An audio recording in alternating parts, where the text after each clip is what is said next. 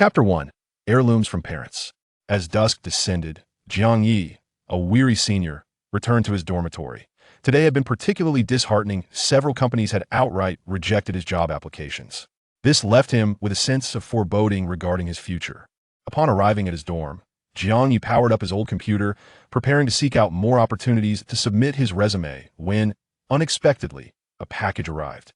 Curious, he wondered how a delivery had come for him, as he had not recently made any purchases. With a sense of intrigue, Jiang Yi unwrapped the package and discovered a silver-gray iPad.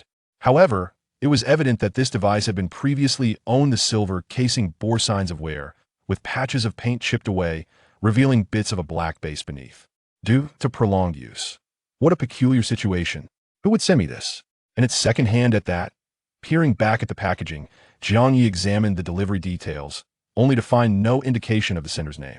While he pondered this mystery, the screen of the silver-gray tablet suddenly flickered to life. What's going on? I didn't power it on. Could this tablet be faulty? How strange it would send me a broken device.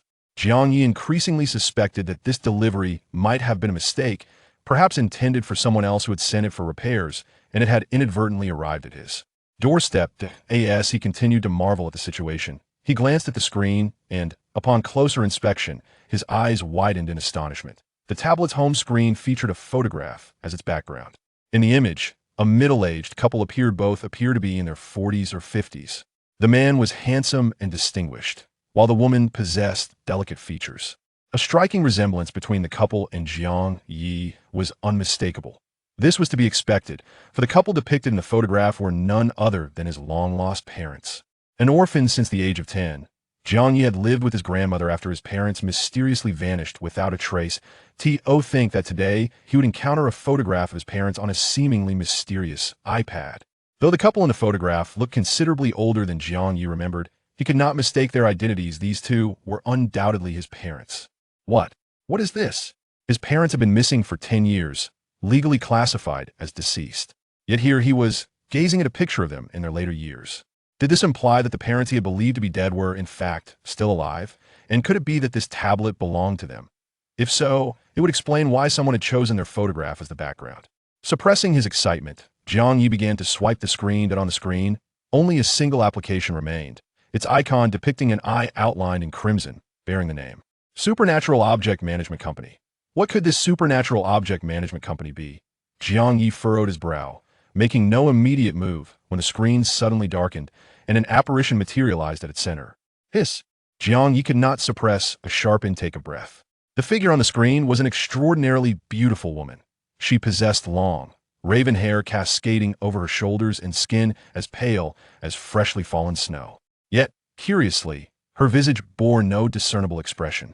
Her gaze was equally frigid, leading one to suspect that this enchanting figure might be a mere CGI creation rather than a living person.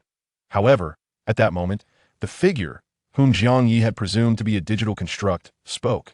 Jiang Yi, my name is Ling Yi. This tablet is a gift from me to you. It originally belonged to your parents. My parents? Jiang Yi felt as though a thunderclap reverberated within his mind. Before he could ponder further, the woman identifying herself as Ling Yi continued.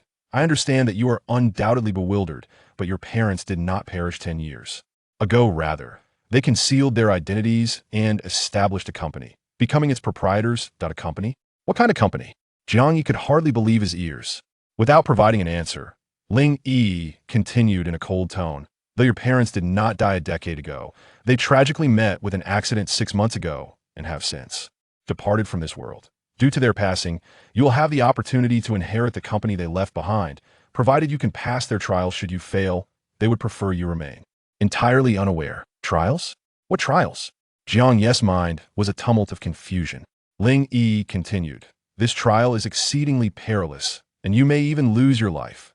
You have the choice to accept or decline. If you choose to decline, we can, in accordance with your parents, will transfer their remaining wealth to you. There is approximately 10 million in their bank account, all of which would be yours to claim. If you accept, please follow the prompts on the iPad to complete the first task. Should you succeed in the trial, I shall reveal the truth to you. As her words concluded, the screen plunged back into darkness, and the figure known as Ling Yi vanished. However, before long, a line of text appeared on the screen.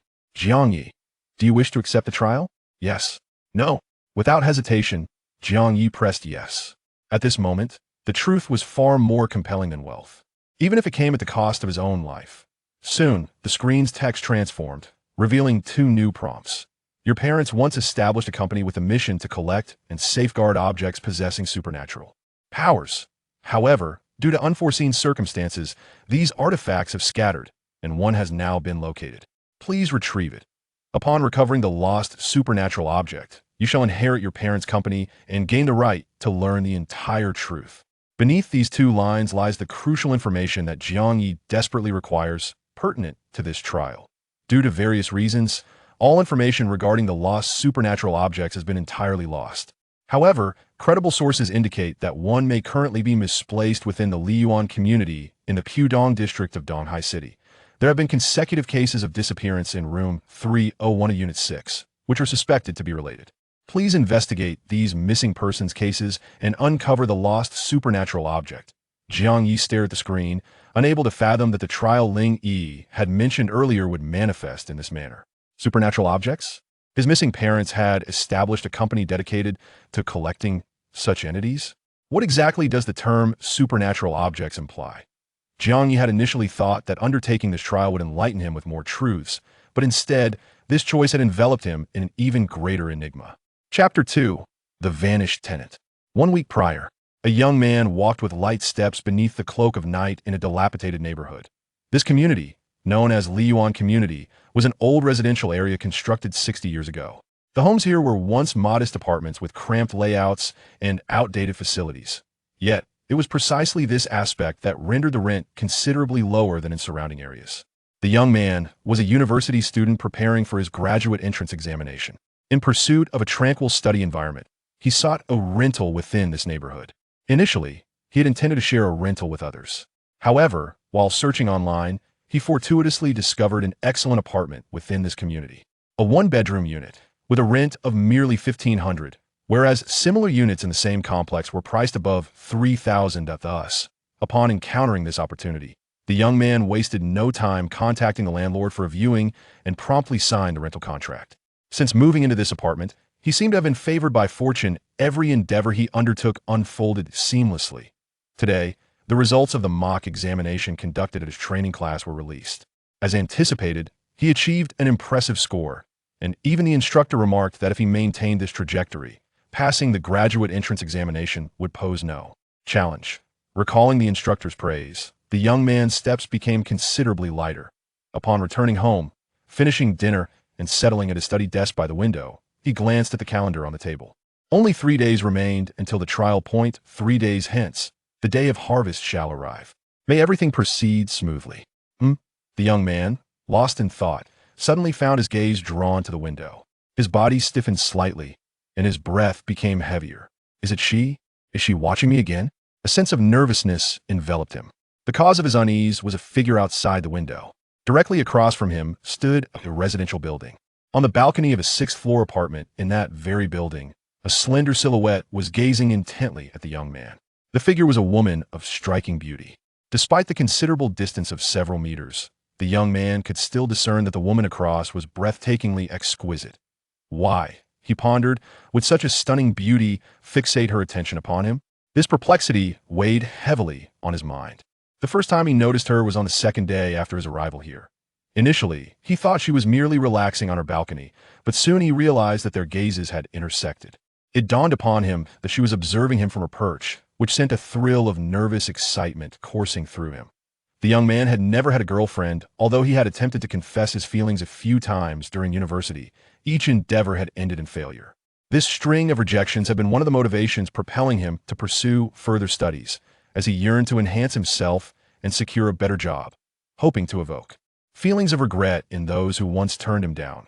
Thus, when he discovered that a woman far more beautiful than those he had previously pursued was watching him, how could he not feel exhilarated?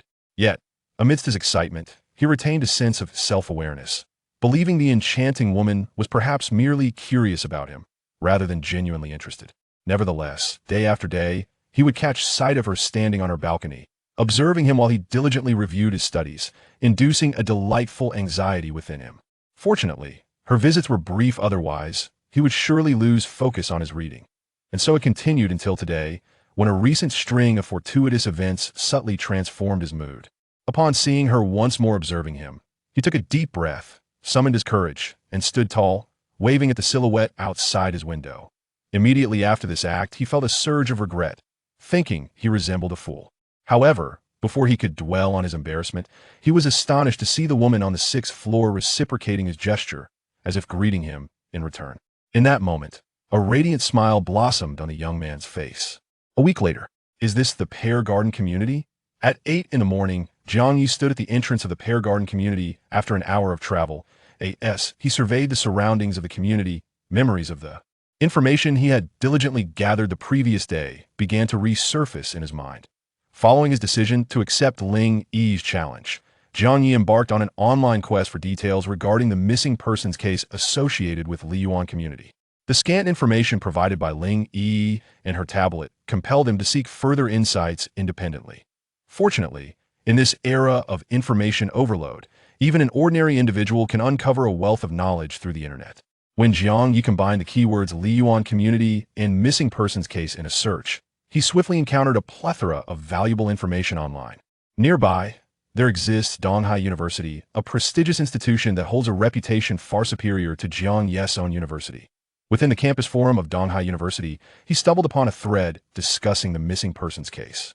In this thread, an individual mentioned the recent disappearances of students from their school. The poster revealed that his father worked as a police officer at a nearby precinct, who had recently warned him that over the past 6 months, 4 students had vanished while renting accommodations off-campus. He advised his peers to refrain from renting properties, particularly in Liyuan community, as all 4 missing students had disappeared from that very location. Following this post, other students chimed in, speculating that one of the missing individuals might be one of their classmates. This particular student had an eccentric temperament and disliked the dormitory environment, opting to live alone, only to subsequently vanish without a trace. The energetic students on campus, intrigued by such peculiar occurrences, engaged in a lively discussion in the thread.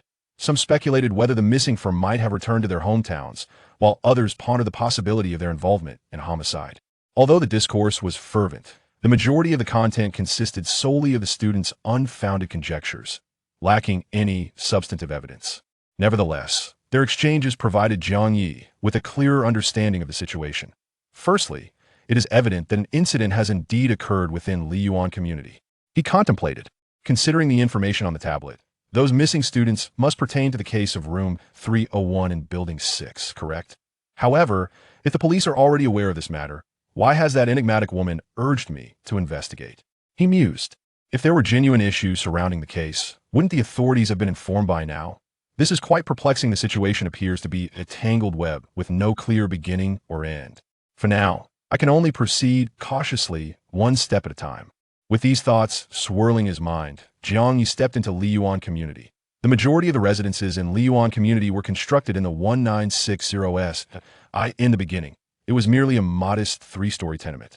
However, during the 1980s, the Liyuan community underwent a significant transformation, with the government adding 2 additional stories atop the original 3. As Zhang Yi meandered through the area, he soon arrived at the base of Unit 6. Yet, before he could approach, he noticed a considerable gathering of elderly men and women near the building. They formed a tight circle around the entrance, animatedly gesturing and whispering amongst themselves, as if engaged in a discussion of great importance. Intrigued, Zhang Yi approached and inquired with a particularly loquacious auntie, "Excuse me, what is happening here?" The woman turned to him with a warm smile and replied, "We're here to witness the commotion.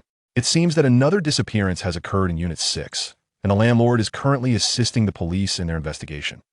Another disappearance? What kind of case is this? Zhang Yi feigned ignorance, although he was already aware of the situation.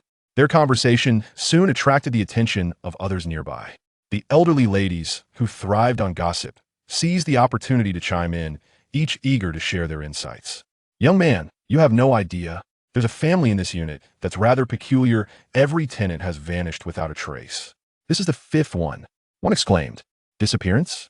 I suspect they've simply skipped out on their rent." Another countered, "How could that be? If they were fleeing from rent, why would they leave all their belongings behind? Look over there. The person holding a stick is the landlord, here to collect the trash. I heard the latest missing tenant left everything untouched." Once the police finish their investigation, the landlord plans to sell off their possessions. Alas, this is the fifth case. What could possibly be happening? How could these individuals simply disappear? Who knows? Let's just hope this doesn't affect our property values. I've heard several potential buyers have already backed out due to these incidents. Chapter 3. The Rumor of the Female Ghost. Amidst the chatter of these seemingly well-meaning aunties, Jiang Yi gleaned a wealth of pertinent information. Notably, just 3 days prior, the landlord of Unit 301 discovered yet another case of disappearance within his property. This marked the fifth incident to occur there. Due to the previous 4 consecutive disappearances, the landlord had grown increasingly anxious about further incidents. Thus, he made it a point to visit Unit 301 weekly. 3 days ago, he arrived for his customary check-in, only to find that the tenant who had moved in less than a month ago had vanished once more.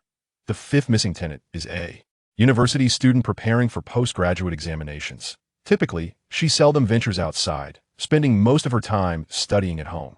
The landlord, having perceived her as diligent and straightforward, initially believed nothing untoward would occur. Alas, an unfortunate incident transpired.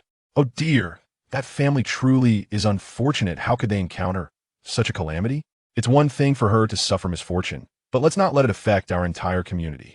The elderly women chattered animatedly for a while, and suddenly, someone redirected the conversation towards Jiang Yi. By the way, young man, what brings you here? I don't believe I've seen you in our neighborhood before. Indeed, young man. Are you here in search of accommodation? If so, why not come and see our place? I also have a property available for rent right here, and it's absolutely splendid. Confronted by the enthusiastic elderly women, Jiang Yi found himself in a predicament, contemplating how to explain his presence when a sudden shout pierced the air. It's a ghost. A female ghost. All eyes, including Jiang Yi's, turned towards the source of the exclamation. An elderly man, appearing quite aged with a head full of white hair, was leaning on a cane while shouting at them. You are all mistaken. Those missing young people did not vanish on their own. They were taken away by a female ghost who stole their souls. A female ghost? Stolen souls? Jiang Yi felt a jolt of surprise, but before he could ponder further, the elderly women began to raise their voices. Old Master Wu, you're talking nonsense again. Old Wu, where on earth did you find a female ghost? Spare us your wild tales. Indeed, Old Wu, look at your age. Don't you fear that your ramblings might choke you? Someone, take him away. What ghostly nonsense is this in broad daylight? A few elderly men, appearing of similar age, stepped forward to assist Old Master Wu in leaving. Quaking, Old Master Wu stubbornly protested, and upon noticing Jiang Yi's gaze, he shouted, Child, it is a female ghost. I saw it with my own eyes. Those missing young men were taken by a ghost floating in the sky. I witnessed it. Auntie, who is this old gentleman? Jiang Yi inquired, looking at Old Master Wu being led away. Dear boy, don't heed his wild tales. Old Master Wu resides in Building 6, but on the first floor. He's of advanced age and has a penchant for fanciful stories. With so many people coming and going in our lively neighborhood, how could there be a female ghost? Don't you agree? Before Jiang Yi could respond, a commotion erupted from Building 6. What are you all doing? Disperse, disperse. There's nothing to see here. Officer, have you found anything? What discoveries could there be? It's likely that the person simply returned home for personal matters. Please don't spread rumors, just disperse. Point 2 police officers emerged from Unit 6, and upon noticing the throng of onlookers, promptly instructed them to disperse. Following closely behind, a stout middle-aged woman made her way out. After bidding farewell to the officers, she called out to the man wielding a stick, whom the elderly ladies had previously pointed out. All right, it's all clear now. You can go inside and tidy up. The payment will be as we agreed. Upon hearing this, Jiang Yi surmised that she was likely the landlord of room 301. Just then, the crowd of curious onlookers began to disperse, providing Jiang Yi with the perfect opportunity to approach the landlord. Excuse me, are you the landlord of room 301? He inquired. I am. What do you need? The landlord regarded Jiang Yi with a wary expression, her face etched with deep wrinkles and heavy bags beneath her eyes, suggesting she was not in the best of spirits. I wanted to ask. Jiang Yi intended to directly inquire about the missing persons case, but suddenly had a change of heart and instead asked, Is your property still available for rent? The landlord seemed taken aback, gesturing towards the still present officers. Young man, are you unaware of what has transpired on my property? Those officers just... I am aware, Jiang Yi interjected, striving to sound as sincere as possible. There has been a case of disappearances, correct? I don't mind that I am merely seeking a temporary rental, and I notice your rates are quite reasonable online, so I thought I would inquire. A short-term rental? How long do you intend to stay? The landlord asked, puzzled. Approximately. Jiang Yi considered, around a week, I suppose. His funds are limited. A week was already stretching his budget. Initially, he had only intended to rent for a single night, but feared the landlord might find that peculiar. However, the landlord seemed incredulous that anyone would still wish to rent her property, given that 5 individuals had gone missing. She scrutinized Jiang Yi, as if attempting to peer into his very soul. You see, young man, 5 people have vanished from my house. I am unfazed as long as the rent is affordable. I have no qualms, even if there were fatalities associated with the place. The landlord regarded him with a mix of curiosity and disbelief. Jiang Yi smiled and said, to be candid, I am a traveler from afar, and my funds are somewhat limited. I am in search of a place to stay. After contemplating for a moment, the landlord replied, you've made your own choice to rent. Any consequences that arise will not concern me. Come, follow me upstairs. Jiang Yi accompanied the landlord up to the 3rd floor, where the old residential units of Liyuan community housed 4 families on each floor, with room 301 situated at the far left of the hallway. As they arrived, the door to room 301 stood ajar, and Jiang Yi could hear the sound of rummaging within. Upon entering, he discovered that it was the same middle-aged man from earlier, busy sorting through the belongings scattered about the room. Scattered across the ground are the discarded garments he unearthed. Judging by their styles, they likely belonged to the last missing young man. All right, just take the clothes today and leave the rest for me, the landlord instructed him. Huh, did you not say that you no longer wanted these items?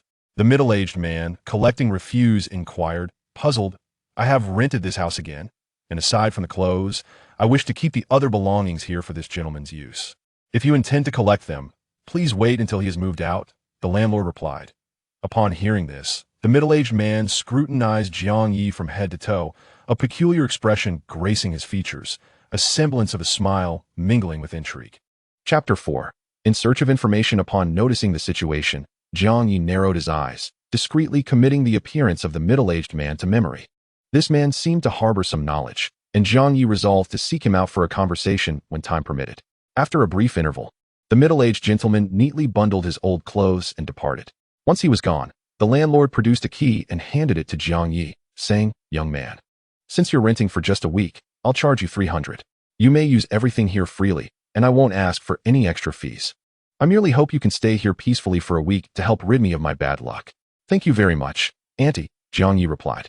After exchanging a few more words, recording Jiang Yi's identification, and securing the payment, the landlord began tidying up the room. By the time everything was in order, it was already noon. She reiterated her instructions and left her phone number before finally taking her leave. Once the door was closed, Jiang Yi turned back to survey the room, beginning to scrutinize the quarters that were rumored to have housed 5 missing tenants. It was curious that the whereabouts of those tenants remained unknown, neither alive nor dead. If they had indeed perished, this place might very well be considered haunted. Haunted? Does the supernatural truly exist in this world? Jiang Yi remained uncertain. In the absence of concrete evidence, he was willing to entertain all possibilities. Taking a deep breath, he resumed his examination of the house. Room 301 was a 1-bedroom apartment, modest in size, yet its efficient layout rendered the living area quite ample for a solitary individual. The furnishings were of an IKEA style, unremarkable but clean. Jiang Yi contemplated that when he eventually secured employment and moved out of his grandmother's home, he should seek a residence akin to this one. Since the disappearance of his parents, he had lived with his grandmother, and now, as he matured, it was time for him to embrace independence. Walking through the simply adorned living room led him to the bedroom, which was also sparsely furnished with a single bed, a writing desk, and a wardrobe. On the desk lay numerous reference books for graduate entrance exams, presumably left behind by the previous occupant.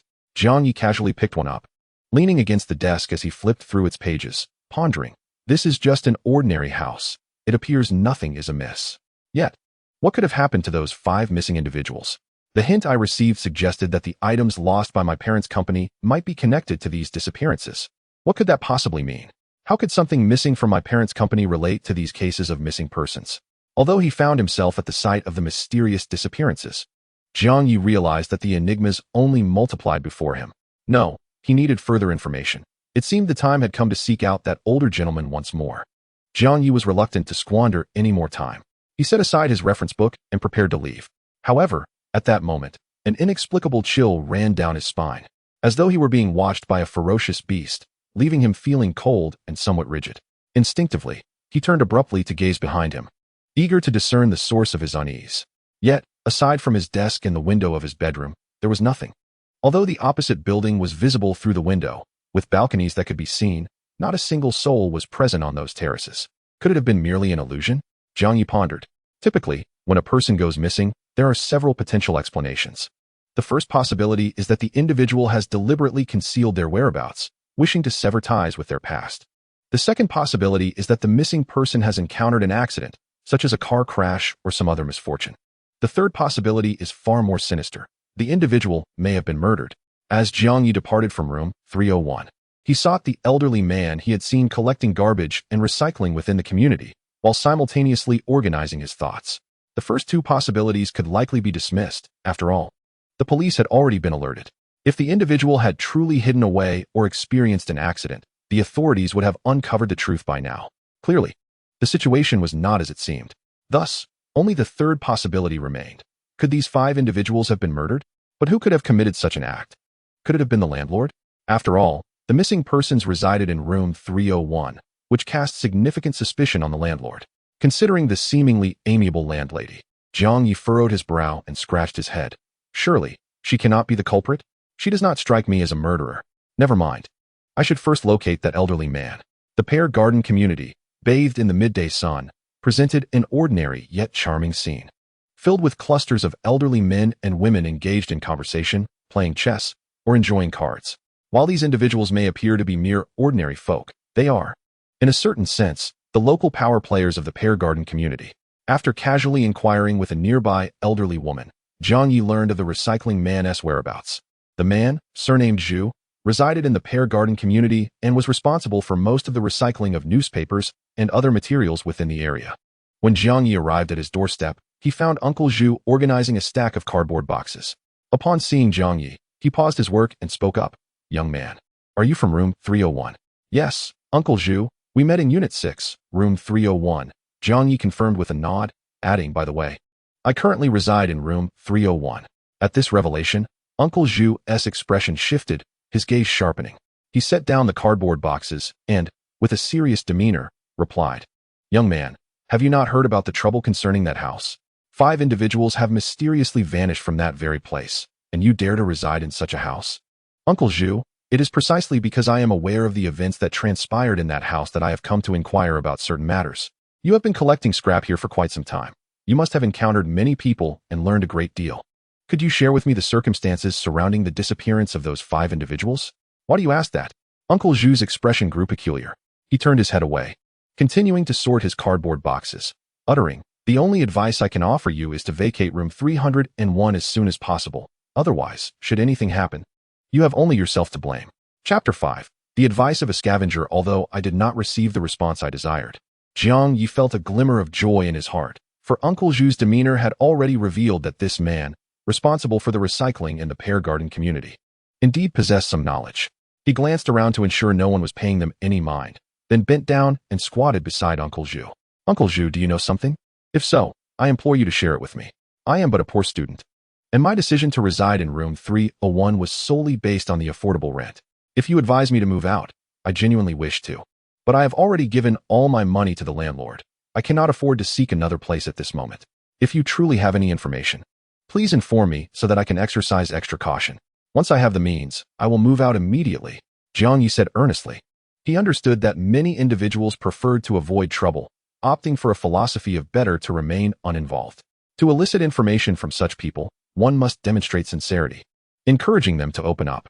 After a moment of silence, Uncle Zhu finally spoke. "Young man, I refrained from telling you earlier for fear you might think I am deranged. However, since you have expressed yourself so, I will speak candidly. Yet, let me forewarn you, whether you choose to believe me or not, I cannot guarantee anything. Rest assured." "Uncle Zhu," Zhang Yi quickly assured him. Uncle Zhu hesitated for a brief moment before continuing. "What exactly transpired in room 301, I cannot say for certain. If you inquire about the fate of those 5 individuals, I possess no information whatsoever. My only warning to you is to be wary of women." "Women?" Zhang Yi responded, somewhat perplexed. Suddenly, he recalled a scene from earlier. "Uncle Zhu, when you caution me about women, could it be that you are referring not to a woman, but to the female ghost mentioned by the elderly gentleman from Unit 6? Uncle Zhu's gaze flickered slightly as he replied, Yes, indeed. Young man, you may not realize it, but that old gentleman is somewhat confused due to his age. Yet his eyesight remains sharp. After the first disappearance in Unit 6, I conversed with him while collecting items. And he fervently insisted that those individuals had their souls lured away by a female ghost. He even claimed to have seen the ghost with his own eyes. Uncle Zhu's expression was tinged with excitement. While many dismissed the old man's words as mere nonsense, I cannot help but think there may be some truth to his claims. After all, how could 5 people simply vanish without a trace while the police uncover nothing? However, Uncle Zhu, even if the police cannot uncover the truth, it does not necessarily imply that the issue lies with the female ghost, does it? Jiang Yi inquired, perplexed. Shu, keep your voice down. Uncle Zhu gestured for Jiang Yi to lower his tone, then turned his head and glanced around before continuing. Young man, there is something you might not be aware of. In fact, room 301 once had a female tenant. A female tenant? This was news to Jiang Yi. Indeed, after the second disappearance in room 301, there was a period when a young professional moved in. She resided there for 2 weeks without incident, but later, upon hearing the stories from the elderly women in the community about the previous 2 tenants, she became frightened and vacated the premises. You see, women seem to reside in room 301 without trouble, while the men all go missing. If this isn't the work of a female ghost, what else could explain it? Upon hearing this, Jiang Ye's eyelids twitched. Could it be that the disappearances in room 301 were indeed related to the female ghost? Were those who vanished merely lured away by her? Noticing Jiang Ye's silence, Uncle Zhu refrained from elaborating further. It appears you were skeptical as well. Regardless, I have already mentioned that you may choose to believe me or not.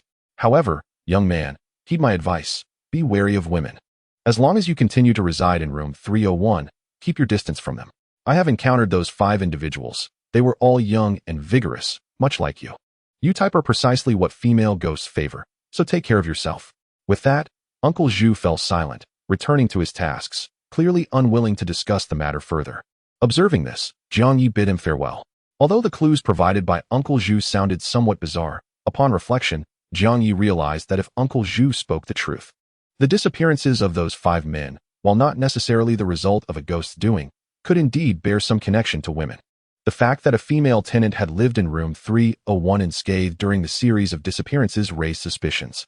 Previously, he had speculated that the 5 men might have been murdered. If so, why would the assailant target these 5 specifically? There had to be a reason behind it. And if one were to identify the most significant commonality among them, it would undoubtedly be their shared gender.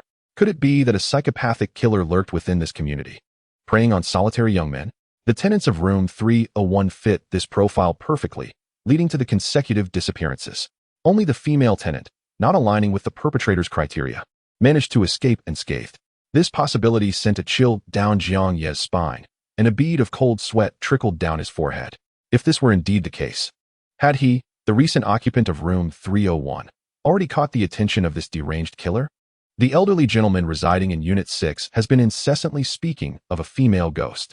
Could it be that he has indeed encountered that deranged killer, realizing that the perpetrator is, in fact, a woman? The more Jiang Yi pondered this possibility, the more he felt a sense of impending danger in his current situation. However, retreat was not an option for him. Even with the looming threat to his life, he felt compelled to press on, for he was determined to uncover the truth behind his parents' mysterious disappearance. Resolute in his decision, Jiang Yi spent the ensuing hours inquiring around the community, continuing until the sun dipped below the horizon. Having scavenged for a modest meal to satiate his hunger, he finally returned to room 301. As he gazed upon the tranquil room, curiosity bubbled within him regarding the task at hand. He opened the document once more, reviewing the directive. In room 301 of Unit 6, there have been a series of mysterious disappearances, potentially linked to a lost supernatural object. Please investigate these cases and uncover the whereabouts of the missing supernatural item. Supernatural object? A bold hypothesis suddenly struck Jiang Yi. If the elderly gentleman's claims were indeed true, could the female ghost he spoke of be the very supernatural object? After all, online discussions often equate supernatural entities with ghosts, do they not? Was it possible that those who had vanished were truly victims of this spectral woman? Chapter 6. The woman across the hall in a state of half-consciousness. Jiang Yi thought he heard a voice calling him. As he opened his eyes to discern the source, he was jolted awake. A woman, adorned in a flowing white robe with cascading long hair, stood before him. Her face was entirely obscured by her tresses, yet in the dim light, Jiang Yi could perceive a pair of bloodshot eyes glaring intensely at him. Suddenly, The woman stirred, emitting bone-chilling sounds as if her body were fracturing. Slowly, she raised her hand, revealing a blood-dripping kitchen knife that glimmered ominously. With the stained blade raised high, she swung down towards Jiang Ye's head. Ah! In an instant, Jiang Ye's eyes flew open, his spine chilled and his forehead drenched in cold sweat. He took a deep breath, surveying his surroundings, only to realize he had been engulfed in a dream. How could I have such a nightmare? Was it the result of Uncle Zhu's unsettling words earlier in the day? Wiping the sweat from his brow, he let out a self-deprecating chuckle. Turning on the desk lamp in front of him, Jiang Yi scanned the unfamiliar environment. He found himself in room 301 of Unit 6, located in the Liyuan community of Pudong District, Donghai City. It was at this very desk in the bedroom that he had dozed off. After reflecting carefully, he recalled that he had been organizing the clues he had gathered today, but fatigue had overtaken him, causing him to fall asleep halfway through. Was it already 10 o'clock? Never mind. Perhaps it was best to wash up and retire for the night. Jiang Yi glanced at the desk, where the clock left behind by the previous tenant. The fifth missing person stood still with its hour hand frozen at 10. He had begun sorting the clues around 7, which meant he had dozed off at the desk for 3 hours. No wonder his back ached from lying there for so long. Jiang Yi stood up and stretched lazily, preparing to freshen up. Just then, an inexplicable chill ran down his spine, as if he were being watched by a ferocious beast, leaving him shivering and stiff. Instinctively, he turned abruptly to look behind him, eager to discover the source of this unsettling sensation. However, aside from the desk and the bedroom window, there was nothing there. Although he could see the balconies of the opposite building, not a single soul was in sight. Could it have been merely a figment of my imagination? He murmured to himself, only to suddenly remember that he had experienced a similar feeling earlier that day. Twice he had sensed someone watching him, an occurrence that could not simply be dismissed as a delusion. With this thought, he raised his gaze towards the window once more. Suddenly, Jiang Yi felt as if he had been struck by lightning, his body freezing in place. This time, he indeed saw a figure outside the window. On the balcony of the 6th floor across the way stood a tall silhouette, gazing at him from a distance of several meters. The figure was a stunningly beautiful woman, her long hair cascading over her shoulders, clad in a snow-white nightgown that exuded elegance. Despite the distance, Jiang Yi could discern that the woman was undoubtedly a goddess of beauty. What could have drawn such a radiant creature to gaze upon him? The Liyuan community was an old residential area, with buildings spaced closely together, roughly a mere 10 meters apart, allowing for clear visibility without the need for binoculars. Yet, in the dead of night, what reason could there be for such an enchanting beauty to fix her gaze upon him? Jiang Yi was not vain enough to believe that her attention stemmed from his own looks. Suddenly, the legends of ghostly women flashed through his mind. Just then, the beautiful woman across the window broke into a sweet smile directed at Jiang Yi. Her smile was as delightful as a crescent moon, and in that moment, Jiang Yi's eyes became clouded with a sense of bewilderment. How breathtakingly beautiful she was.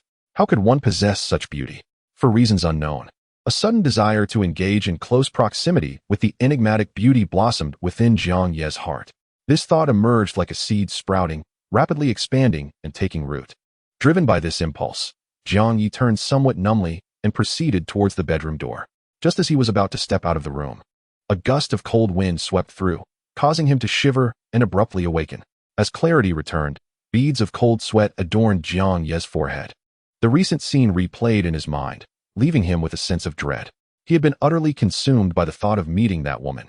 Had it not been for the chilling breeze, he might have truly exited the room. But what of that woman? Jiang Yi turned to gaze out the window, only to discover that the peculiar beauty on the 6th floor balcony had vanished. He swallowed hard. Clearly, there was something amiss with her. Merely locking eyes with her had felt as though he had been ensnared by some enchantment. Two explanations surfaced. Either the woman possessed supernatural abilities, or, as the old man on the 1st floor had suggested, she might indeed be a ghost. Regardless of the explanation, Jiang Yi sensed that this woman was likely intertwined with the supernatural entity he was searching for. Moreover, it was highly probable that the missing tenants were connected to her as well. What should he do now? Should he immediately vacate this perilous place, or continue his investigation? Suddenly, a jarring, shrill ring shattered the silence of the room, startling Lin Chun. He turned to look in the direction of the sound, only to realize that it emanated from his device. The screen displayed new information. Task update. The lost supernatural items have been confirmed to be located opposite room 301 in Unit 6. Please retrieve them immediately. Upon reading this notification, Jiang Yi could not help but smile wryly. It seemed his suspicions were indeed correct. That woman was connected to his objective. Abandoning the task was out of the question. Having come this far, he was determined to see it through. After rummaging through the room, he ultimately discovered a kitchen knife, which he wrapped in old newspaper and tucked into his waistband. Without hesitation, he opened the door and made his way towards the adjacent residential building. Chapter 7. The room that should not exist. As Zhang Yi exited the residential building, he failed to notice a figure on the edge of a nearby rooftop. A beautiful woman with a cold gaze and a face as delicate as a doll, observing him with an icy stare. She too held a device, displaying the same information that Lin Shen had previously seen. Shifting her gaze to the object in her hand, she suddenly spoke. Has the target just appeared? The text on the screen changed. Confirmed, object number 044. Upon seeing this line of text, the beauty tucked it away and turned to leave the rooftop's edge. Just as she vanished from sight, in a room on the first floor of Unit 6, an elderly man hunched by the window, trembling all over as he peered outside, his body shivering uncontrollably as he muttered in anguish, "The female ghost. The female ghost has returned to claim souls." Opposite Unit 6 stood Unit 12. Zhang Yi ascended the stairs to the 6th floor, where he found only one door. As if the resident had purchased the entire floor, he hesitated for a moment before knocking on the door. Creaking, the door swung open without him even touching it, as if someone inside were welcoming him in. A chill ran down Zhang Yi's spine. At that moment, a peculiar thought struck him. Those who have lived in old public housing complexes know that in buildings constructed in the 1950s and 60s, each row of identical positions should have the same layout. For instance, if Unit 6 has a certain configuration, then Unit 12 should mirror it. Yet, Zhang Yi distinctly remembered that Unit 6 had only 5 floors. How could Unit 12 have a 6th floor? Standing before the room that should not exist on the 6th floor, Zhang Yi hesitated for a moment, but ultimately took a deep breath, brandished his kitchen knife, and stepped inside. The room was even quieter than outside, devoid of any sound. It was dark inside, with no light whatsoever. Shortly after Zhang Yi entered, the door behind him suddenly slammed shut with a loud bang. He whirled around, but saw nothing stirring behind him. When he tried to pull the door, he discovered it was firmly locked, utterly unyielding. Indeed, something was amiss. With no means of escape, Zhang Yi had no choice but to continue his investigation. Although the room was shrouded in darkness, his eyes gradually adjusted to the gloom as time passed. At a glance, the layout bore some resemblance to his own residence in Unit 301, featuring a similar one-bedroom, one-living-room arrangement. However, compared to 301, this room felt far more chilling. Nearly devoid of furnishings, apart from a few dilapidated wooden pieces, there was not a single appliance to be found. As Zhang Yi surveyed his surroundings, a thought crossed his mind. Could the 5 missing individuals have met their demise in this very room?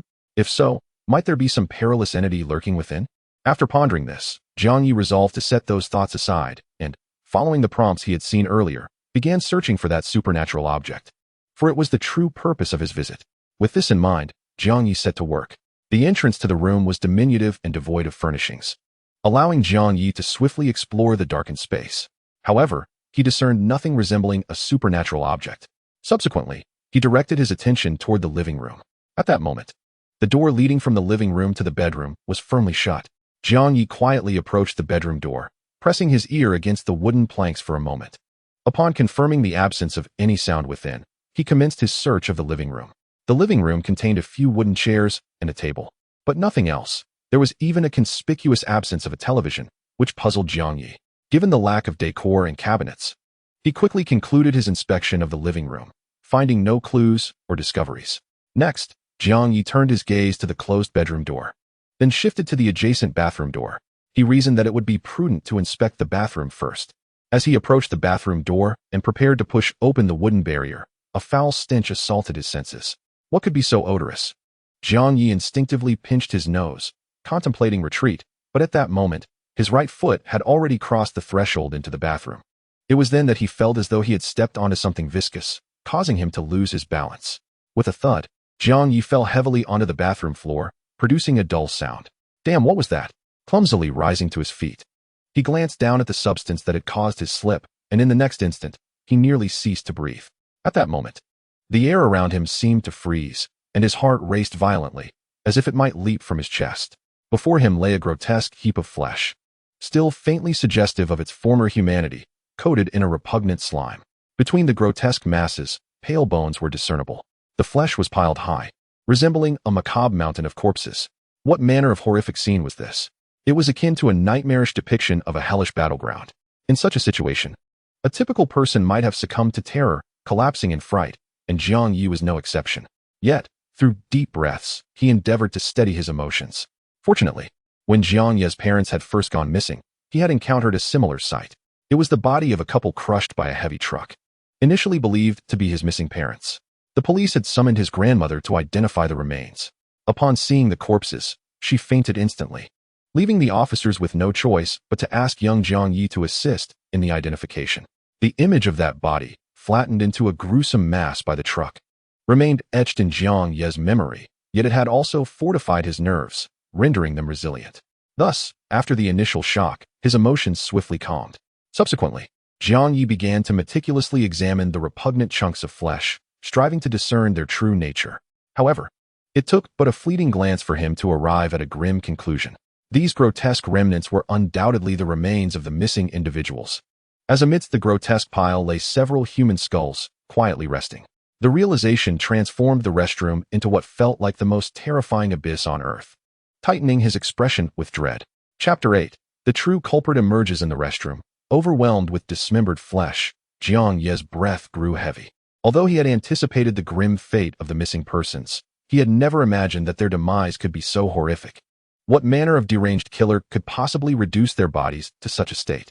Suddenly, he felt something dripping onto his arm from above, and in an instant, a searing pain coursed through his skin, reminiscent of fire, causing him to grimace in agony as he hastily wiped it away. What in the world was that? Opening his palm, he examined the residue he had just brushed off. It was a somewhat greenish substance, unlike water, more akin to a corrosive acid. Leaning closer, he immediately detected a pungent odor, reminiscent of the vile stench of vomit from an inebriated individual. Wait, stomach acid?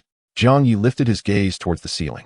Though the dim lighting obscured his vision, he could still discern numerous droplets forming, some precariously poised to fall upon him. Alarmed, he quickly retreated from the restroom, his heart racing with a lingering sense of terror.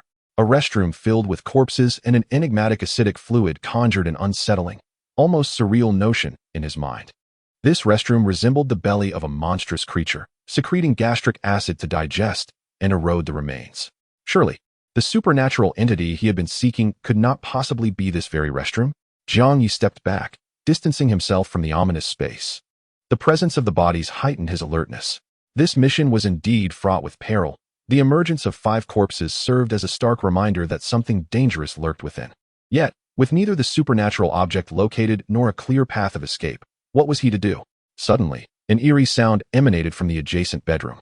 Already on high alert, Jiang Yi grasped his knife and approached the bedroom door. Was there something lurking within? Creak. As the bedroom door swung open, Jiang Yi hesitated at the threshold, rooted in place, unwilling to step inside. The door was not opened by him. In fact, before Jiang Yi's hand even grazed the doorknob, the bedroom door swung open by itself, as if a presence within the room had taken it upon themselves to welcome him. Was there someone inside? Jiang Yi stood outside, his eyes wide, peering into the room. Indeed, within the bedroom, a hazy figure faced him. The room, illuminated by the light streaming in from the window, was somewhat brighter than the living room, and in this dim glow stood the enchanting woman he had encountered in Unit 6, leaning against the wall, her lips moving. Jiang Yi, you came to find me? I am so delighted. Come here, please.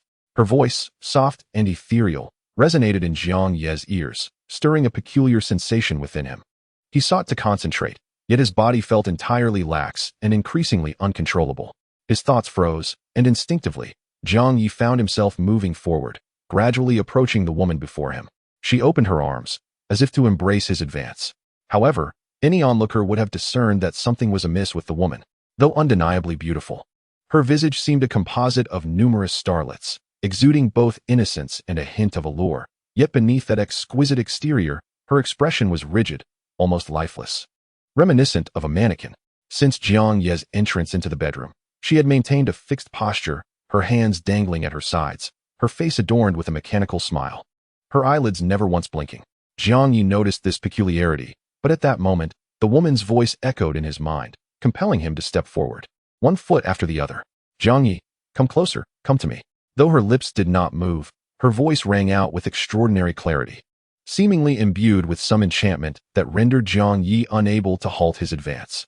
1 step, 2 steps, 3 steps. He drew ever nearer to her, and simultaneously, the woman began to detach from the wall, moving toward him. Yet as she approached, Her form seemed to rise unnaturally. Moonlight flooded the room, illuminating the figure and revealing her true nature to Jiang Yi. To his horror, she was not a woman at all, but a grotesque creature, a being with an elongated body and a massive, gaping maw.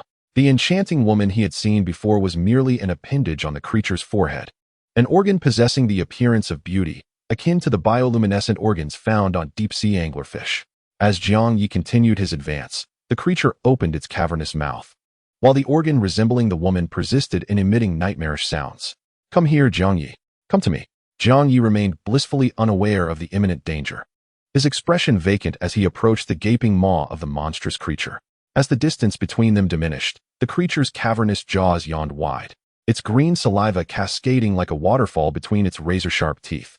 Just as Jiang Yi seemed poised to step willingly into the monster's mouth, a sudden flash of golden light erupted from the palm of his left hand, akin to a beacon piercing through the darkness.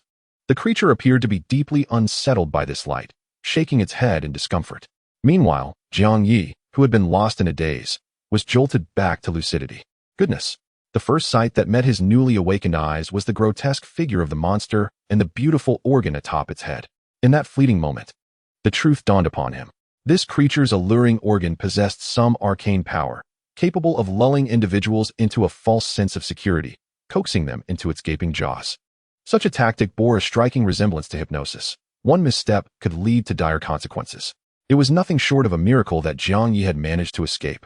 Yet, what of the golden light that had appeared alongside this miracle?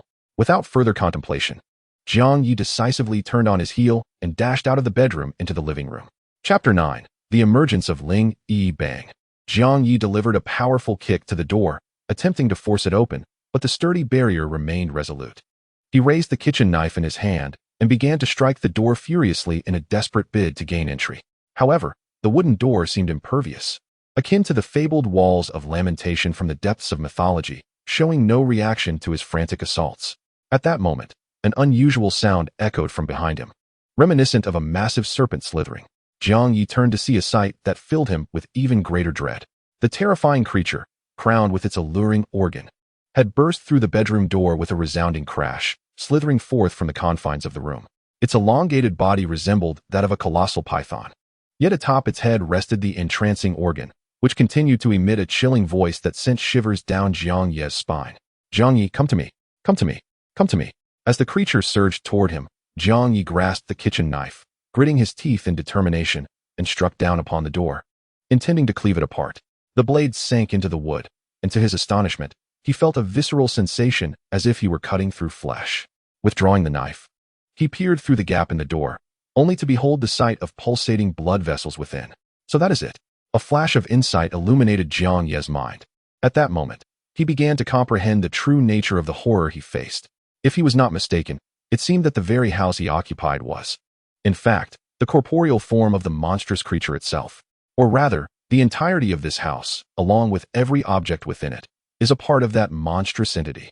Only in this way can one elucidate all that has been witnessed before. The house that ought not to exist, the grotesque remnants found in the restroom, and the peculiar viscous substance dripping from the ceiling like gastric acid. All of these phenomena arise from the fact that the entire edifice is, in essence, a component of this creature's anatomy. It is likely that this monster lures young men with its alluringly beautiful visage, compelling them to enter uncontrollably, only to be devoured thereafter. Despite having grasped the entirety of this dreadful truth, Jiang Yi finds himself ensnared in an exceedingly perilous situation, being trapped within the belly of the beast. It seems that this creature will not release him unless it reduces him to mere flesh. Must he resort to desperate measures? Jiang Yi turns around, the veins in his arms visibly pronounced, gripping the kitchen knife tightly. Before him, the monster has opened its gaping maw, crawling menacingly towards Jiang Yi, poised to engulf him. In response, Jiang Yi raises the knife, preparing to strike. However, at that moment, a pale fist suddenly bursts forth from the doorway behind him, nearly grazing his ear. Before Jiang Yi can turn around, a tremendous crash reverberates from behind, followed by the door hurtling forward and crashing into the creature's mouth, forcing it to retreat a few paces. At the same time, a stunning figure intrudes upon Jiang Yi's field of vision. This silhouette is not unfamiliar to him, for he had seen her likeness not long ago in a dream. Ling Yi. Jiang Yi stands in utter astonishment, unable to fathom that the Ling Yi from his dream would manifest here. Dressed in a sleek black suit, Her long, dark hair cascades behind her like a flowing cloak. Compared to her ethereal appearance in the dream, the real Ling Yi possesses a somewhat more corporeal presence, yet her expression remains chillingly aloof, exuding an air that warns others to keep their distance. Ling Yi glances at Zhang Yi but does not engage him in conversation, for the creature, having recovered from the impact, is once again advancing with its maw agape. In a swift motion, Ling Yi thrusts her fist forward. Bang! Zhang Yi first hears a sound akin to an explosion, followed by the sight of the monster being propelled backwards, crashing through the bedroom wall and into the room beyond. What extraordinary strength is this? Zhang Yi stands agape, staring in awe at Ling Yi's silhouette. How can this goddess-like, enigmatic woman possess such formidable power? Though he has yet to confront the creature directly, its size alone indicates that it is no weakling, even without the strength of an elephant. It should be comparable to that of a cow. Yet, just moments ago, Ling Yi casually unleashed a punch that sent it flying, along with the wall it collided with. Such immense power must be akin to that of a truck, wouldn't you agree? Furthermore, was it not Ling Yi who, with mere fists, breached the door that Zhang Yi had previously struggled to open? Who exactly is she to possess such extraordinary strength, despite having sent the creature sprawling? A grave expression crossed Ling Yi's face as she gazed at the gaping hole the creature had created, cautiously stepping forward. Suddenly, she turned her head to the left. Almost simultaneously, the monster that had crashed into the bedroom unexpectedly emerged from the wall of the living room, colliding directly with Ling Yi. The impact was tremendous, propelling her into the wall.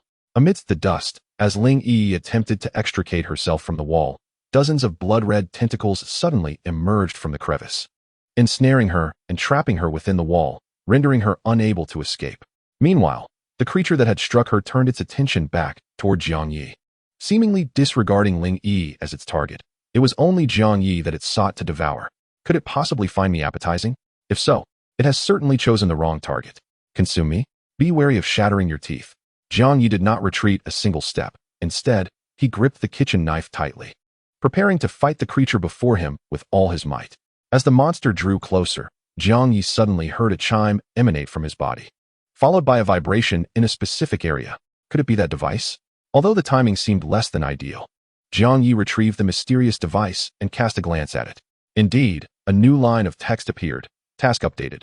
Confirms supernatural entity number 044, Cannibal House. Physical attacks ineffective. New task objective. Utilize the golden barrier to suppress and contain number 044. The golden barrier? Before Zhang Yi could comprehend the implications of this message, he suddenly heard Ling Yi's alarmed voice. Zhang Yi, watch out. He looked up just in time to see the monster, its gaping maw exuding a foul stench, lunging at him. Chapter 10. The golden barrier. As the creature charged at him like a raging bull, Zhang Yi gripped the kitchen knife tightly, sidestepping while forcefully slashing the knife across its body. He distinctly felt the blade penetrate the flesh. However, upon turning to reassess the creature, he found no visible wounds upon it. Instantly, he recalled the earlier message. Physical attacks ineffective? Could it be that this monster was impervious to blades and bullets? At that moment, Ling Yi, who had not yet freed herself from the wall, voiced the same sentiment. It's futile. Your kitchen knife cannot harm him. Didn't I tell you how to deal with it? What does the golden barrier signify? Zhang Yi inquired. It is a power innate to your parents. If you truly are the child of Jiang Feng and the others, you should possess the same strength. As soon as Ling Yi finished speaking, the monster turned its head and lunged toward Zhang Yi once more. Zhang Yi calmly evaded again, this time gripping the knife with both hands. He exerted all his strength to strike the creature. However, this time, the knife not only failed to wound the monster, but instead rebounded, nearly causing Zhang Yi to meet his own demise. So what exactly is this golden barrier? Zhang Yi gritted his teeth and asked loudly. When Jiang Feng deployed it, his right hand radiated light. When your mother did so, her entire being would glow. You should be capable of the same. Glow. Shine. Zhang Ye's gaze suddenly fell upon his left hand, recalling the faint golden light he had seen when he was momentarily ensnared by the monster's illusion. Could it be that the so-called golden barrier is that? Just as Zhang Yi was lost in thought, Ling Yi shouted again, watch out above. Zhang Yi looked up and saw that this time, the monster had actually emerged from the ceiling above him, its gaping maw ready to engulf him. However, just as the creature was about to descend, its body abruptly stiffened mid-air, and then, as if gripped by fear, it retreated. It turned out that at that moment, Zhang Yi had raised his left hand, which was emanating a radiant golden light. Upon closer inspection, this extraordinary light emanated from a golden vein on Zhang Ye's left hand. This vein extended from his middle finger to his wrist, resembling a golden tattoo at first glance. Jiang Yi was bewildered by the transformation in his body. It merely took a thought for such an anomaly to manifest. Meanwhile, on the other side, Ling Yi, still trapped in the wall, displayed a contemplative expression. With a roar, under the glow of the golden light, the monster, begrudgingly howling, indeed retreated into the ceiling, never to reappear. Seeing the creature depart, Jiang Yi did not pursue it but rushed to Ling Yi's side. The veins that had ensnared Ling Yi began to wither and decay under the golden radiance of Jiang Yi's left hand, allowing her to break free with a gentle exertion.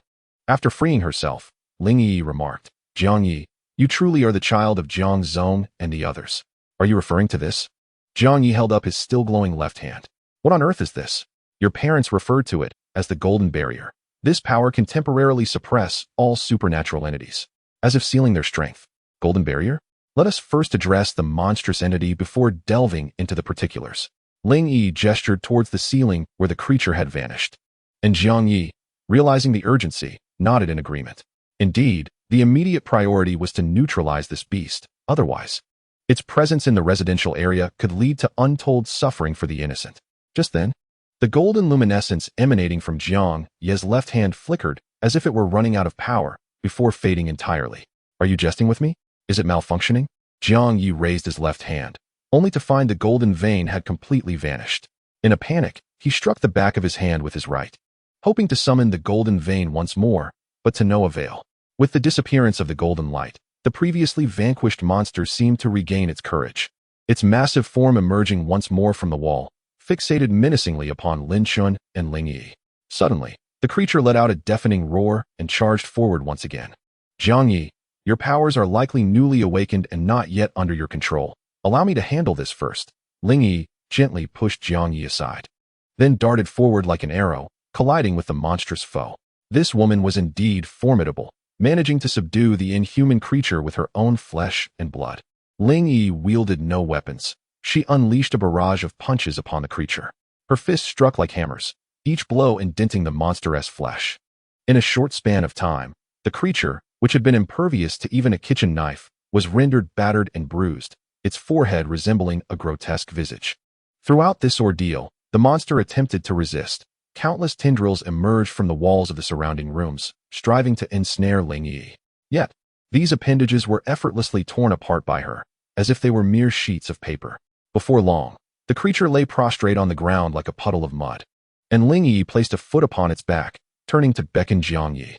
"Mr. Jiang, please come here." Oh. Jiang Yi, momentarily stunned, hurried over. Ling Yi continued, "Mr. Jiang, I was initially uncertain about how to deal with this creature. Now that your abilities have awakened, the task falls to you." "Me?" Jiang Yi pointed to himself in disbelief. "You want me to kill it?" "Not necessarily to kill it. In fact, most supernatural entities are exceedingly difficult to destroy. The most effective approach is to contain them," Ling Yi explained. "Contain? How so?" Jiang Yi inquired, eager to learn. The events of that night had illuminated the fact that the world was far from the tranquil existence he had once believed. Beneath the veneer of normalcy lay shadows filled with the unknown and the terrifying, lurking ever closer. With your abilities, temporarily suppress this creature to reveal its true form. This way, we can secure it and prevent it from affecting the outside world. What should I do? Under Ling Yi's instructions, Jiang Yi placed his left hand upon the exhausted creature. Chapter 11. Containment of the monster. As Jiang Yi's hand made contact with the creature's sticky body, it seemed to sense the impending transformation and struggled to retaliate. However, as it attempted to move, Ling Yi's iron fist struck it once more, quelling its rebellious thoughts. He pressed his hand against it and concentrated on restoring its original form. Following Ling Yi's whispered guidance, Jiang Yi closed his eyes and began to chant silently in his mind. Initially, everything remained unchanged, with no anomalies in sight. But after a minute of silent chanting, he suddenly felt a radiant light shining against his closed eyelids. Instinctively, he wanted to open his eyes, yet Ling Yi's voice echoed in his ear, urging him not to lose focus and to maintain his previous state. Quickly regaining his composure, Jiang Yi continued to chant inwardly. Though he could not see, he suddenly began to hear strange sounds emanating from his surroundings. The noises resembled the croaking of creatures stirring in a sewer, and the temperature around him dropped significantly, as if he had been transported from a room to an open wilderness. He could even feel the cool night breeze caressing his face. At that moment, Ling Yi's voice rang out once more. All right, you may open your eyes. Jiang Yi opened his eyes and gazed around, momentarily taken aback. The chilling night air sent a shiver down his spine. The scene before him was surreal. Just moments ago, he and Ling Yi had been locked in battle with the creature in a room, yet now they found themselves on the rooftop. Was the sixth-floor room they had just been in merely an illusion? He stepped to the edge of the rooftop and glanced down, confirming that he was indeed atop the 12th unit building, directly opposite the 6th unit. From this vantage point, he could clearly see the illuminated desk in room 301 of the 6th unit. There had never been a 6th floor. In reality, they had entered the belly of a ghoul's lair from the very beginning. Ling Yi's voice resonated in Jiang Ye's ear. Turning his head, he saw her bending down to pick something up from the ground. It was a toy house, seemingly crafted from paper. Simple in design, a rectangular shape topped with a red roof. The buildings in Liyuan community were all a maximum of 5 stories high. The 6th floor they had just encountered must have been conjured by this object. The toy house is the very embodiment of the monster encountered earlier. It has taken residence in this apartment building, transforming itself into the 6th floor, lurking within the community, waiting to prey upon its targets. Jiang Yi gazed at the toy house in Ling Yi's hands, perplexed, and remarked, "Why has this abrupt transformation into the 6th floor of the building gone unnoticed by the residents of this community until now?" As Ling Yi placed the toy house into a backpack she seemed to have conjured from thin air, she explained to Jiang Yi. Certain supernatural entities exert unpredictable influences on the mental and cognitive faculties of those nearby. This cannibalistic abode possesses such abilities. Reflect for a moment. Surely you must have sensed something amiss before, but at that time, you deliberately chose to overlook it, did you not? In that instant, Jiang Yi experienced a moment of clarity, realizing why he had felt an inexplicable sense of discomfort while in room 301, always sensing something was awry. It dawned on him that this disquiet stemmed from the building across the way. In the entire community, only this apartment building boasted 6 floors, while all others, including the unit he resided in, reached a maximum of 5. Thus, upon noticing the 6 floors of the building opposite, he instinctively sensed something was off. Yet at the time, he had not delved any deeper. Now, it appeared that this peculiar sensation was indeed a result of the influence of the cannibalistic house. Just then, a gust of wind swept through, and Jiang Yi was suddenly assailed by a noxious odor. Pinching his nose, he turned towards the source of the stench, only to discover it was the corpse of a missing person he had previously encountered in the haunted house's restroom. Gazing upon the bodies, Jiang Yi was struck with profound reflection. Who could have imagined that a man-eating monster lay hidden within such an old apartment complex? Had Ling Yi not arrived in time, he too might have become one of its victims, sharing the same grim fate. What shall we do about these bodies? Jiang Yi asked, still pinching his nose. Rest assured, they will be taken care of, Ling Yi replied as she slung the backpack containing the toy house over her shoulder. Should we not call the authorities? I cannot fathom how 5 corpses that suddenly appeared in the community could be disposed of as if they were mere refuse. There will indeed be authorities among those who come to handle this situation. You need not worry at all, she reassured him. Mr. Jiang, remember that the company founded by your parents possesses considerable influence. Though they have passed, their legacy endures, and for you, it suffices to manage the matters concerning supernatural entities. The remaining issues will be resolved on our behalf. Very well, let us proceed, she declared, already making her way down the stairs. Jiang Yi glanced back at the bodies, then reluctantly followed Ling Yi. Perhaps due to the containment of the toy house, the staircase leading from the 5th to the 6th floor had vanished, and they ultimately returned via a makeshift route from the 5th floor to the rooftop. Descending to the ground floor, Jiang Yi inhaled the fresh night air, casting a final glance at the now desolate rooftop, feeling as if he had been transported to another era. Subsequently, Ling Yi prepared to take her leave. However, just before her departure, Jiang Yi grasped her arm. Miss Ling, regarding my mission. Ling Yi turned her head, her frigid gaze landing upon Jiang Yi. Mr. Jiang, you still have that device with you, do you not? All the information you seek can be found therein. Farewell. With that, Ling Yi, her backpack slung over her shoulder, completely vanished from Jiang Yi's sight. Watching her retreating silhouette fade into the night, Jiang Yi stood alone for a moment before retrieving the device. Indeed, the prompt had changed. Mission accomplished. You have demonstrated your capabilities. Please report to 666, Wujiang Road, Donghai City by tomorrow. The answers you seek will be revealed there. Supernatural Object Number, 044 Supernatural Object Name. Cannibal House Danger Level. Classified Description. Number 044 is a paper model of a house measuring 15 centimeters in width, 23 centimeters in length, and 11 centimeters in height. Its interior is simply structured, consisting of a typical one-room apartment with toilet and kitchen facilities. The toy house contains aged wooden tables and chairs, along with a remarkably lifelike female doll. In its contained state, number 044 appears merely as a finely crafted paper model. However, do not be deceived by its innocuous exterior, for number 044 is, in fact, a sentient being. When not contained, it possesses a degree of mobility, choosing to disguise itself as an ordinary house within densely populated residential areas. Any individual who harbors doubts about the existence of number 044 will be subjected to a peculiar mental influence, leading them to overlook its anomalous nature. Once camouflaged, number 044 begins to ensnare its prey. Its preferred sustenance consists of young males aged between 16 and 30. Number 044 lures nearby young men by transforming into an alluring female figure. Should it encounter a resolute individual, it employs its beautiful guise in conjunction with a special mental force as an auxiliary means of persuasion. Young males within the targeted age range possess virtually no resistance to this influence. Those enticed into the facade of number 044 will be consumed within the house. The digestion of a single adult male typically occupies over a month, yet during this time, number 044 continues its hunting until it has amassed a reserve of food sufficient for at least a year. Chapter 12. The strange company. Here lies a darkened chamber, enveloped in impenetrable blackness. Within, nothing is discernible. Only in the center does a solitary beam of light cascade from the ceiling, illuminating a striking figure beneath its glow. Thus concludes this containment report.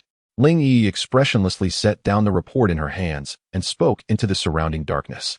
As her words echoed, a profound silence enveloped the room, a state to which Ling Yi remained indifferent, her face still adorned with an expression of apathy towards all things. It was not until half a minute had passed that a voice emerged from the shadows. Ling Yi, report number 044 has been reviewed. What we wish to ascertain now is whether the child named Zhang Yi truly possesses the golden barrier. Indeed, Ling Yi replied without hesitation. Agent 08 has confirmed this in the field. Immediately after, a chorus of astonished murmurs arose from the darkness. Following that, a voice distinctly different from the previous male speaker, seemingly belonging to an elderly woman, resonated within the room. That child certainly lives up to their lineage. It appears that when the Jiang couple left their will, they must have foreseen that their powers would be inherited by their offspring. Precisely, a third voice, markedly different from the others, chimed in. That couple anticipated their child would be exceptional, which is why they entrusted the company to him. Only he can shoulder the monumental task of rebuilding the enterprise. Without the golden barrier, the containment of supernatural entities is mere folly. A fourth voice joined in the darkness. All right, everyone, the hour is late. I believe we are now ready to vote on whether to entrust the company to Jiang Yi in accordance with the Jiang couple's will. Please, share your decisions. Agreed. I concur. Agreed. In the dark, 7 distinct voices responded in unison, affirming their agreement.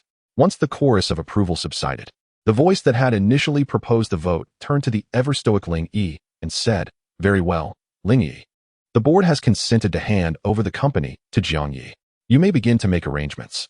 Understood, Ling Yi replied. The following morning, Jiang Yi was roused from his slumber by the commotion outside his window. Glancing at his phone, he noted that it was merely 8 in the morning and contemplated returning to sleep, only to be interrupted by a sudden knocking at his door. Mr. Jiang? Mr. Jiang? Are you there? The voice sounded somewhat familiar. Turning to recall, he realized it belonged to his landlord. Though reluctant, he rose from his bed. I'm coming. I'm coming. Upon opening the door, Jiang Yi was met with the anxious visage of Aunt Zhang, his landlord, who stared intently into the room. Upon seeing Jiang Yi standing before her, Aunt Zhang clutched her chest and exclaimed, You scared me. Thank goodness you are all right. Somewhat bewildered, Jiang Yi looked at her and asked, Aunt Zhang, what is the matter? Mr. Jiang, you may not be aware, but the missing persons you reported have been found. It is said they have all perished, gruesomely dismembered. You can see for yourself. The police have already arrived downstairs. Hearing the words, Jiang Yi walked to the kitchen and leaned against the window, gazing down below. Indeed, a large crowd had gathered outside. In addition to the residents of the community, several uniformed police officers were also present. Mr. Jiang, did you see that? I overheard an elderly man on the first floor saying that a female ghost appeared again last night. I was terrified, thinking you might have been affected as well. But thankfully, you're unharmed, Aunt Zhang said as she entered the room and stood beside Jiang Yi. Everything is normal on my end, Jiang Yi replied nonchalantly.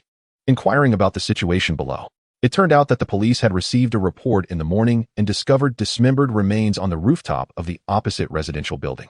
They were currently investigating the scene, collecting evidence, and questioning nearby witnesses.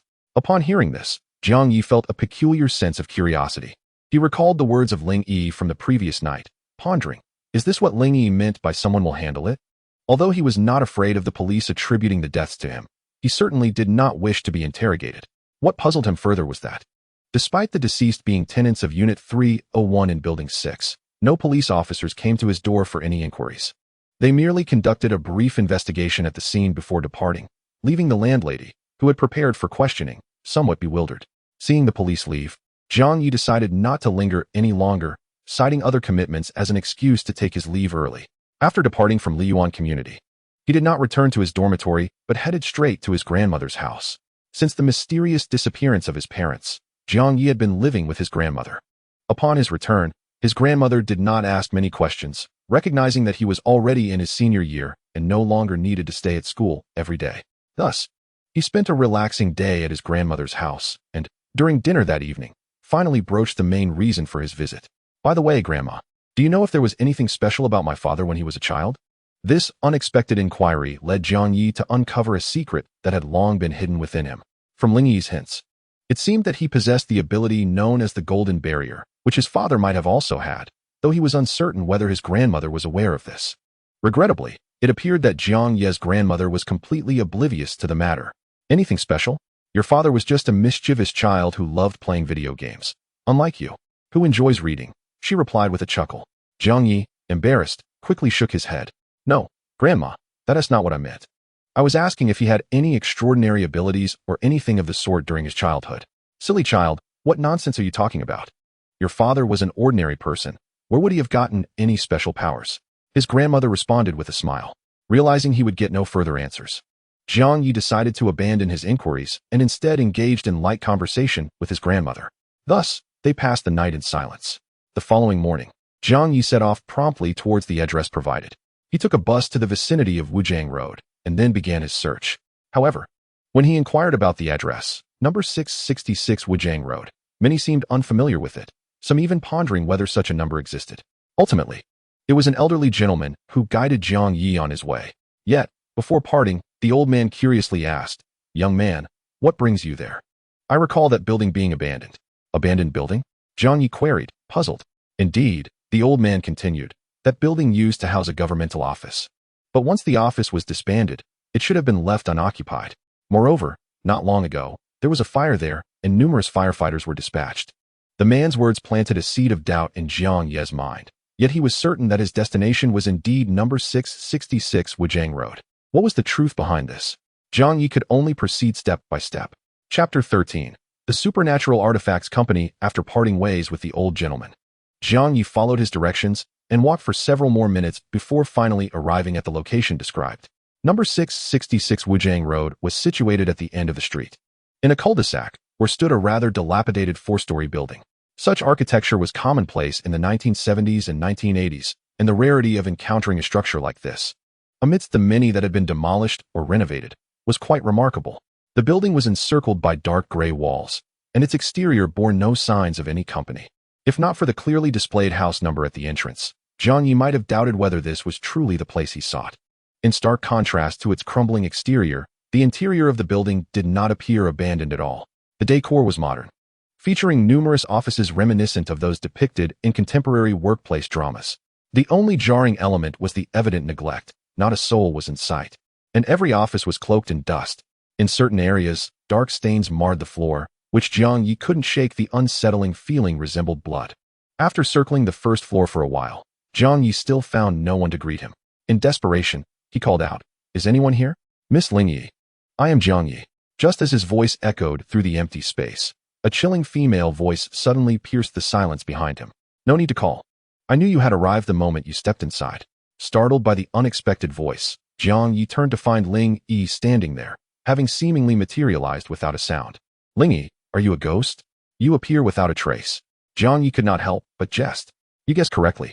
Ling Yi responded briefly and then walked past Jiang Yi, standing in the corridor and beckoning to him. "Come, someone wishes to meet you. Please follow me." "Someone wants to see me? Who?" Jiang Yi inquired. Ling Yi did not respond, but turned and continued walking ahead. Seeing this, Zhang Yi had no choice but to follow. The two made their way to an office at the end of the corridor and pushed the door open. The room was shrouded in darkness, offering no visibility. Even the light streaming in from the door behind them could not illuminate the furnishings within. Ling Yi, who had entered first, seemed to vanish into a shadowy corner. Ling Yi, Ling Yi, Zhang Yi called out into the darkness, feeling helpless. Suddenly, the door slammed shut, plunging Zhang Yi into total darkness. However, a beam of light soon pierced through from above, illuminating the space directly above his head. Simultaneously, a stranger's voice resonated within the room. Mr. Zhang Yi, welcome to our company of supernatural artifacts. A company of supernatural artifacts? What is that? Hello? Who are you? Zhang Yi shouted into the void. With no response forthcoming, he resumed his search for Ling Yi. Ling Yi, I know you are here. What is happening? I demand an explanation. Zhang Yi, please remain calm. We shall elucidate everything shortly. The voice from the darkness spoke again. Mr. Zhang, allow us to introduce ourselves. We are the board members of the Supernatural Artifacts Company. Since the passing of your parents, we have been managing the company on their behalf. We were also the initial investors when your parents established the company. Your parents held 30% of the company's shares, while we possessed the remaining 70%. Thus, in a certain sense, we are the true proprietors of this establishment, with your parents merely being our partners. The board of the Supernatural Artifacts Company? Zhang Yi echoed softly in the dark, before inquiring. What exactly is this Supernatural Artifacts Company you keep mentioning? These matters will be addressed by Ling Yi shortly. Mr. Zhang, today we simply wish to meet with you before formally appointing you as the general manager of the Supernatural Artifacts Company. We are pleased with the outcome of our meeting. In you, we see the reflection of your parents. We have long regretted their unexpected demise, and witnessing their child inherit their legacy brings us solace. Zhang Ye's face revealed little emotion in response to the voice from the darkness. His primary purpose for being there was to uncover the truth behind his parents' deaths. Yet the mysterious figure had yet to mention this matter. He lifted his head, gazing into the shadows, and coldly asserted, "How did they die? I wish to know the entire truth. Mr. Zhang, like your father, you too are rather impatient. I previously mentioned that all matters would be conveyed to you by Ling Yi in due course.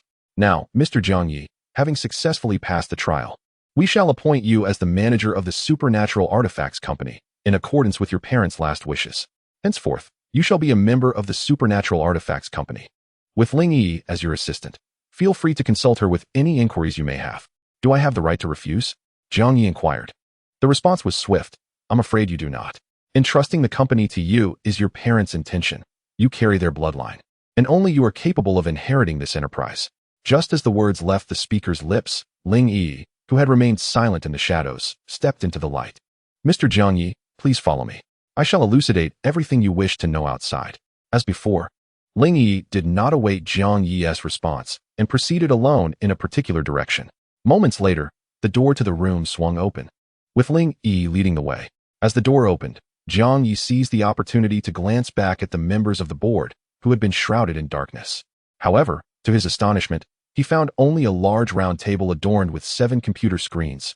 No one else was present. It dawned on him that the board members had been communicating with him remotely through the screens and had not physically attended the meeting. How enigmatic, he mused, pondering the true identities of these individuals. With that thought, he exited the room to catch up with Ling Yi. Chapter 14. Past Incidents. Mr. Zhang Yi. The Supernatural Artifacts Company is dedicated to the containment and management of supernatural items that have found their way into the world. Numerous objects imbued with malevolent powers exist in this realm, and various individuals or organizations refer to them by different names. Some call them containment objects, while others deem them cursed items. Here, we refer to them as supernatural artifacts. Regardless of the terminology, these objects possess exceedingly mysterious and sinister powers that can inflict unpredictable harm upon the world. Our mission is to contain and manage these items, thereby safeguarding humanity from their potential devastation. The primary sources of revenue for the Supernatural Artifacts Company are twofold.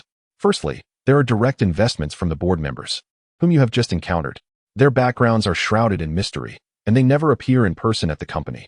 Rather, they communicate with us solely through teleconferences. These individuals do not seek profits from the company. Instead, they provide financial support with the singular aim of ensuring the safety of all contained supernatural artifacts. The second source of income is derived from substantial commissions charged to our clientele.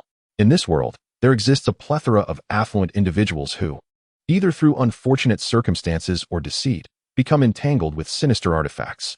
Companies offer them services to manage these malevolent objects, thereby earning substantial commissions. Essentially, this encapsulates the nature of the supernatural artifact company. As they traversed the silent, deserted corridors of the company, Ling Yi guided Jiang Yi while elucidating the company's operations.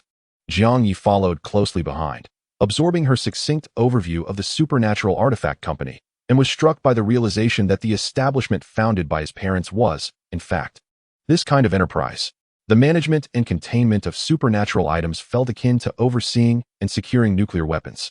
Having witnessed the terror of these supernatural objects firsthand, he could hardly fathom that there were individuals willing to actively contain such horrifying entities, and that these individuals were, astonishingly, his own parents. Reflecting on his parents inevitably led Jiang Yi to ponder a question that had long haunted him, one he had yearned to answer but had yet to uncover. He paused and finally mustered the courage to inquire, "Ling Yi, how exactly did my parents meet their demise?" Upon hearing Jiang Yi's question, Ling Yi halted her steps. As she was facing away from him, he could not discern her expression. However, he sensed a fleeting moment of melancholy emanating from the woman who had always seemed like a marionette. This sentiment lingered only for a few seconds before she turned to face him, her expression now devoid of emotion. "Mr. Jiang Yi, it would be prudent for us to discuss this matter in a more suitable location," she remarked. "Just call me Jiang Yi. There's no need to keep adding Mr. before my name," he replied. Ling Yi offered no response and instead made her way toward an adjacent elevator. She opened the doors and stepped inside, with Jiang Yi hastily following suit. What puzzled him was that she did not press any buttons until the elevator doors closed. "Which floor are we headed to?" Jiang Yi inquired, perplexed. Since his arrival at the supernatural artifact company, they had remained on the first floor, leaving him ignorant of the upper levels. He presumed Ling Yi intended to take him to one of those floors. To his astonishment, however, Ling Yi pressed the buttons for the first, second, third, fourth, and fifth floors, and, as if that were not enough, she also pressed the emergency call button situated beside the panel. Just as Jiang Yi was grappling with confusion, he suddenly felt the elevator begin to move. Strangely, the display screen did not indicate an ascent.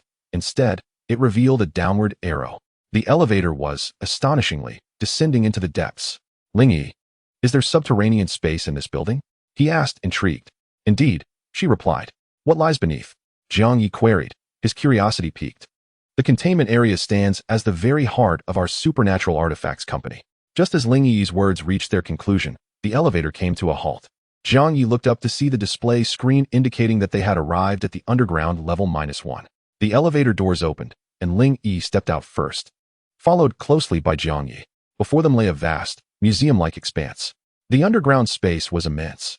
Jiang Yi stood at the elevator's threshold, unable to discern its farthest reaches. Throughout this expansive area, glass cabinets were positioned every few meters. Yet, at that moment, these cabinets were devoid of any contents, appearing utterly barren. Some of the glass cabinets showed signs of damage, with shards scattered across the floor nearby. Recalling Ling Yi's earlier remarks, Jiang Yi could not help but ask, "Ling Yi, is this truly the containment area? Is this where the supernatural artifacts are stored?" "Indeed," she affirmed. "But where are the supernatural artifacts? And why are the cabinets in such disarray, as if they have been ransacked?" Jiang Yi pointed out. "They have indeed been pillaged," Ling Yi sighed. "Jiang Yi, do you remember when I told you that the cannibal house was something the company had lost?" Jiang Yi nodded. "In truth, the lost supernatural artifacts are not limited to the cannibal house alone. In fact, nearly 99% of our supernatural artifacts have gone missing, just as you see now. Each of these cabinets was originally intended to house a supernatural item, all of which were meticulously collected by your parents over the past decade. All gone," Jiang Yi exclaimed, his astonishment evident as he surveyed the surroundings.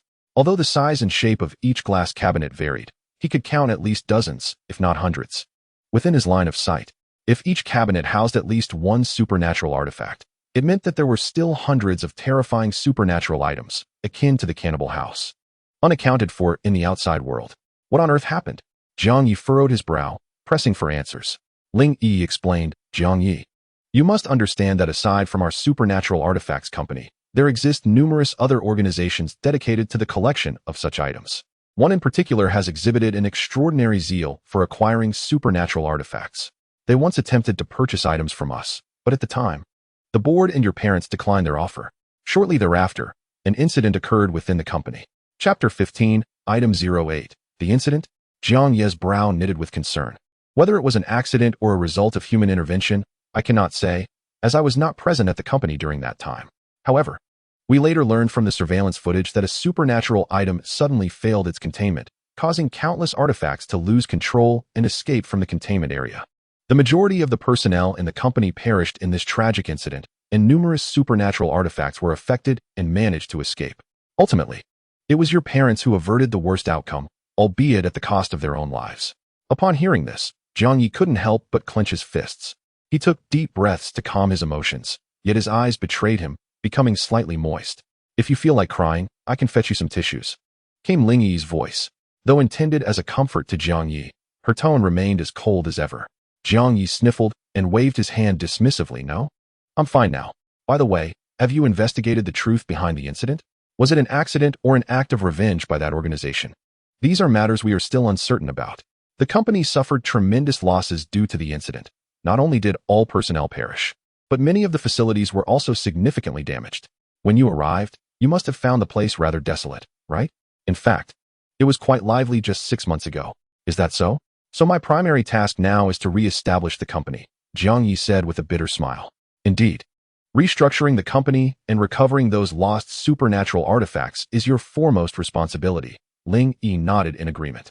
With hundreds of supernatural artifacts, how long will it take to retrieve them all? Jiang Yi shook his head in resignation. Just then, his gaze caught sight of a glass cabinet not far away. He quickly walked over. Is this not the cannibal house? So it has been brought here? The supernatural artifact he had previously contained, codenamed Cannibal House, was now displayed before him. It sat quietly in the glass cabinet, resembling a mere toy house, as if it were a genuine collectible. Had he not witnessed its true form firsthand, Jiang Yi would find it hard to believe that this toy house was, in fact, a monstrous entity. Since it is a supernatural artifact, it naturally belongs here. This was, in fact, the first artifact recovered by the company after the incident 6 months ago, Ling Yi explained. Next to the glass cabinet containing the cannibal house, Jiang Yi suddenly noticed faint signs of electric currents dancing along the surface of the glass. The electromagnetic field generated by these currents could maintain the containment of supernatural artifacts, preventing them from reverting to their original forms and causing destruction. Generally speaking, this method proved effective for most supernatural items. Listening to Ling Yi's explanation, Jiang Yi nodded thoughtfully while his gaze fell upon a black plaque positioned beneath the glass cabinet, which read, Number 044. What is this? This time, Ling Yi did not respond immediately. Instead, she extended her hand towards Jiang Yi and asked, "What about the tablet computer I sent you?" "It's in my bag." Though unsure of her intent, Jiang Yi opened his backpack and retrieved the tablet computer that Ling Yi had sent him. "Hand it to me." Upon receiving the tablet, Ling Yi began to operate it with deftness. Jiang Yi, standing nearby with arms crossed, was keen to observe her actions. Before long, Ling Yi had swiftly powered on the device and opened the sole application on the screen, the Supernatural Items Company. "Jiang Yi, there's something I forgot to mention," she said. "This program, known as the Supernatural Items Company, is, in itself, a supernatural item." "What? Is this also a supernatural item?" Jiang Yi exclaimed, a hint of astonishment in his voice. "There's no need for such surprise. While it is indeed a supernatural entity, not all supernatural items are inherently harmful. Just as horror films aren't solely designed to terrify, there exist comedies like Happy Ghost as well. During our last mission, you must have seen the task prompts that appeared, right? Those prompts weren't commands being remotely issued to you. Rather, they were facilitated by this very application." Lin Chun inhaled deeply. He had initially thought of the prompts as reminiscent of a system from an online novel. After all this time, it turned out that it wasn't a system at all, but rather the work of this application. Intrigued by this revelation, Jiang Yi leaned forward, eager to uncover the true nature of this supernatural item. After the incident in the haunted house, Jiang Yi had attempted to use the application himself, but had found it unresponsive upon clicking. However, now, as Ling Yi pressed the button, he was astonished to see not only did she access it, but the screen also displayed a plethora of content he had never encountered before. There's no need for confusion. The content displayed is contingent upon the user's authorization. Previously, you were not an official employee of the Supernatural Items Company, hence you couldn't access it. But now, things are different. As she spoke, she returned the tablet to Jiang Yi. Before him appeared an interface reminiscent of a simulation management mobile game he had once played, showcasing a dilapidated 4-story building adorned with a sign bearing the name of the Supernatural Items Company. In addition to the building, the previously barren interface now boasted an array of buttons, including options for company information, employee details, a compendium of supernatural items, and operational suggestions, among others. Just as Jiang Yi prepared to explore each section, Ling Yi interjected, "I have some matters to attend to. I'll be heading upstairs. Feel free to browse on your own." With that, she resumed her usual demeanor, not waiting for Jiang Ye's consent before making her way to the elevator. Having grown accustomed to her style, and with an intriguing task at hand, Jiang Yi chose to immerse himself in the content. He first clicked on the company and employee information, revealing a succinct summary: supernatural items company status, in a state of revitalization company assets, 30 million currently open areas, office area, containment area current company members. These few lines provided Jiang Yi with a comprehensive understanding of the company's circumstances. It appears that Ling Yi's assertions are indeed accurate. The current state of the company is rather dire. Although he has taken the helm, it feels as though everything must be rebuilt from the ground up. This is exemplified by the fact that only he and Ling Yi remain as members of the company. Chapter 16. Compendium of Supernatural Artifacts. After a cursory glance, Jiang Yi swiftly directed his attention towards the Compendium of Supernatural Artifacts. He recalled the number he had seen earlier at the Ghoul House and couldn't help but speculate whether that number corresponded to one listed in the compendium. Upon accessing the compendium feature, he was confirmed in his suspicions. It displayed the records of all supernatural artifacts previously contained by the company. Number 044 was among them. However, Jiang Yi was somewhat taken aback to find that the majority of entries in the compendium were marked with a question mark, indicating that, aside from the displayed numbers, these artifacts with question marks could not be opened to reveal detailed information. A brief scan revealed that there were only 3 supernatural artifacts without question marks. One of them was indeed the artifact numbered 044. Upon clicking it, he found the detailed information of the Ghoul House laid out before him, including some details previously unknown to him. At the conclusion of the documentation, Jiang Yi noticed a rather peculiar commentary. "Gentlemen, there are not so many romantic encounters in this world. This is rather intriguing." Was this remark penned by Ling Yi? As he pondered this, Jiang Yi proceeded to open the icon for number 08. Number 08 corresponds to the supernatural artifact he is currently utilizing. Supernatural artifact number 08. Supernatural artifact name: Ghost Program. Danger level: Grade A. Description: Number 08 is a program written in a programming language, designed to operate solely on the company's mobile devices. Originally disguised as a gaming program, it would engage players in a real-life murder game for amusement, until it was contained by the company's founders, Jiang Feng and Lin Han.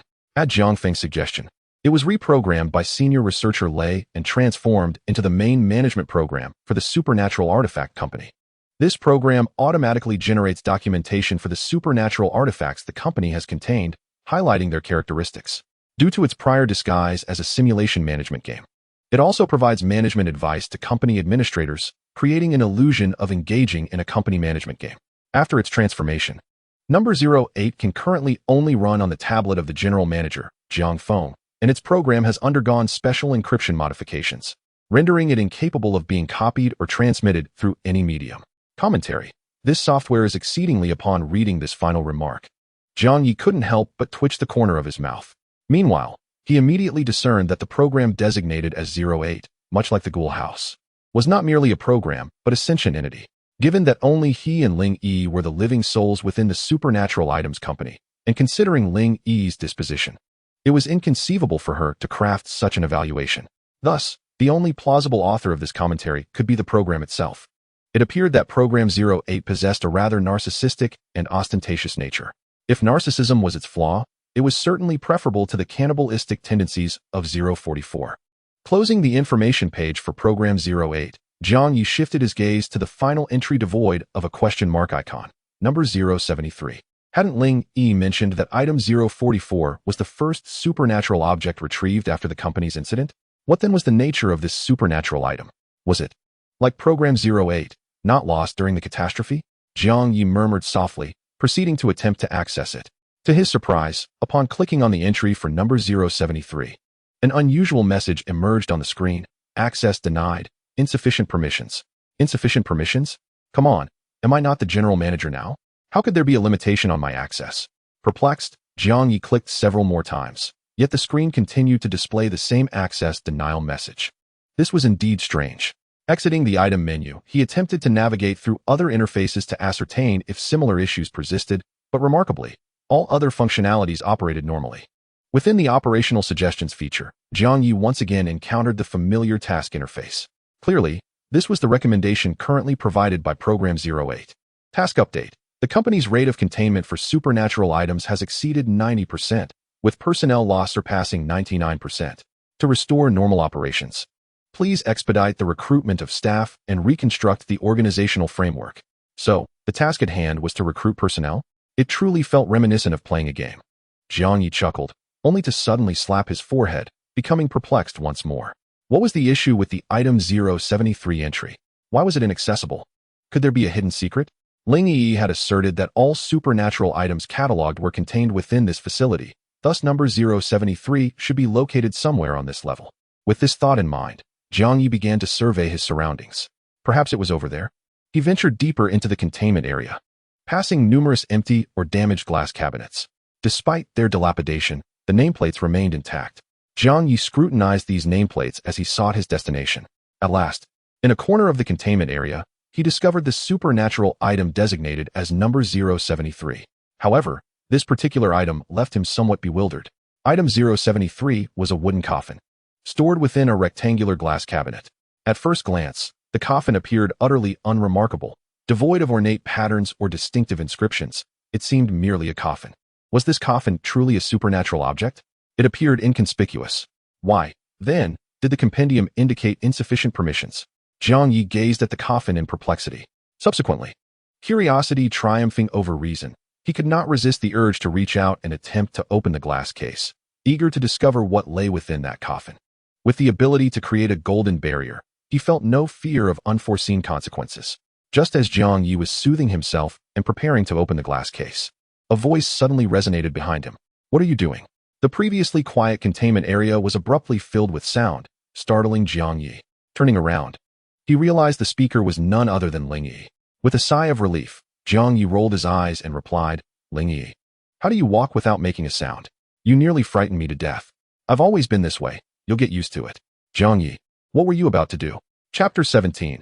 A new case caught red-handed by Ling Yi. Jiang Yi felt a wave of embarrassment wash over him. Though you possess the ability to create a golden barrier, I must remind you of one thing. Once a supernatural object is contained, there is no need for unnecessary contact. Even with your golden barrier, your safety cannot be assured. After a pause, Ling Yi gestured toward the elevator, saying, let's conclude today's tour here. I've prepared an office for you. Let us go take a look. An office? All right, let us go. To alleviate his discomfort, Jiang Yi smiled and proceeded toward the elevator. He was unaware that as he walked away, Ling Yi turned to gaze at the coffin, a peculiar glint flickering in her eyes. Leaving the containment area, the two returned to the first floor. Due to a shortage of personnel, the second floor and above were now deserted, previously designated for the operations of the technical and intelligence departments. As she led the way, Ling Yi provided an overview of the situation upstairs. The technical and intelligence departments? Although unclear about the specifics, Jiang Yi could envision the vastness of the supernatural object company from these titles. At that moment, Ling Yi halted before an office door. We have arrived. This will be your workspace henceforth. Jiang Yi looked up to see a plaque reading General Manager's Administrative Office. This is. Perplexed by the dual titles, Jiang Yi was met with Ling Yi's explanation. This was formerly the office of your parents. Your father, Mr. Jiang Feng, served as the general manager, while your mother, Ms. Yang Han, was the supervisor of supernatural objects. My parents' office? Intrigued, Jiang Yi pushed the door open and stepped inside. The office of Jiang Ye's parents is an unremarkable room. Inside, two desks are positioned side by side, accompanied by a wardrobe, a sofa, and a tea table. However, the walls are adorned with numerous photographs. As Jiang Yi approached and casually glanced at a few, his eyes began to glisten with unshed tears. The images on the wall are all from his childhood, predominantly featuring him with his parents. If they miss me, why don't they come to find me? Jiang Yi murmured, reflecting on the irony of their proximity within the same city. Ling Yi seemed poised to offer an explanation, yet Jiang Yi swiftly curtailed her. It's nothing. I'm merely venting. He turned around, surveying the office. What do you think? Are you satisfied? If you wish to change any arrangements, I can take care of that. That's unnecessary. It can stay as it is, Jiang Yi replied before plopping down onto the leather chair once occupied by his father. He reclined deeply into the seat, as if trying to transcend time and space, seeking a connection with his father through the chair. However, moments later, he straightened up and addressed Ling Yi, who stood before the desk. Ling Yi, I want to discuss the files. My current position is your assistant, so please feel free to assign me any tasks. Well, just now, number 08, which is this device, assigned me a new task, reminding me to recruit personnel. But how do we find people for a company like ours? Zhang Yi crossed his arms, a look of perplexity etched on his face. You need not worry too much about recruitment. The board will assist in identifying suitable candidates, as they have their own channels for this matter. I suggest you concentrate your efforts on the retrieval of supernatural items for now, Ling Yi advised. Retrieving supernatural items? Zhang Yi inquired. I recall you mentioning that the company once had an intelligence department? Their role should have been to gather information on supernatural items, correct? Yet now, with only the two of us, how can we uncover leads on these items in such a vast world? Fear not, for there is currently a supernatural item in question, Ling Yi said, and to Jiang Ye's surprise, she produced a mobile phone, opening it and placing it before him. Really? Jiang Yi exclaimed, astonished at how effortlessly they had stumbled upon information regarding supernatural items. He quickly picked up the phone to examine it.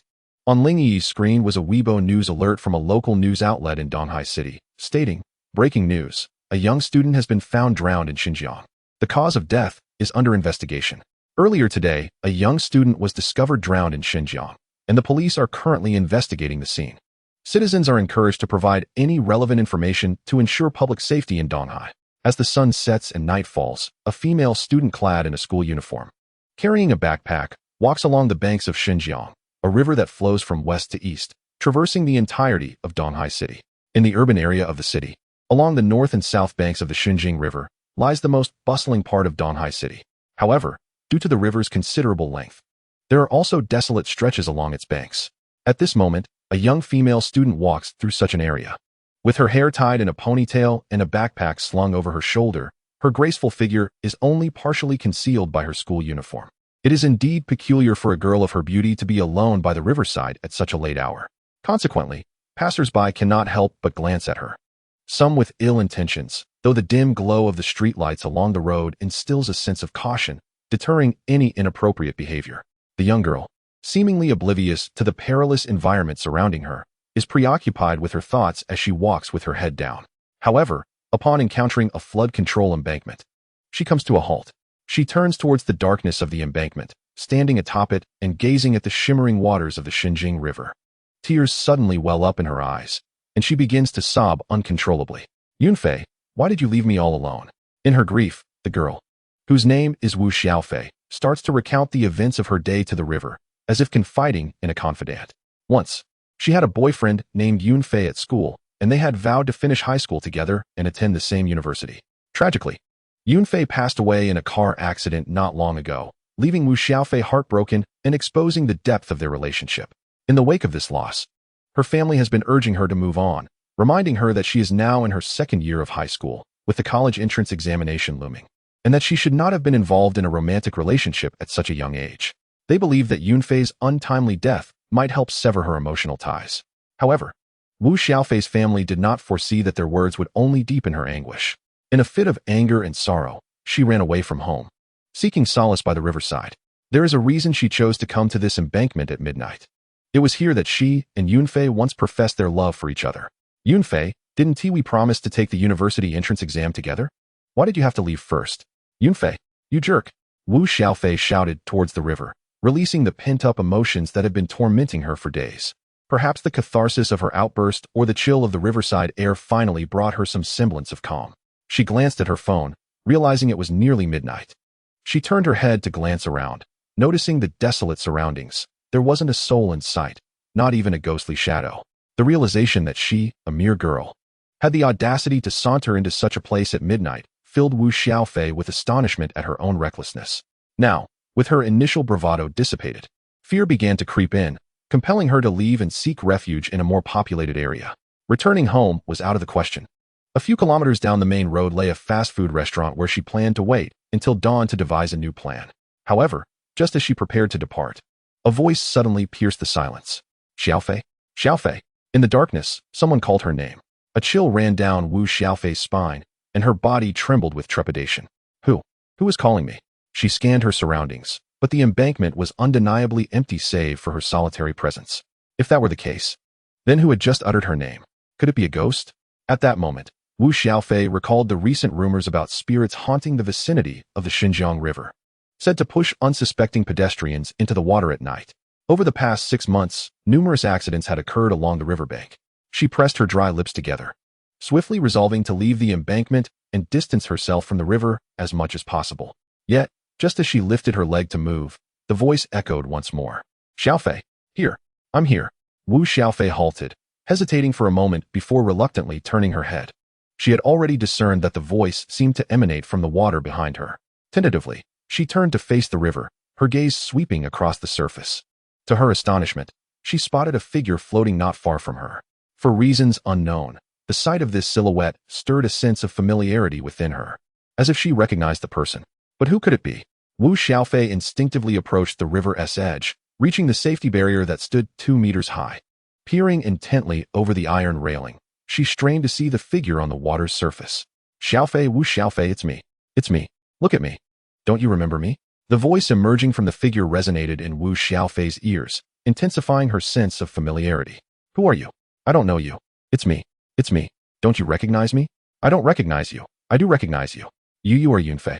A look of joy spread across Wu Xiaofei's face as she finally identified the figure floating on the river.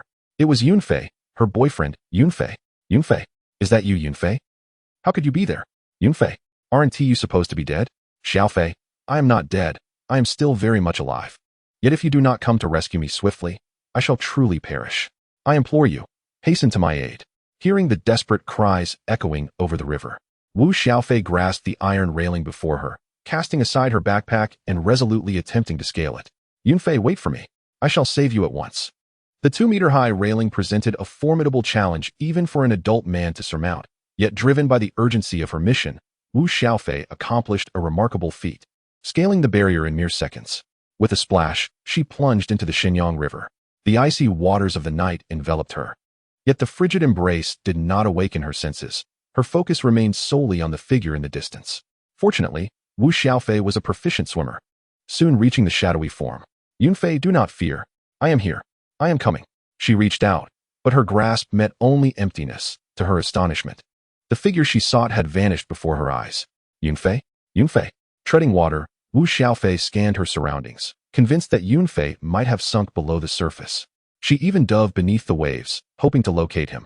However, the darkness of the night obscured all visibility. After feeling around like a blind person for a time, she reluctantly surfaced. Yunfei, Yunfei, where are you? Yunfei. The anguish of losing her beloved once more left Wu Xiaofei desolate. Just then, she felt a hand upon her shoulder. Turning, she beheld Yunfei, pale as a ghost, his eyes void of life, speaking in a low, eerie tone. Xiaofei, come and be with me. An ear-piercing scream erupted over the water. As the night turned to day, the once desolate riverbank became a scene of commotion, thronged with numerous onlookers gazing toward the embankment, where a yellow caution line had been drawn and many police officers busily attended to their duties within its confines. Outside the line, Jiang Yi and Ling Yi emerged from the crowd of spectators. Observing the officers at work, Jiang Yi turned to Ling Yi. Ling Yi, may I speak with the police? Why not? Ling Yi replied, puzzled. Have you forgotten the incident at Liyuan Community? That matter was resolved only recently. And although I have not been sought after, I cannot dismiss the possibility of attracting police attention. Ah, I see. You need not worry. That situation has been handled. As she spoke, Ling Yi produced her phone and opened an application. Take a look at this. Jiang Yi accepted the phone, where Ling Yi directed her attention to a Weibo post. This Weibo post was issued by the Donghai police, and astonishingly, its content is related to the case at Liyuan Community. Unbeknownst to Jiang Yi, the case had already reached its conclusion, with the police publicly announcing what they termed the truth. They claimed that the perpetrator responsible for the deaths of 5 men was a deranged female killer, who had already been apprehended and would soon face trial. Jiang Yi stared in disbelief at the Weibo post, struggling to regain his composure before asking, Ling Yi, what is going on? It was resolved by the board members. Due to a shortage of personnel in the company, they had to handle it themselves, Ling Yi explained. Upon hearing this, Jiang Yi experienced a peculiar sensation. Although Ling Yi had repeatedly warned him that the individuals within the mysterious board were formidable, it was only now that Jiang Yi comprehended the depth of her words. To be able to manipulate the police in fabricating a narrative indicated that the board members wielded extraordinary power, practically omnipotent. Nonetheless, this outcome alleviated Jiang Yi's greatest concern. With that thought, he said, "All right, let us go and inquire about the situation." As Jiang Yi took a few steps forward, he suddenly noticed that Ling Yi had not followed. "What is the matter? Is there something else?" he inquired. "You go ahead and check the situation. I need to make a phone call," Ling Yi replied while retrieving her phone from her pocket. Although Jiang Yi was unaware of the nature of her call, he nodded in agreement. After parting ways with Ling Yi, he approached the police cordon alone. At that moment, a throng of curious onlookers had gathered outside the cordon, forming layers of spectators. To prevent anyone from breaching the barrier, the police had no choice but to station personnel at the line. Observing the police's vigilant demeanor, Jiang Yi realized that he would be unable to glean any information from them. Fortunately, the crowd was rife with inquisitive individuals, many of whom were discussing the events within the cordon, allowing Jiang Yi to gather a general understanding of the situation. Most of those gathered to witness the spectacle were early morning exercisers who frequented the area, and therefore, some were actually first-hand witnesses. According to their accounts, the victim was a female student. A grandfather, who often fished by the dam, discovered her while preparing his fishing gear, noticing a body floating on the water's surface. Startled, he immediately contacted the police. Meanwhile, many others who had come to exercise also arrived at the riverbank upon hearing the news. Witnessing the female corpse still adrift in the river, "Let me tell you, this is not the first person to have died in the Shun River," one bystander remarked. "Isn't that rather obvious? Which river hasn't seen its share of tragedies?" Another replied. "However, you surely are unaware that in the past 6 months, dozens of individuals have perished in the Xinjiang River, correct?" "What? So many? How could such a number exist? This was never mentioned on television. I've heard whispers of water ghosts in that river, and it is said these souls were dragged in and drowned by them. Such events would never be aired on television." The initial discussions among the gossipers seemed rather mundane, yet as they continued, their words grew increasingly bizarre, culminating in the mention of water ghosts. Jiang Yi, listening nearby, was left in a state of uncertainty regarding the truth of their claims. So he decided to take note of their words for later consultation with Ling Yi. Just as he pondered about Ling Yi, he felt a gentle tap on his shoulder. Turning to look, he saw Ling Yi, who had returned from her phone call. "Jiang Yi, come with me." "Where to?" Ling Yi pointed toward the police cordon. "I've already spoken with the board members. They have made the necessary arrangements for us. We can now proceed directly to the scene." At this point, Ling Yi paused, retrieving a business card and handing it to Jiang Yi. "In a moment, present this to the officer, and they will grant us entry." "What is this?" Jiang Yi inquired. Glancing at the card, it appeared rather simplistic, emblazoned with the words Supernatural Artifacts Company in blood-red lettering, while the reverse merely displayed a contact number. "Will this really allow the police to let us in?" Jiang Yi expressed skepticism. Ling Yi paid him no mind, resolutely making her way toward the police line. Jiang Yi scratched his head, resignedly following her. Upon reaching the perimeter, an officer had already noticed the two and positioned himself in front of them, raising his hand to stop them. "I'm sorry, we are currently investigating a case. Unauthorized personnel are prohibited from entering." Jiang Yi glanced back at Ling Yi and, mustering his courage, handed the business card to the officer, stating, "Excuse me, we contacted the higher-ups, and we should be allowed entry. Perhaps you could confirm that?" The officer, looking puzzled, accepted the card, glancing at it before retrieving his radio. "Please wait a moment. I will verify this." He then stepped aside, examining the card while conversing into the radio, seemingly confirming with his superiors. After a brief interval, the officer returned, lifted the police tape, and gestured for them to enter. "All right, you may proceed. Are we truly allowed inside?" Jiang Yi questioned with surprise as he stepped past the cordon. Once they were a distance away from the officer, he turned to Ling Yi and asked, "Who did you call?" "The board," she replied. "As I mentioned, their network is extensive." "That hardly seems extensive," Jiang Yi thought to himself. The ability to make a single call and influence the police, allowing them access to the crime scene. Coupled with the previous incident involving the cannibalistic abode, Jiang Yi began to harbor doubts about whether there were members of the police within his company's board of directors. It was difficult to fathom how the opposing party wielded such significant influence over the police otherwise. "Ling Yi, what is the true background of the individuals in our board?" "I'm afraid I cannot provide you with that information," she replied. "They have never revealed their true identities before me. The only ones who knew their identities were your deceased parents." Chapter 20. The spate of suicides. Before long, the two arrived at the embankment. Numerous police officers were present, diligently investigating the area, seemingly collecting evidence. Upon noticing the unfamiliar faces of Jiang Yi and Ling Yi, they paused their tasks and turned their attention towards them. Soon, several officers approached, led by a man in his 30s, with dark skin, deep-set eyes, and an unkempt beard.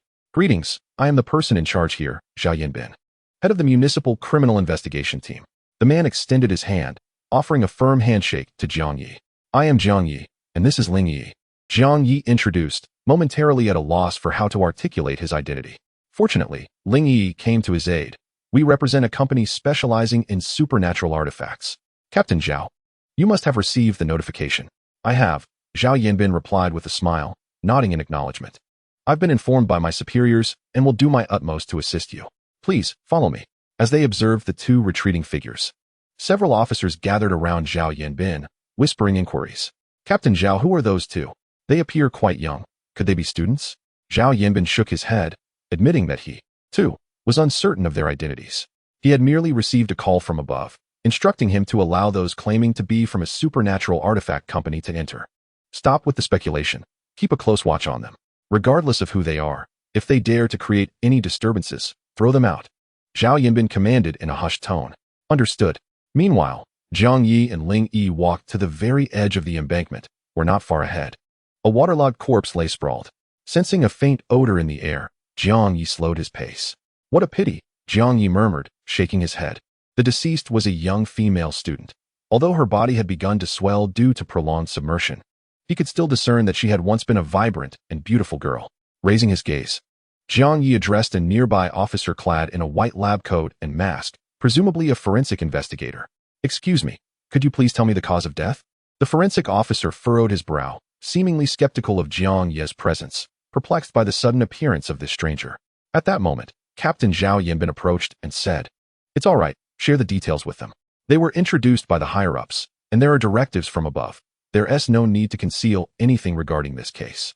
Upon hearing this, the forensic expert remarked, the deceased appears to have drowned, and my preliminary assessment suggests it was a suicide, as there are no signs of a struggle on the body, indicating that it was unlikely to be a homicide. Of course, we will need to transport the body back to the precinct for a more thorough autopsy to ascertain the specifics, but based on my experience, I believe this judgment is sound. Jiang Yi gazed at the body, remaining noncommittal, although it outwardly resembled a straightforward suicide case. The prior remarks from Ling Yi hinted that this incident might be linked to supernatural elements. If that were the case, it could not possibly be a mere suicide. He lifted his gaze and inquired of Captain Zhao. I overheard outside that, apart from this incident, there have been dozens of suicide cases in Xinjiang recently. Is that true? Jiang Yi noticed that the moment his question was posed, the surrounding officers, whether busy or not, turned their heads in unison to look their way. It is true. Zhao Yanbin hesitated before nodding, but quickly added, however, the number is not as exaggerated as you mentioned. At most, it is only a little over a dozen. Just a dozen? Jiang Yi was taken aback. In fact, the numbers he had just spoken, he himself found hard to believe, suspecting they were merely the exaggerations of onlookers. Yet, surprisingly, while the figure may have been inflated, it was not far from reality. Regardless of whether it was dozens or merely a dozen, it was still a significant number. Who would have imagined that so many suicide cases had transpired along the Xinjiang River, often referred to as the Mother River of Donghai City? Indeed, due to the high incidence of suicides, plans are underway to install surveillance cameras along the banks of Xinjiang to prevent individuals from jumping into the river. However, given the river's length, the installation will take some time, Zhao Yanbin explained. Captain Zhao, could you provide the files pertaining to those cases? Jiang Yi asked. Certainly. Xiaolong, go to my car and fetch the file bag. Zhao Yanbin instructed one of the officers nearby. Jiang Yi was surprised that Zhao Yanbin had brought the documentation with him. It was evident that the captain harbored suspicions regarding the cases at hand. Otherwise, he would not have carried the files. While waiting for the materials to arrive, Jiang Yi continued his inquiries. Captain Zhao, it seems your department has some uncertainties regarding this suicide case? There are indeed some, Zhao Yanbin admitted openly. Otherwise, we wouldn't have gotten involved in what appears to be a straightforward suicide case. After all, there are countless suicides each year. Typically, such matters are only handled by local precincts. However, the situation here in the Xinjiang area is rather different. Is it due to the occurrence of numerous suicide cases? At this moment, Ling Yi, who had remained silent, suddenly spoke up. Zhao Yanbin paused for a moment, glanced at her, and nodded in affirmation. Indeed, such incidents of jumping into the river to commit suicide are not uncommon. In previous years, we would typically discover 1 or 2 victims of such tragedies in the Xinjiang River. Yet, recently, the number of drowning victims has surged alarmingly, with figures indicating that it has increased tenfold compared to past years. This stark statistic compels us to question whether these individuals truly took their own lives or fell victim to foul play. Upon hearing this, Zhang Yi immediately recalled a crucial detail and hastened to confirm, "Captain Zhao, may I verify that the increase in the number of deceased began approximately 6 months ago?" Zhao Yanbin seemed to ponder for a moment and recollected that the first instance of a body discovered in the Xinjiang River this year did indeed occur around 6 months prior. Upon hearing this, Jiang Ye's heart sank. If Captain Zhao's memory serves him correctly, this situation may indeed be linked to supernatural entities, as that time frame coincides with the incident involving the Supernatural Artifacts Company, which had experienced a containment failure. The last encounter with the cannibalistic house also began its predation on humans around that same period, resulting in several missing persons cases. Chapter 21. Case Analysis Captain. At this moment, the officer who had gone to retrieve documents returned, clutching a leather bag that he handed to Zhao Yanbin. After briefly examining its contents, Zhao Yanbin passed it to Jiang Yi. Inside the leather bag were several case files, and after a cursory glance, Jiang Yi inquired, "Captain Zhao, may we take these documents with us for further review?" This time, Zhao Yanbin did not immediately acquiesce. Instead, he narrowed his eyes, scrutinizing the two individuals who clearly were not law enforcement officers. He wondered what their true identities were, why they had taken an interest in the case, and how they had garnered such support from superiors. Furthermore, what was the true nature of the Supernatural Artifacts Company? After some contemplation, Zhao Yanbin suppressed his curiosity and replied, "Very well, these are merely copies. I still retain the originals. If you wish to take them, feel free. However, please understand that this material is sensitive and should not be disseminated." "Of course," Jiang Yi assured him. After securing the documents, he observed that there was little left to investigate at the scene, prompting him to bid farewell to Ling Yi as they departed. Typically, the appearance of a corpse in water suggests two possibilities. Either the deceased succumbed to suicide or an accidental drowning, or they were murdered and disposed of in the water. Alternatively, they could have been forcibly drowned and left to drift with the current. Yet, it was evident that this particular case did not align with the latter scenario. Had the authorities suspected foul play, they would have certainly initiated an investigation by now. In a fast food restaurant situated merely 2 kilometers from the crime scene, Jiang Yi and Ling Yi were meticulously examining the materials acquired from the authorities.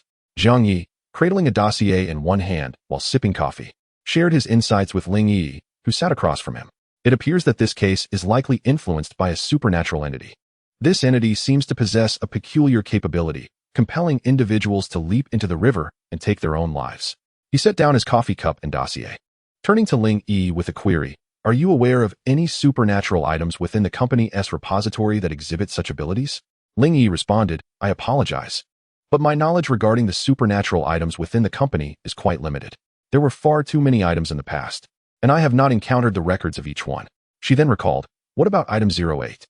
Jiang Yi retrieved his tablet from his backpack and looked at Ling Yi with curiosity. "During the last incident at the cannibal house, it provided me with hints. Why is it that this time there are no similar indications?"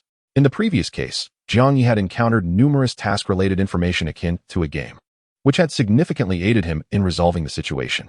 Yet, in the current case, so far, his device had yielded no such prompts, leaving him perplexed. Ling Yi reassured him, "There's no need to be puzzled.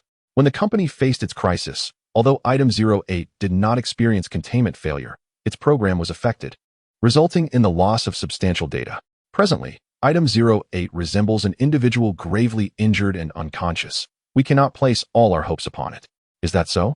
Jiang Yi placed the tablet on the table, shrugging in resignation. He then glanced at Ling Yi, who had maintained a poised and formal demeanor since they entered the restaurant.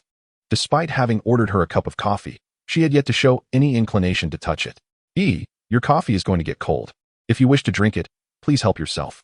"I'm afraid that's not my intention. I simply mean, do you not desire a sip?" "Not at all." Ling Yi's response piqued Jiang Ye's curiosity about this enigmatic girl before him. Despite their acquaintance over several days, he realized he knew very little about her. Her age, origin, the reasons for her joining the Supernatural Item Company, and how she had emerged as the sole survivor of that tragic incident, all remained mysteries. With the case at a standstill, Jiang Yi found himself eager to uncover the story of this girl, who resembled an ice queen. However, before he could pose his questions, Ling Yi seemed to anticipate his thoughts and directly dismissed him. "Jiang Yi, if you wish to inquire about my past, I would prefer you refrain. I do not wish to discuss it." "Very well." Jiang Yi raised his hands in surrender. "Then let us speak of something else. Ling Yi, can you enlighten me about my golden barrier? What exactly is it?" Is it a special ability? A supernatural power? Though the terms vary, they essentially convey the same concept. Your golden barrier embodies such a unique talent, Ling Yi replied. Jiang Yi, intrigued, inquired further, and what about your abilities? That strength of yours, which surpasses even that of monsters, is it not also a form of special power? One might say so, Ling Yi replied ambiguously. However, I prefer not to discuss my matters. If we are to continue our conversation, I would appreciate a different topic. Jiang Yi suddenly realized that conversing with Ling Yi was quite a taxing endeavor, for she had an uncanny ability to stifle dialogue, compelling him to shift the subject entirely. With no other recourse, he reopened the dossier before him, perusing the contents. Ling Yi, however, did not engage with the documents. She sat there quietly, resembling a statue. Time passed slowly, as patrons frequented the restaurant, yet Jiang Yi and Ling Yi remained seated, each absorbed in their own mental realms. Eventually, after an indeterminate span, Jiang Yi abruptly slammed the dossier onto the table, exclaiming excitedly to Ling Yi, "Eureka!" The previously motionless Ling Yi, akin to a statue, instantly reacted. "What have you discovered?" "The commonality," he declared. "I have identified the shared trait among these deceased individuals." Jiang Yi was oblivious to the volume of his voice, which drew curious glances from surrounding customers. After all, the term deceased he had just uttered was rather jarring. Realizing his voice had been too loud, Jiang Yi swiftly moderated his tone. "Ling Yi, I just made an observation. All these individuals who took their own lives share a common characteristic, their personalities." "Personality?" she echoed. "Indeed. According to the records, of the 15 suicide cases documented, nearly every victim is described as having a rather reclusive disposition. Additionally, there are 3 individuals whose personalities, while not explicitly noted in the file, experienced the tragic loss of family or friends prior to their demise." Chapter 22. Luring the serpent from its hole. Jiang Yi continued. "Moreover, these 15 cases share another commonality, the time of death, all occurring after 7 in the evening. In other words, these events transpired during the night. Considering these factors, if this incident is indeed the result of a supernatural entity, then its modus operandi must adhere to 2 principles. First, it preys upon individuals with solitary natures or those who have suffered the loss of loved ones. Second, its actions are confined to the night." Ling Yi nodded thoughtfully, affirming, "Your reasoning holds merit. It is indeed a plausible deduction. What comes next? Our most pressing dilemma now lies in our inability to ascertain the whereabouts of this supernatural entity. Unlike the creature designated as number 044, which remains stationary, this monster may roam the entirety of the Shun River. However, having discerned the behavioral patterns of this supernatural object, we can devise a strategy to create an opportunity for direct confrontation." "Are you suggesting we lure it out?" Ling Yi speculated. "Precisely. We shall draw it out," Jiang Yi affirmed, nodding thoughtfully. "I propose to act as bait, enticing the supernatural entity to reveal itself. If my deductions are accurate, my circumstances align perfectly with its intended target. Having gained some insight from the previous encounter with number 044, Jiang Yi now possesses a modicum of understanding regarding these supernatural beings. Much like number 044, which preyed solely upon young men while disregarding women, Jiang Yi is convinced that this particular supernatural entity may also possess specific preferences. Based on the current situation, it is highly probable that its next target will be individuals characterized by solitude or those mourning the loss of loved ones. Coincidentally, Jiang Yi fits the latter criterion perfectly. Thus, if they wish to uncover the location of this supernatural object, the most effective approach would be for Jiang Yi to serve as bait, drawing the entity forth. Upon hearing Jiang Yi's plan, Ling Yi merely gazed at him for a moment before nodding in agreement. "Very well. We shall proceed as you suggest." Ling Yi's swift acquiescence took Jiang Yi somewhat aback. "Ling Yi, are you not going to dissuade me? Why should I? Are you not concerned for my safety? Your plan is currently our only viable option. Although it carries some risk, it is acceptable." Listening to Ling Yi, Jiang Yi could not help but roll his eyes. "Fine. I'll consider that question unasked." Thus, the plan for Jiang Yi to act as bait was solidified. Yet, he found himself pondering why this supernatural entity would specifically target individuals with solitary dispositions or those who have lost loved ones. This question left him perplexed, giving rise to numerous hypotheses, though they remained inconsequential until he confronted the supernatural being firsthand. As night fell, the riverside returned to its tranquil state, the lively scenes of the day now replaced by an eerie stillness. Given the apparent simplicity of the case, devoid of any substantial leads, the police had dismantled their cordon and departed by the afternoon. With the officers gone, the onlookers also lost interest, abandoning their vigil along the riverside. This particular stretch of the Shen River is one of the few desolate areas, largely devoid of scenic beauty, resulting in sparse human presence except during morning exercise hours. Now, under the cloak of night, the area became even more deserted. When Jiang Yi and Ling Yi arrived, he could hardly fathom that the desolation before him existed in the same location that had been bustling with life just hours earlier. Nevertheless, this situation may not be so dire. If supernatural entities were to manifest, at least they would not have to worry about being observed. As Jiang Yi and Ling Yi ascended the embankment, they made their way directly to the spot where the corpse had been retrieved earlier that morning. Gazing out over the river, patiently awaiting any developments. 3 hours swiftly elapsed. When they arrived, it was around 7 in the evening. Yet the time on their phones now indicated it was well past 10. After 3 hours of braving the cold winds by the riverside, Jiang Yi had yet to perceive any signs of the anticipated supernatural phenomena, leading him to doubt the accuracy of his assumptions. Was it possible that the targets of these supernatural occurrences were not solely those with introverted dispositions or those mourning the loss of loved ones? Could there exist an alternative pattern to their actions? As Jiang Yi pondered this, Ling Yi suddenly shifted her gaze to the side, gently nudging him, and whispered, "Jiang Yi, look over there." Jiang Yi, alert, followed her line of sight and beheld a faint, ethereal glow in the darkness, wavering as it approached them. In the surrounding stillness of the night, that white light appeared particularly chilling, its flickering form reminiscent of will-o'-the-wisps. What could it be? A supernatural entity? His heart raced. He motioned for Ling Yi to remain still before crouching down, attempting to conceal them both in the shadows of the embankment. Just as they had settled into their hiding spot, a voice rang out from the direction of the light. "Who is there? Step forward. Don't hide. I can see you." Jiang Yi hesitated, remaining silent, yet the white light drew nearer. "Stop hiding. I truly see you. Young man, and that young lady, stand up." At that moment, they realized that the flickering light was merely a flashlight, and the voice belonged to a middle-aged woman wearing an armband. "What are you two hiding for? It's the middle of the night. What are you doing here?" Relieved, Jiang Yi chuckled. "Auntie, what brings you here?" "I'm patrolling the area nearby. Don't you know someone jumped into the river during the day? The street has decided to send someone to monitor this place every night to prevent similar incidents." "Young man, let me advise you, if you wish to have some private time with your girlfriend, it would be better to rent a room. Don't linger here, lest you encounter something unsavory in the dead of night." Jiang Yi felt his face flush crimson at her words, while Ling Yi remained unfazed. The woman continued to urge them to leave, and soon departed, clearly eager to complete her patrol and return home. As they watched her retreating figure, Jiang Yi cast a sheepish glance at Ling Yi. "I apologize. It seems I may have misjudged the situation. Perhaps the targets of the supernatural occurrences are not individuals like myself. No, I believe your thoughts are not misguided. Rather, there may be certain details that we have overlooked." "The details we have neglected?" In Chapter 23, Figures on the River, there must be something we have failed to notice. Jiang Yi mentally revisited the documents, convinced that his initial judgment was sound. However, since the supernatural entity had yet to manifest, it was possible that he had overlooked something. Perhaps, in addition to the two conditions he had initially speculated, there exists a third condition necessary for encountering the supernatural object. What could this condition be? Just then, a sudden electronic sound resonated in the darkness. "Is that yours?" Ling Yi inquired. Upon hearing this, Jiang Yi hastily retrieved the device from his backpack. To his astonishment, a line of prompts appeared on the screen. "Is this a task prompt numbered 08? Task update. The response from the lost supernatural object numbered 236 has been confirmed. Please recover it immediately. New task objective 1. Jiang Yi will remain on the shore alone to attract the appearance of object number 236.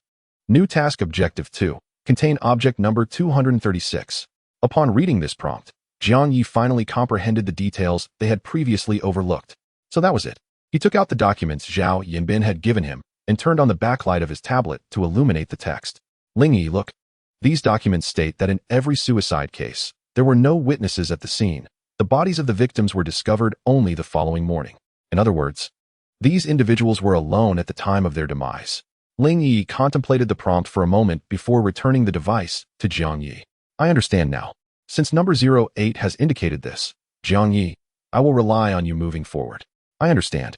Rest assured, I have the golden barrier." Jiang Yi nodded. Ling Yi shook her head. "No, Jiang Yi, I must admonish you. In the event that the supernatural object truly manifests, you must contact me immediately. Although you possess the golden barrier, it is not infallible. Number 08 mentioned that this supernatural entity is numbered 236. If that is indeed the case, I seem to recall something. You must remember not to trust what you perceive, not to trust what I see. Ling Yi departed, leaving Zhang Yi alone on the embankment. He felt somewhat perplexed by her warning. Furrowing his brows, he leaned against the barrier at the edge of the embankment, observing his surroundings while pondering the meaning behind Ling Yi's final words. Not to trust what I see. Could it be that object number 236, like the previous cannibal house, induces hallucinations? As time gradually slipped away, the supernatural entity still failed to appear. Watching the seconds tick by, Zhang Yi could not help but feel a sense of urgency. However, at that moment, he suddenly discovered something peculiar. Zhang Yi surveyed his surroundings. Just a moment ago, he realized that the area around him had become remarkably quiet. In truth, due to the absence of people and the distance from the road, Zhang Yi's surroundings were already quite serene. Yet, even amidst this tranquility, the sounds of flowing water and the occasional chirping of nocturnal insects could still be heard. However, just then, all these sounds had inexplicably vanished. The absence of the insect chorus was somewhat understandable. Perhaps the nearby insects had relocated. But how could the sound of the water also cease? Zhang Yi slowly raised his head to gaze at the river's surface. In the night, the water shimmered before him, while farther away, it was entirely shrouded in darkness. Everything appeared normal, yet Zhang Yi noticed that the river seemed to have been muted, for he could not hear a single ripple. How strange. Where had the sound of the flowing water gone? Anyone who had wandered along the riverbank at night would know that river water is not like still water. In the absence of external noise, the sound of the flowing river is indeed quite boisterous. Thus, the sudden silence of the water left Zhang Yi feeling perplexed. Just then, his pupils constricted sharply as he noticed something drifting on the river's surface not far from him. A chill crept up from the depths of his heart. He rubbed his eyes to ensure he was not hallucinating. The object floating on the water was not debris, but rather a human figure. Although it was still a distance away, Zhang Yi could discern that it appeared to be a woman, lying flat on the surface of the water, drifting towards him. Who is she? Strangely, when Zhang Yi first laid eyes on the figure, he felt an uncanny sense of familiarity, as if he had seen her before. Who could it be? Before he could ponder further, the figure drew nearer, and upon closer inspection, Zhang Yi realized it was not merely a silhouette, but a corpse. A female body that seemed to have drowned. Oh no, could this be a new victim? Panic surged within Zhang Yi as he suddenly considered another possibility. It was very likely that there had already been another victim before him. With this thought, Zhang Yi swiftly took out his phone and sent a text to Ling Yi. I have a situation, come quickly. After sending the message, he had just put his phone away when he found himself frozen in place, his gaze fixated on the river's surface. As the corpse floated closer, Zhang Yi was finally able to discern its features, and to his astonishment, the body bore a striking resemblance to his mother, Yang Han. Mom, is that you? Almost as soon as Zhang Yi uttered these words, an unexpected change occurred on the river's surface. The woman, whom he initially believed to be a corpse and bore a striking resemblance to his mother, suddenly inhaled deeply and opened her eyes, awakening from a deep slumber. As she regained consciousness, she lifted her head, floating in the water, and began to survey her surroundings. Eventually, her gaze settled on the embankment, locking eyes with Zhang Yi. Zhang Yi, it is I, your mother. Come save me. Please, save me. Zhang Yi's breath caught in his throat. He had never anticipated that what he presumed to be a lifeless body would awaken, let alone claim to be his mother. What an extraordinary turn of events. A sense of alarm surged within him as he recognized that something was amiss. The sudden appearance of the floating figure, its unexpected revival, and the assertion of its identity as his mother all hinted at an unsettling peculiarity. His mother had passed away 6 months prior. It was impossible for her to be here, imploring for his help. Thus, whatever lay beneath the surface was undoubtedly suspicious. Chapter 24. Do you recognize them? Zhang Yi recalled Ling Yi's earlier warning. Do not trust what you see before you. This phrase resonated in his mind, merging with the scene unfolding before him, leading him to realize that the apparition of his mother might be akin to the ghastly illusions conjured by supernatural forces in the haunted house of Liyuan community. With this thought, Zhang Yi instinctively retreated, distancing himself from the river, silently hoping for Ling Yi's swift arrival to provide assistance. Meanwhile, the figure on the water continued to call out, Zhang Yi, I am your mother. My legs are failing me. Come save me. Zhang Yi, be silent. You cannot be my mother. She has long since passed away. I am not dead. I am truly alive. But, Zhang Yi, if you do not come down, I will surely perish. Zhang Yi remained resolute. The more desperate the voice became, the more he was convinced of its sinister motives. Remembering that the deceased had all perished by drowning, his determination to stay out of the water only intensified. Yet, at that moment, the voice shifted abruptly from a feminine tone to a masculine one, a voice that was equally familiar to Jiang Yi. "Son, do you not recognize us?" Upon hearing this, Jiang Yi looked back at the river, utterly stunned. Another figure emerged from the water, revealing his father, Jiang Feng, who had also died 6 months ago. "Why, who are you?" "Jiang Yi, do you not recognize us?" "No, it cannot be. They cannot be." Jiang Yi averted his gaze, shaking his head in disbelief, his expression wavering between confusion and anger. He had not anticipated that the supernatural entity would not only transform into his mother, but would also conjure his father. At that moment, the previously frantic calls ceased abruptly. Jiang Yi, sensing the sudden silence, could not help but glance once more towards the depths below. On the river's surface, the figures resembling his parents had ceased their movements, floating gently upon the water. Suddenly, the silhouette that seemed to be his father spoke. "Jiang Yi, time is running out. If you do not come to our rescue, we shall truly perish. Look at us. We are your father and mother. Will you stand idly by while your parents face death? Do you remember the times we shared a decade ago? Observe us closely. We are indeed your parents. We understand you must have heard some rumors, believing us to be monsters of the river, but we are not. We are your parents. Though 10 years have passed, we still remember your visage. Do you not recall ours?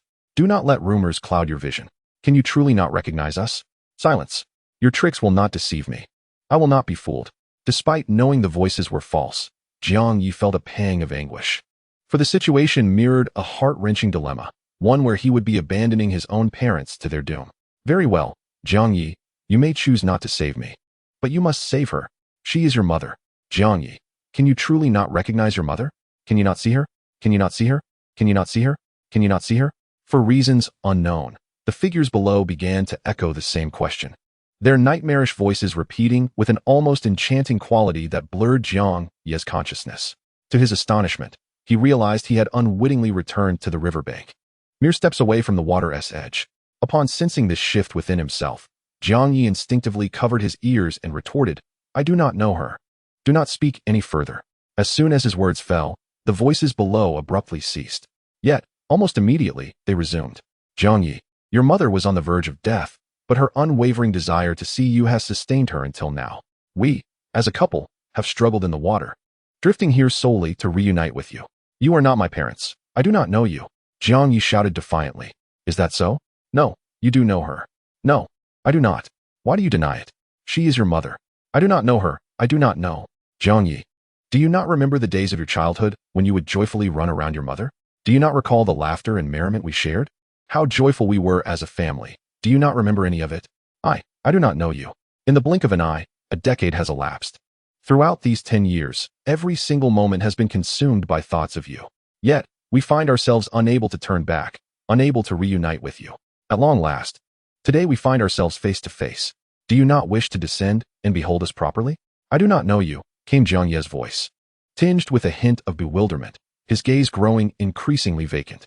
Suddenly, a golden vein emerged on his left hand, shimmering brightly beneath the skin, radiating waves of golden light. This was Jiang Yi's ability to conjure a golden barrier, activated instinctively at the sense of impending danger. The last time, when confronted with the entity numbered 044, Jiang Yi had narrowly escaped through this very ability. However, this time, the golden glow dissipated within mere seconds, leaving his gaze still ensnared in a daze. "Child, 10 years have etched wrinkles upon your mother's cheeks, yet her smile remains unchanged. Do you remember how she welcomed you with a smile when you returned home from school each day? Do you recall how she would soothe you to sleep each night? Do you not long to see her radiant smile once more? Child, we await you down here. Both your mother and I are here, waiting for you. Please, come down." In that moment, Jiang Yi's gaze became utterly lost. His eyes, hollow and devoid of clarity, crossed beyond the barrier, gazing at the river, tears welling up. "I know her. I know your father and mother. Where have you been all these years? I miss you so much. I will come to rescue you." Murmuring softly, Jiang Yi leapt forward, plunging into the water with a resounding splash. Chapter 25. The enchantment of floating corpses. The frigid waters did little to rouse Jiang Yi from his reverie. If there were onlookers nearby, they would have observed that he appeared entranced, fixated solely on the distant figures of two individuals, oblivious to everything else. Not far from him, those two figures, strikingly reminiscent of his parents, opened their arms wide, welcoming him. Though they had previously called out to him for help, Their faces now radiated joy, completely at odds with the desperate plea for survival. Yet, Jiang Yi remained oblivious to this discrepancy. He propelled his arms, swiftly swimming toward them until he finally reached their side. Father, mother, I have missed you so much. Child, our family is finally reunited. This time, we shall remain together, forever united. In Jiang Ye's eyes, his father and mother enveloped him in a warm embrace, though their bodies were drenched. He inhaled the familiar scent and felt the warmth of an embrace he had longed for, one he had not experienced in a decade.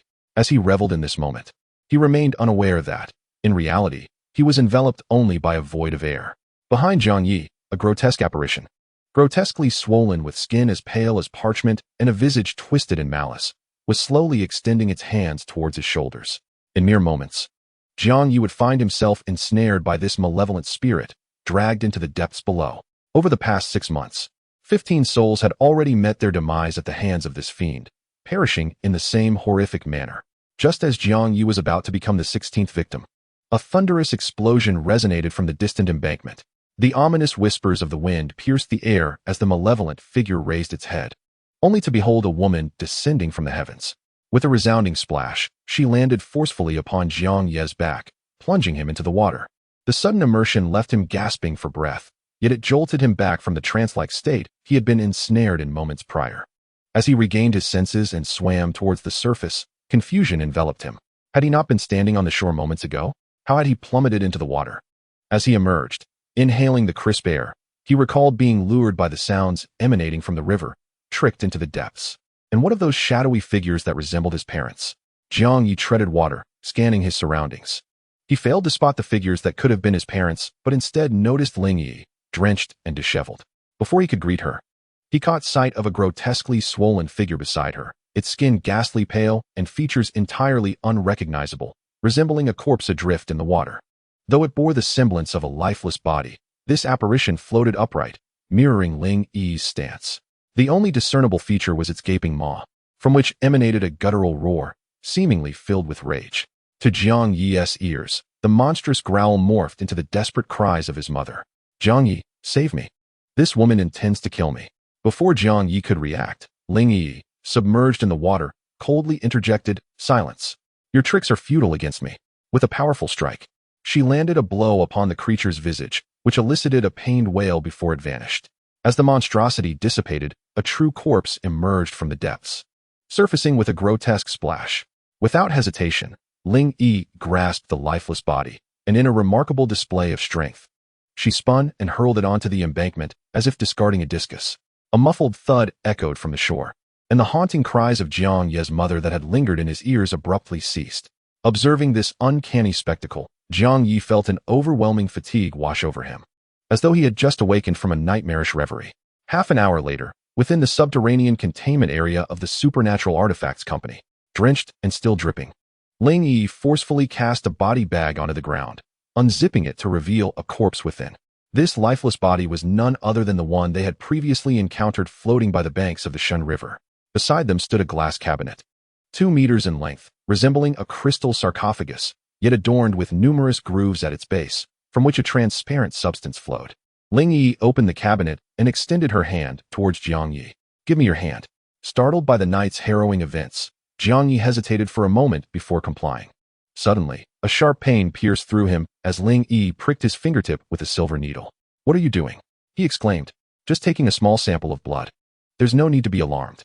She squeezed his finger gently, allowing a few drops of his blood to fall onto the base of the glass cabinet, where it mingled with the transparent substance. Certain supernatural artifacts exert influence merely by being present. To suppress their power, your blood is required. The ability of the golden barrier stems from your blood containing unique properties that counteract supernatural entities, acting as a natural interference against their powers. Previously, blood was drawn from your parents, but now that they are gone, we must rely on you.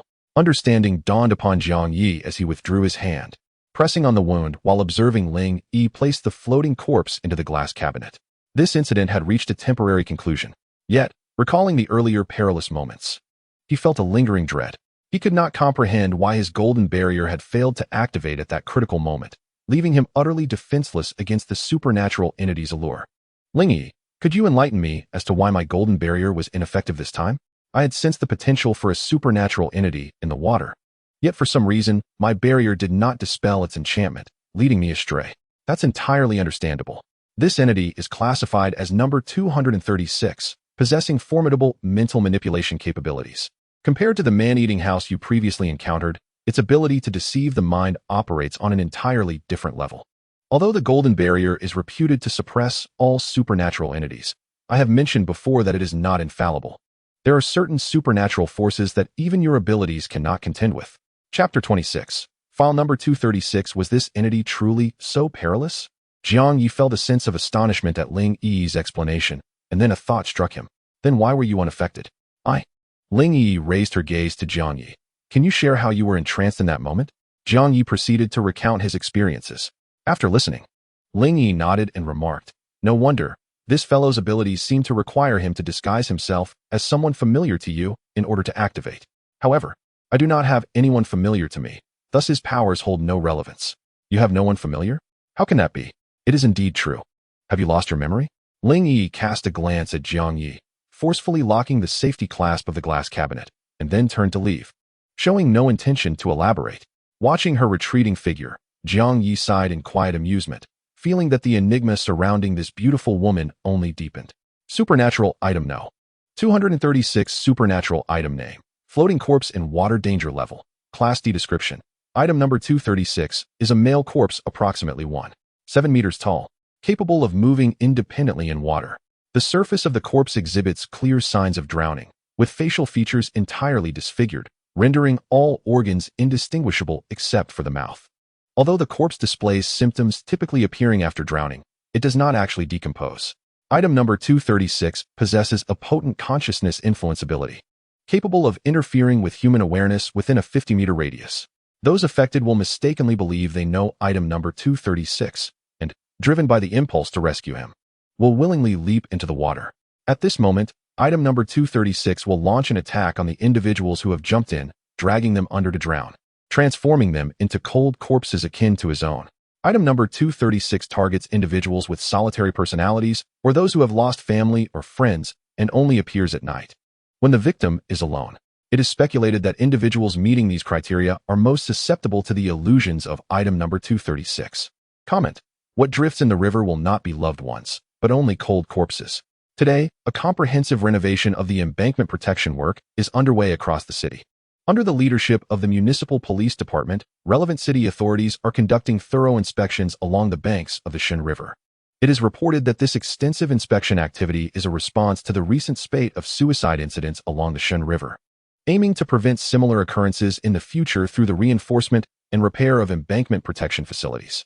In the male dormitory building of Donghai University of Technology, a lively atmosphere prevailed as various sounds emanated from each dormitory. News broadcasts, gaming, and movie sounds filled the air. Amidst this cacophony, a sports car pulled up beneath Building 9, its vibrant red hue captivating the attention of countless passing students, especially as they caught sight of a young and stunning beauty in the driver's seat, eliciting excited whistles. However, when a young man emerged from the passenger side, the surrounding students' enthusiasm waned. Oh no, it's young Master Lin, they murmured. Young Master Lin stepped out of the vehicle, and it was evident that the beautiful woman was undoubtedly his girlfriend. What a pity, they lamented. Why can't my father be a corporate president? Amidst the murmurs of those around him, the young man known as Lin Xiao turned back to wave at the beautiful woman in the car, blowing her a kiss before he made his way back into dormitory number 9. Upon entering, every male student encountered within the building greeted him with enthusiasm. Lin Xiao? You're back. Lin Xiao, you look radiant. The young man, smiling, reciprocated their greetings and ascended directly to the 6th floor, heading towards his dormitory. As he passed one of the dorm rooms, Lin Xiao suddenly halted, turned, and pushed open the door. He called out to a student inside, who was eating instant noodles. Hey, Wang Qi, come over and tidy up the dorm for me. Lin Xiao, you're back? Wang Qi exclaimed, momentarily surprised as he set his noodles aside. Enough chatter. Hurry up and clean up, Lin Xiao insisted, hands on his hips. All right, Wang Qi replied, quickly devouring his noodles in haste. In his rush, the hot broth left his face flushed, resembling that of a ripe tomato. Look at you, starving like a ghost, Lin Xiao teased, continuing towards his room. Lin Xiao's dorm was room 603. As he opened the door, a cacophony of vibrant game sounds greeted him. Inside, 3 boys were engrossed in their games, shouting animatedly. However, Upon noticing Lin Xiao's entrance, they ceased their activities and stood to greet him. Lin Xiao, you're back. Didn't you say your family had arranged a blind date for you, and that you wouldn't return for a while? It's all sorted now. Not to brag, but my dad didn't deceive me this time. The girl is a quintessential rich beauty, truly stunning. Congratulations, Lin Xiao. It seems your charm is irresistible, even to the affluent. While the three boys were extolling Lin Xiao's virtues, the door swung open once more, revealing Wang Qi, who entered with a rag and a mop in hand. The four inside the room were unfazed by his presence, readily stepping aside. Wang Qi diligently wiped down a table and arranged the beds. Throughout this time, Lin Xiao and his companions continued their casual conversation and smoking, showing no inclination to assist. Yet, Wang Qi was evidently a seasoned cleaner, in no time at all. He had tidied Lin Xiao's sleeping area and swept the floor of the dormitory.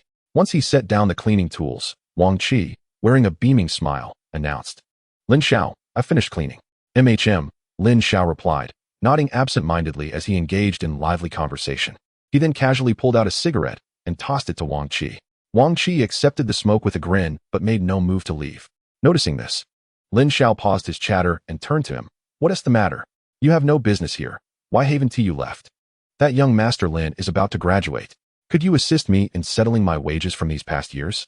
Before young Master Lin could speak, the three individuals beside him erupted in protest. Wang Qi, what do you mean by that? Are you afraid young Master Lin will default on your payment? Please, Wang Qi. Are you out of your mind? Young Master Lin is the heir of the Lin Group. How dare you even think of demanding money from him? It is a privilege to serve young Master Lin. There are countless individuals outside eager to curry favor with him, stretching from the first floor to the sixth. Wang Qi, how can you not cherish this opportunity? Chapter 27.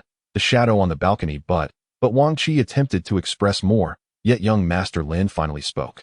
Wang Qi, I have been away for a few days, and you seem to have grown bold. Dare you to ask for your debt? He approached Wang Qi, standing closely beside him, gazing intently at his face. Wang Qi, feeling the proximity of young Master Lin, suddenly became tense. If not, what do you mean by saying this now? Young Master Lin playfully patted Wang Qi's face, suddenly breaking into a mischievous grin. Are you suggesting you wish to repeat what happened last time? Upon hearing young Master Lin's words, the other three began to chuckle as well. Wang Qi's face turned ashen, and he lowered his head, silently exiting the room. Watching Wang Qi's retreating figure, young Master Lin made an obscene gesture and then closed the door with a smirk. Young Master Lin, you are being rather unkind, deliberately striking a sensitive chord. That fellow is merely a coward. You all saw him during the last gathering, didn't you? No need to pay him any mind. The four continued their jovial conversation for a while, but suddenly, the overhead lights extinguished. Oh no, the lights have gone out.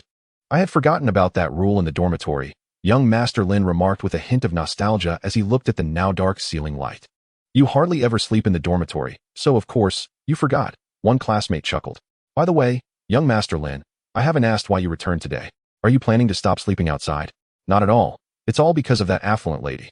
Her family is quite strict, and I fear if I continue to stay out with the girl, she might find out. Therefore, I plan to settle down until I completely win her over. This woman is of great significance to my family. My father has given a stern order that I must secure her. Young Master Lin responded.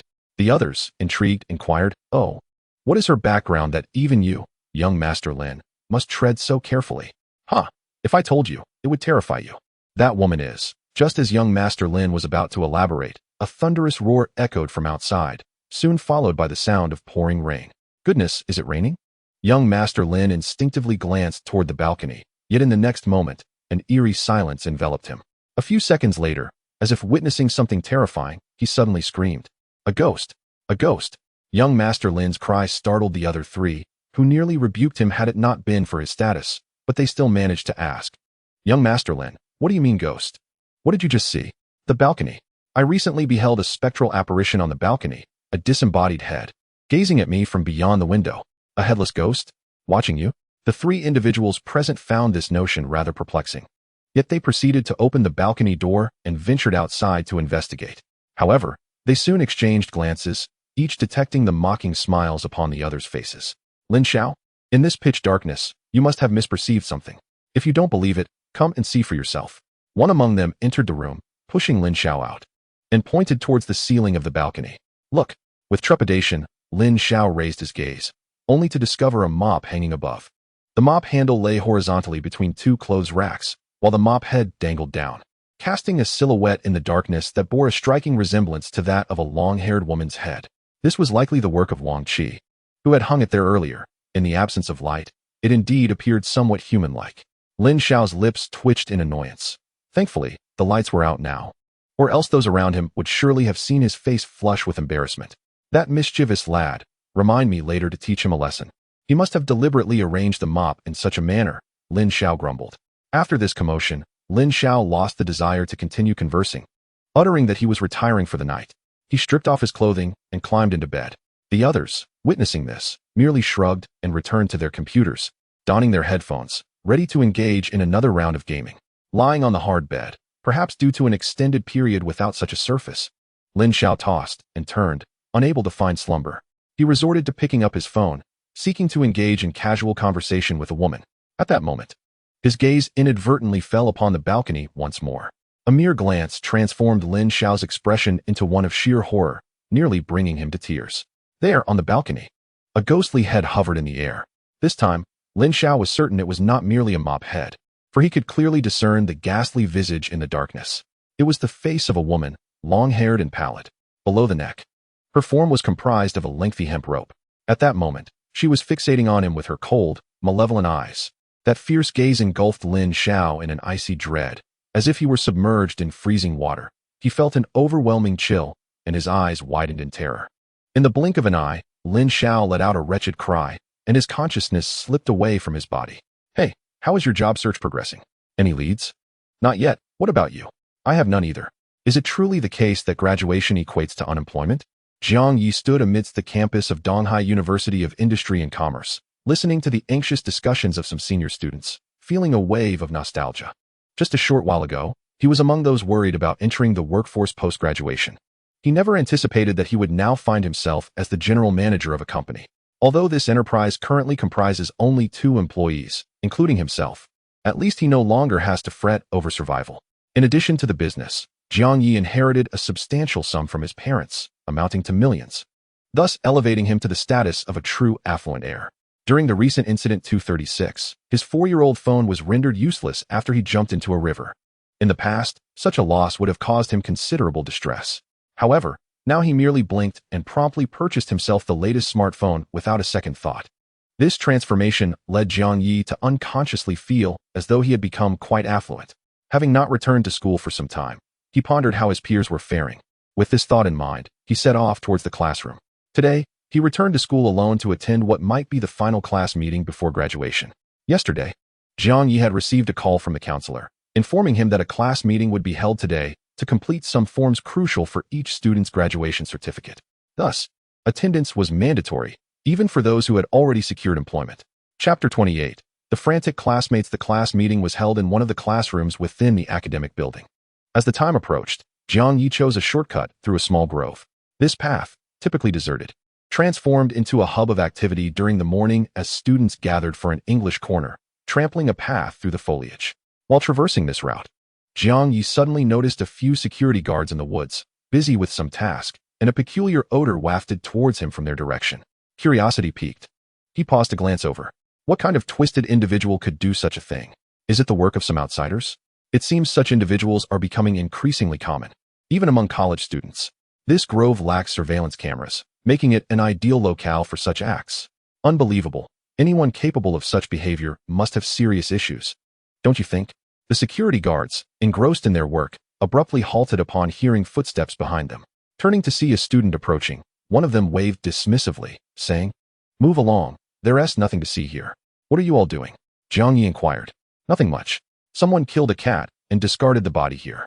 A girl passing by this morning was frightened, so the school has sent us to handle it," one guard explained, stepping aside to reveal a cat's corpse clamped by a pair of iron tongs. It was a common orange tabby, yet its demise was rather gruesome. A nylon rope had been tightly fastened around its neck, and its tongue protruded while its eyes bulged outward. The orange cat met a tragic fate, strangled by a rope. "Did you see it?" After hearing the security guard's words, Jiang Yi hastily distanced himself, the sight of the cat's lifeless body sending a chill down his spine. Following this unsettling episode, Jiang Yi finally arrived at the academic building. Checking his phone for the message, he located the classroom designated for their class meeting. Upon entering, he found that a considerable number of students were already seated. Jiang Yi was enrolled in the Business Administration program at Donghai University of Commerce, a class comprising only 20 students, the majority of whom gained admission through financial means, merely seeking a bachelor's degree. In truth, the Business Administration Department at Donghai University was well known for catering to the children of affluent families, a fact recognized by nearly everyone at the university. Only Jiang Yi and a handful of others secured their spots through merit, and their motivation for choosing this class stemmed from the financial aid opportunities available. Aware of its less-than-stellar reputation, the business school aimed to avoid a classroom filled solely with underqualified scions of wealth. Thus, they offered tuition waivers for high-achieving students like Jiang Yi, hoping to attract those from less privileged backgrounds with genuine academic prowess. At present, over half of the 20 students in the class had arrived, seated in small clusters. Upon Jiang Yi's entrance, some acquaintances greeted him, yet a greater number chose to disregard his presence. Having previously lived with his grandmother in modest circumstances, Jiang Yi's background was well known, leading the wealthy students to regard him as an outsider, maintaining only a typical classmate relationship. This indifference did not particularly bother him. However, he noticed that the students ignoring him seemed not to do so out of disdain, but rather for another reason. Their expressions were pallid, burdened by unspoken worries, with some exhibiting deep circles beneath their eyes. Among the visibly distressed students were not only boys, but also a couple of girls with similarly sallow complexions. This observation piqued Jiang Yi's curiosity. Typically, those students hailed from well-to-do families, often adorned in fine attire and wearing carefree smiles, so their current demeanor struck him as unusual. With a sense of intrigue, Jiang Yi selected a seat. Beside him sat a student named Wang Qi. Jiang Yi patted his shoulder, intending to inquire about the situation, when their counselor entered the room. "Dear students, this marks our final class meeting over the past 4 years. I believe many of you feel a sense of nostalgia for our shared experiences, and I too find it difficult to part ways with all of you. Here, I would like to remind everyone that even after leaving campus, do not forget the 4 years of your university life, for in the years to come, these moments will become some of your most cherished memories. Now, I shall refrain from further sentimental remarks and present to you an employment survey questionnaire that requires each of your completion. This questionnaire is directly linked to the issuance of your graduation certificates, so please fill it out with great care. Should you have any uncertainties, feel free to inquire with me shortly." As the counselor began distributing the questionnaires, Jiang Yi took one and glanced at it. Realizing it merely contained trivial inquiries, such as whether one had secured employment or intended to pursue a career in state-owned enterprises or civil service, Jiang Yi grasped the pen, poised to commence filling it out, when suddenly, a resounding uproar erupted within the classroom.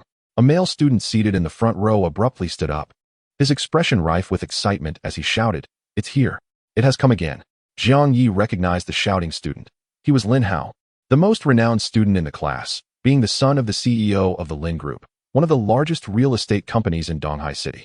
Lin Hao leapt onto his chair, pointing at a corner of the classroom while trembling with fear, exclaiming, "It's here! It has arrived! Lin Hao, what are you doing? Sit down." The counselor, observing Lin Hao's outburst, felt a surge of displeasure. However, Lin Hao paid no heed to the counselor, instead raising his voice even louder. Addressing those around him, "It's here! Can't you see it? Can't you see it? What? What exactly has arrived?" The counselor queried with irritation. The ghost head! It has come again! Lin Hao, enough of this nonsense." The counselor was genuinely angry. Although she had rarely disciplined those privileged students over the past 4 years, now that graduation was imminent, and they would soon part ways, Lin Hao's behavior resembled that of someone under the influence of illicit substances, displaying signs of irrationality. Yet, before the counselor could take any action against Lin Hao, the class witnessed him emit a piercing scream akin to that of a slaughtered pig. "Don't come near! Don't come near!" Chapter 29. Sudden death. Originally standing atop his chair, Lin Hao appeared as if pursued by some unseen force, fearfully stepping onto the table, only to lose his footing and crash to the ground rather violently. Concerned for Lin Hao's well-being, the counselor set aside her anger and hurried to assess his condition. However, before she could reach him, Lin Hao sprang up as though nothing had occurred, his gaze still fixated on the empty air, retreating nervously. "Don't come near. Don't come closer. Please." In the end, Lin Hao let out a desperate wail and bolted from the classroom. As he gazed at his departing silhouette, some students in the classroom began to murmur in confusion. A few classmates beside Jiang Yi inquired, "What is going on with Lin Xiao?" Jiang Yi shook his head, expressing his ignorance. Could it be that he was on drugs? I've seen people in dramas acting like this after taking prohibited substances, someone speculated. Jiang Yi and his peers pondered this possibility, for he had heard tales of Lin Xiao and a few affluent companions engaging in such reckless behavior during past gatherings, where they had been known to offer illicit substances to their peers. These individuals, living in comfort and seeking thrills, regarded drug use as nothing extraordinary within their circle. Wang Qi, you are close to Lin Xiao. Do you know if they've been involved in such activities recently? Someone nudged Wang Qi. However, he merely shook his head, remaining silent. Just as another question was about to be posed, a piercing scream from a girl outside the classroom shattered the tension.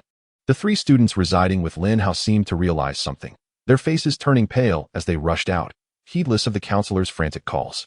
Do they truly believe that wealth grants them the freedom to act without consequence? The counselor lamented.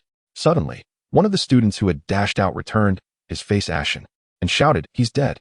He's dead! What do you mean, who died? Clarify," the counselor demanded. Lin Hao. Lin Hao is dead. Instantly, the classroom fell into a hushed silence. Moments later, spurred by one student, many abandoned their paperwork and surged toward the door, even the counselor joining the fray. Jiang Yi was no exception. The crowd rushed outside, only to halt a short distance away. Soon, gasps escaped from the throng, and several girls collapsed in fright. Jiang Yi's expression darkened, though he was no novice. Having encountered death before, witnessing a former classmate, someone with whom he had shared meals, sung songs, and played games, meet such a tragic end stirred a profound sense of dread within him. The teaching building of Donghai University of Business and Economics was structured in a square layout, with classrooms lining one side of the corridor and an open courtyard at the center. On the side of the corridor nearest the courtyard, a protective railing stood at a height of 1.5 meters. At that moment, before the students of the business class, Lin Hao hung lifelessly from the railing of the first-floor corridor, suspended by a rope. His body hung precariously over the railing, swaying in full view of the onlookers, his legs flailing in the air. Following the quivering limbs, Jiang Yi's gaze ascended, revealing Lin Hao suspended above, his eyes rolled back in agony. A rope cruelly constricting his neck, rendering the flesh around it a ghastly shade of purple. It is often said that the expressions of those who succumb to hanging are the most horrifying. Now witnessing it firsthand, Jiang Yi felt an involuntary chill creeping down his spine. "Hey, you lot, quickly fetch security. Get him down." After a moment's hesitation, the instructor stammered at the students nearby.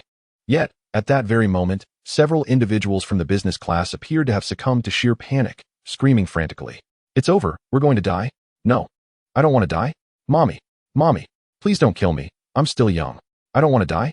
Jiang Yi noted that these frenzied students were among those closest to Lin Hao, a mix of boys and girls hailing from affluent families. After their outburst, one boy suddenly turned and fled, followed closely by a girl, heedless of the instructor's attempts to stop them. Half an hour later, the police, alerted by the report, arrived swiftly. Perhaps due to the victim's identity, the responding officers were not from the local precinct, but rather from the city bureau, and to Jiang Yi's surprise, one of them was someone he recognized. "Mr. Jiang, what brings you here?" Zhao Yanbin, the captain of the city's criminal police, looked at Jiang Yi with astonishment, who returned the gaze with equal perplexity. Zhao Yanbin had previously dealt with Jiang Yi during the case of a floating corpse in the river, and now, unexpectedly, he found himself encountering him again in this school incident. Zhao Yanbin's astonishment was compounded by the fact that this young man had troubled him recently. Previously, he had harbored suspicions regarding the series of suicides occurring near Xinjiang, convinced that the deaths were not merely coincidental. He had intended to conduct a thorough investigation and had even reached a consensus with his superiors. However, to his dismay, shortly thereafter, an abrupt directive came from above to close the case, attributing the fatalities to inadequate safety measures along the Xinjiang waterfront, with no intention of further inquiry. Zhao Yanbin had voiced his objections to his superiors, only to be met with a harsh dismissal, leaving him quite frustrated. In retrospect, he realized that the shift in his superior's stance regarding the string of suicides coincided with the arrival of this young man, named Jiang Yi, the very next day. His intuition told him that it was Jiang Yi who had instigated this change in perspective, but how could a mere youth wield such influence? In this regard, Zhao Yanbin found himself rather intrigued. Yet, he had not anticipated that just as he was preparing to investigate this young man, fate would intervene, bringing them together once more. And this time it was due to a suicide case. "Captain Zhao, what a coincidence. Aren't you from the municipal bureau? What brings you here?" Upon encountering a familiar face, Jiang Yi felt a mix of surprise and awkwardness. The deceased is the eldest son of the Lin Group. Upon receiving the news, My superiors specifically instructed me to resolve this case promptly. As Zhao Yanbin spoke, he scrutinized Jiang Yi. And you, how is it that you arrived here ahead of us? Where is that rather attractive female companion of yours? She is not here today. I am present because the deceased was my classmate. Your classmate? Zhao Yanbin expressed clear skepticism. Indeed, if you don't believe me, you can investigate for yourself. Very well. Such matters could be easily verified. So Zhao Yanbin saw no reason for Jiang Yi to fabricate a story. However, it was surprising to learn that this young man was a university student. Given this, could you please enlighten me regarding the events that transpired here today? What are your thoughts on Lin Hao's death? Actually, today unfolded like this. Being questioned about the earlier events was a necessary procedure for the police. Although Jiang Yi was acquainted with Zhao Yanbin, he did not feel entitled to evade the inquiry. Moreover, this time, he had not made any mysterious calls to the board of directors through Ling Yi, so there was no one to afford him special treatment.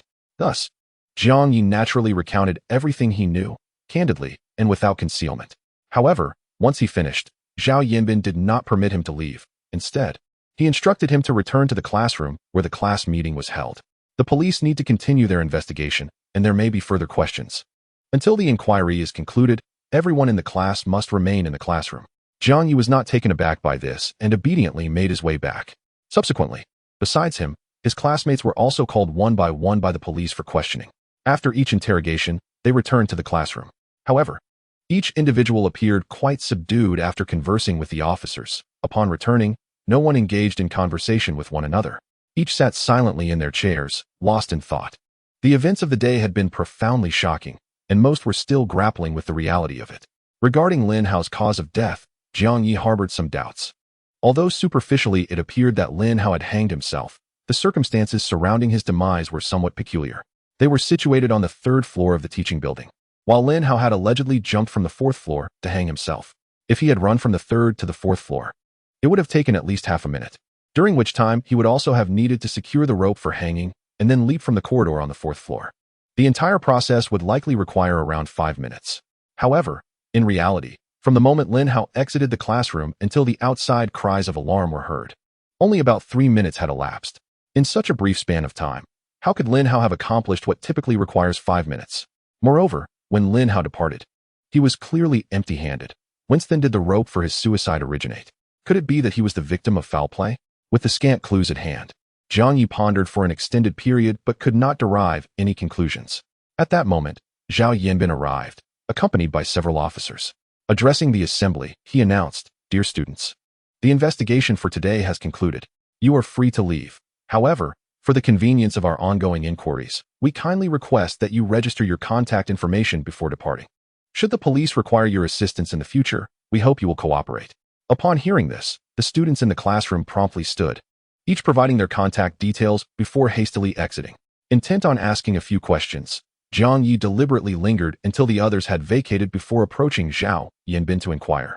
"Captain Zhao, what have you discovered? Are there any leads?" Ordinarily, Zhao Yanbin could have disregarded Jiang Yi's questions, given the absence of directives from higher authorities.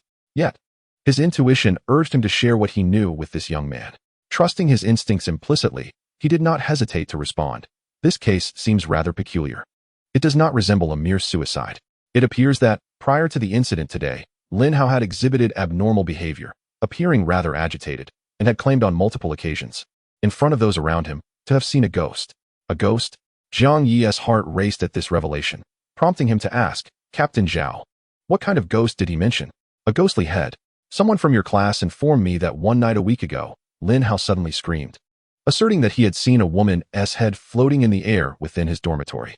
His commotion was so loud that it attracted the attention of everyone on the floor. "By the way, are you not his classmate? Did you not hear about this?" "I was residing off campus prior to today's class meeting, so I was unaware of this," Jiang Yi replied. Zhao Yanbin nodded and continued, "In fact, apart from Lin Hao, there are others in your class who claim to have seen this ghostly head." "Others?" Jiang Yi was taken aback and quickly asked, "Who are they?" "Currently, we are aware of 5 individuals: Su Kuan, Zhang Fei, Lu Yu, Zhang Zhuyan, and Wu Yifei. It seems that Su Kuan and Wu Yifei fled before our arrival. I have already dispatched personnel to locate them." Jiang Yi furrowed his brow. Among these 5, Su Kuan, Zhang Fei, and Lu Yu were Lin Hao's dormitory mates, while Zhang Zhuyan and Wu Yifei were 2 girls who were closely associated with the 4 of them, with Lin Hao included. All 6 individuals claimed to have witnessed the ghostly head. Could it be that this incident is related to supernatural phenomena? As Jiang Yi furrowed his brow, Zhao Yanbin inquired, "Classmate Jiang, do you possess any clues?" "No," Jiang Yi replied, shaking his head apologetically. "Although we are classmates, my relationship with those 5 individuals is rather tenuous, or rather, we exist in distinctly separate circles. Moreover, I have been outside of school for quite some time, so this is the first I have heard of the matter." "I see. That is quite all right. However, should you happen to come across any leads, I would appreciate it if you could inform me," Zhao Yanbin stated. "Certainly." After leaving a contact number, Jiang Yi prepared to take his leave. Yet, as he turned to depart, Zhao Yanbin regarded Jiang Yi's back, deep in contemplation. Suddenly, he called out to the still distant Jiang Yi, "Classmate Jiang, would you be interested in joining us to review the surveillance footage from the teaching building?" "Captain," the nearby subordinates exclaimed upon hearing Zhao Yanbin's words. These officers had not participated in the case involving the floating corpse, and today marked their first encounter with Jiang Yi. They were unaware that a call had been made on his behalf, instructing Zhao Yanbin to cooperate fully with him. Consequently, they were perplexed by their captain's decision to involve a student in examining the surveillance footage. Jiang Yi, taken aback by Zhao Yanbin's proposal, turned around in confusion. "Captain Zhao, do you truly wish for me to view it?" "Indeed. My intuition suggests that reviewing the footage may prove beneficial to our investigation." "Intuition?" Jiang Yi chuckled awkwardly, surprised that this detective captain had such faith in something as nebulous as intuition. The officers, upon hearing their captain's words, fell silent. Zhao Yanbin's intuition was a well-known legend within the precinct. It was said to be more reliable than a wife's instinct regarding her husband's infidelity. In previous complex cases, he had solved mysteries and uncovered leads solely by relying on his instincts. "Very well, I share your curiosity about the events that transpired outside.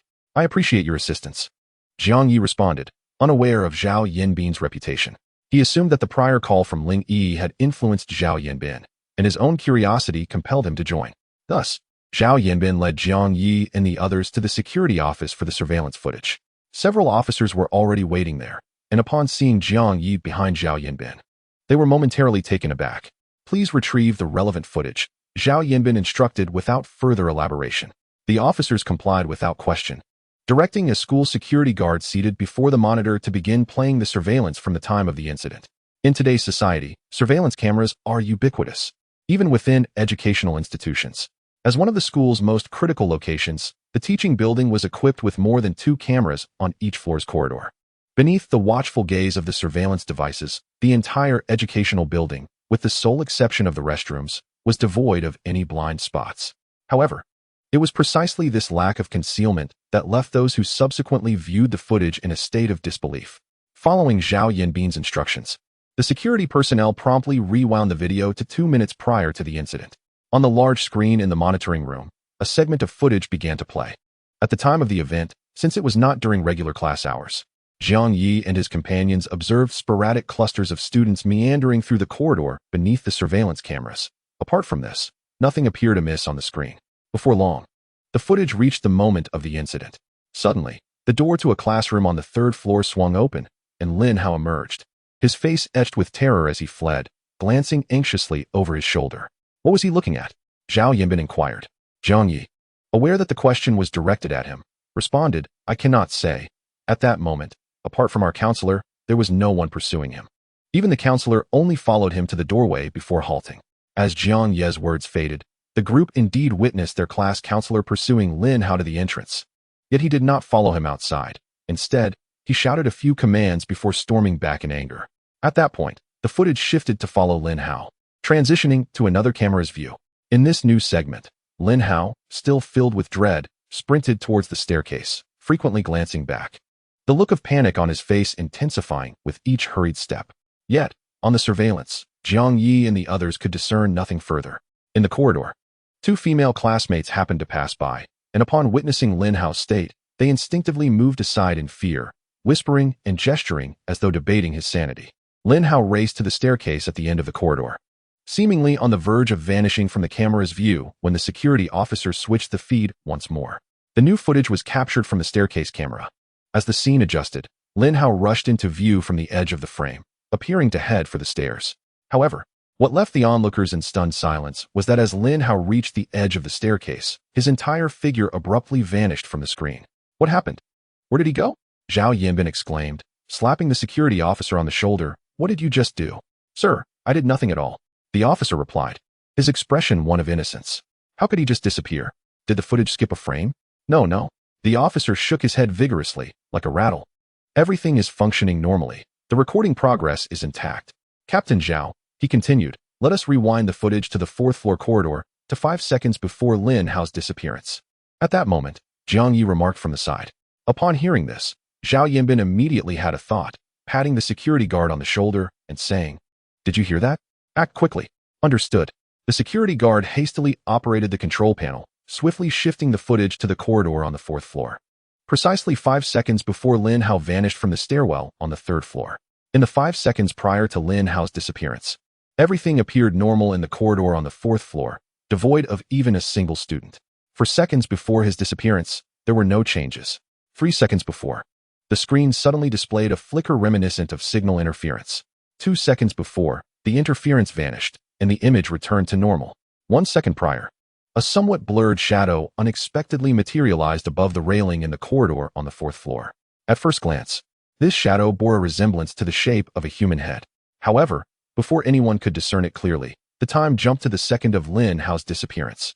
In an instant, Lin Hao appeared in the outer space of the fourth floor corridor, a noose already tightened around his neck, and then he plummeted downward, concealed by the railing. Jiang Yi and the others could not see Lin Hao's body suspended in midair. Yet they could observe that the other end of the rope around Lin Hao's neck was firmly secured to the corridor's railing. In the monitoring room, an oppressive silence enveloped the atmosphere.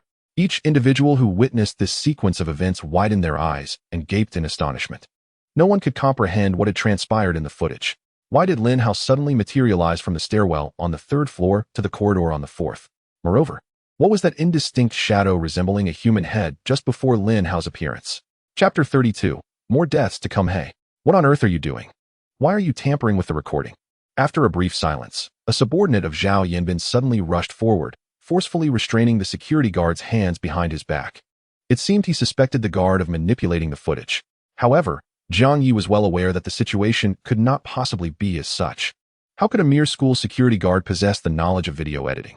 Even if he did, what motive would he have to do so? Zhao Yanbin evidently shared this sentiment. Thus, he called off his subordinate, apologized to the security guard, and instructed him to leave for the time being. Let us not be hasty. This incident appears quite sinister, but at least I can assure you that the security guard did not tamper with the video, as there was no need for him to do so. But Captain Zhao, how do we explain that video? We all saw it. It was as if Zhao Yanbin teleported to the fourth floor in an instant, and by the time he appeared, a noose was already around his neck.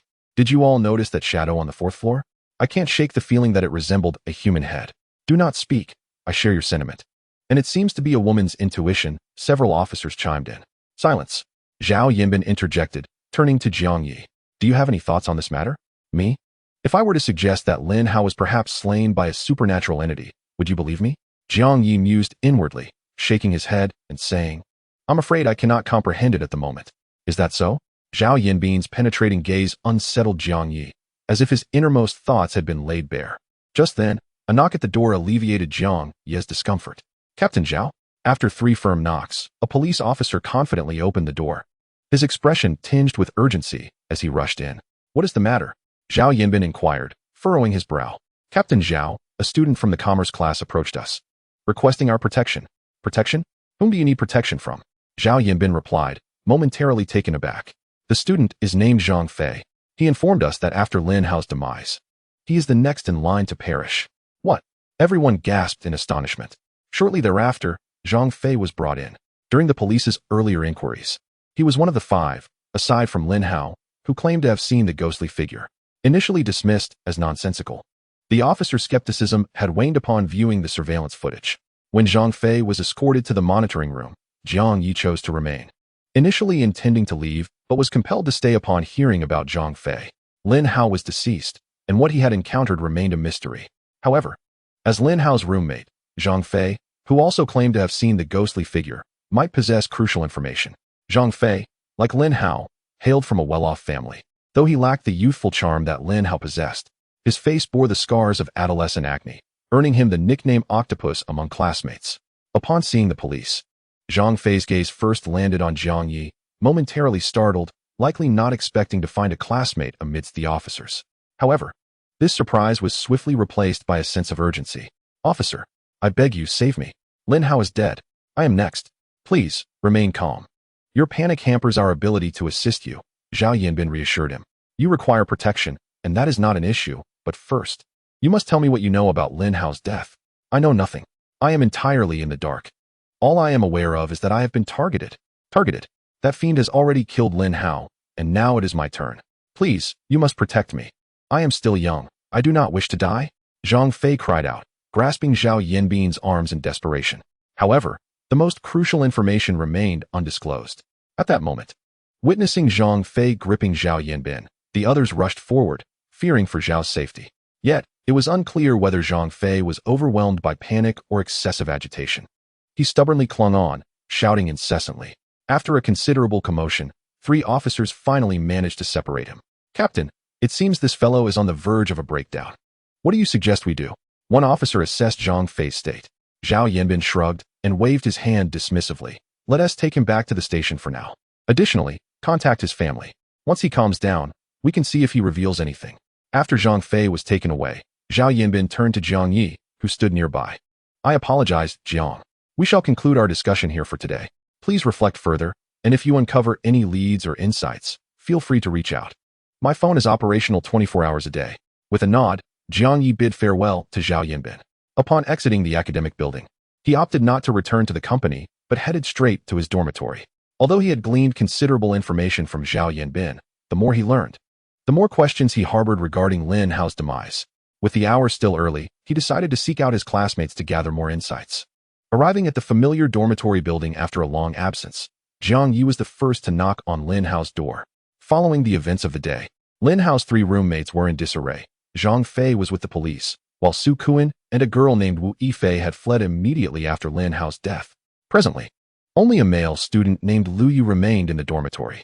To Jiang Yi's surprise, upon finding Lu Yu, he discovered him engrossed in a video game, specifically a horror game involving zombies. After Lu Yu opened the door, he promptly returned to his computer, continuing to play while inquiring, "Jiang Yi, what brings you here?" "Oh." The computer speakers blasted with the agonized screams of zombies. Although Jiang Yi shared classes with Lin Hao and his friends, their backgrounds had kept them in separate social circles, leaving him with limited knowledge of Lu Yu.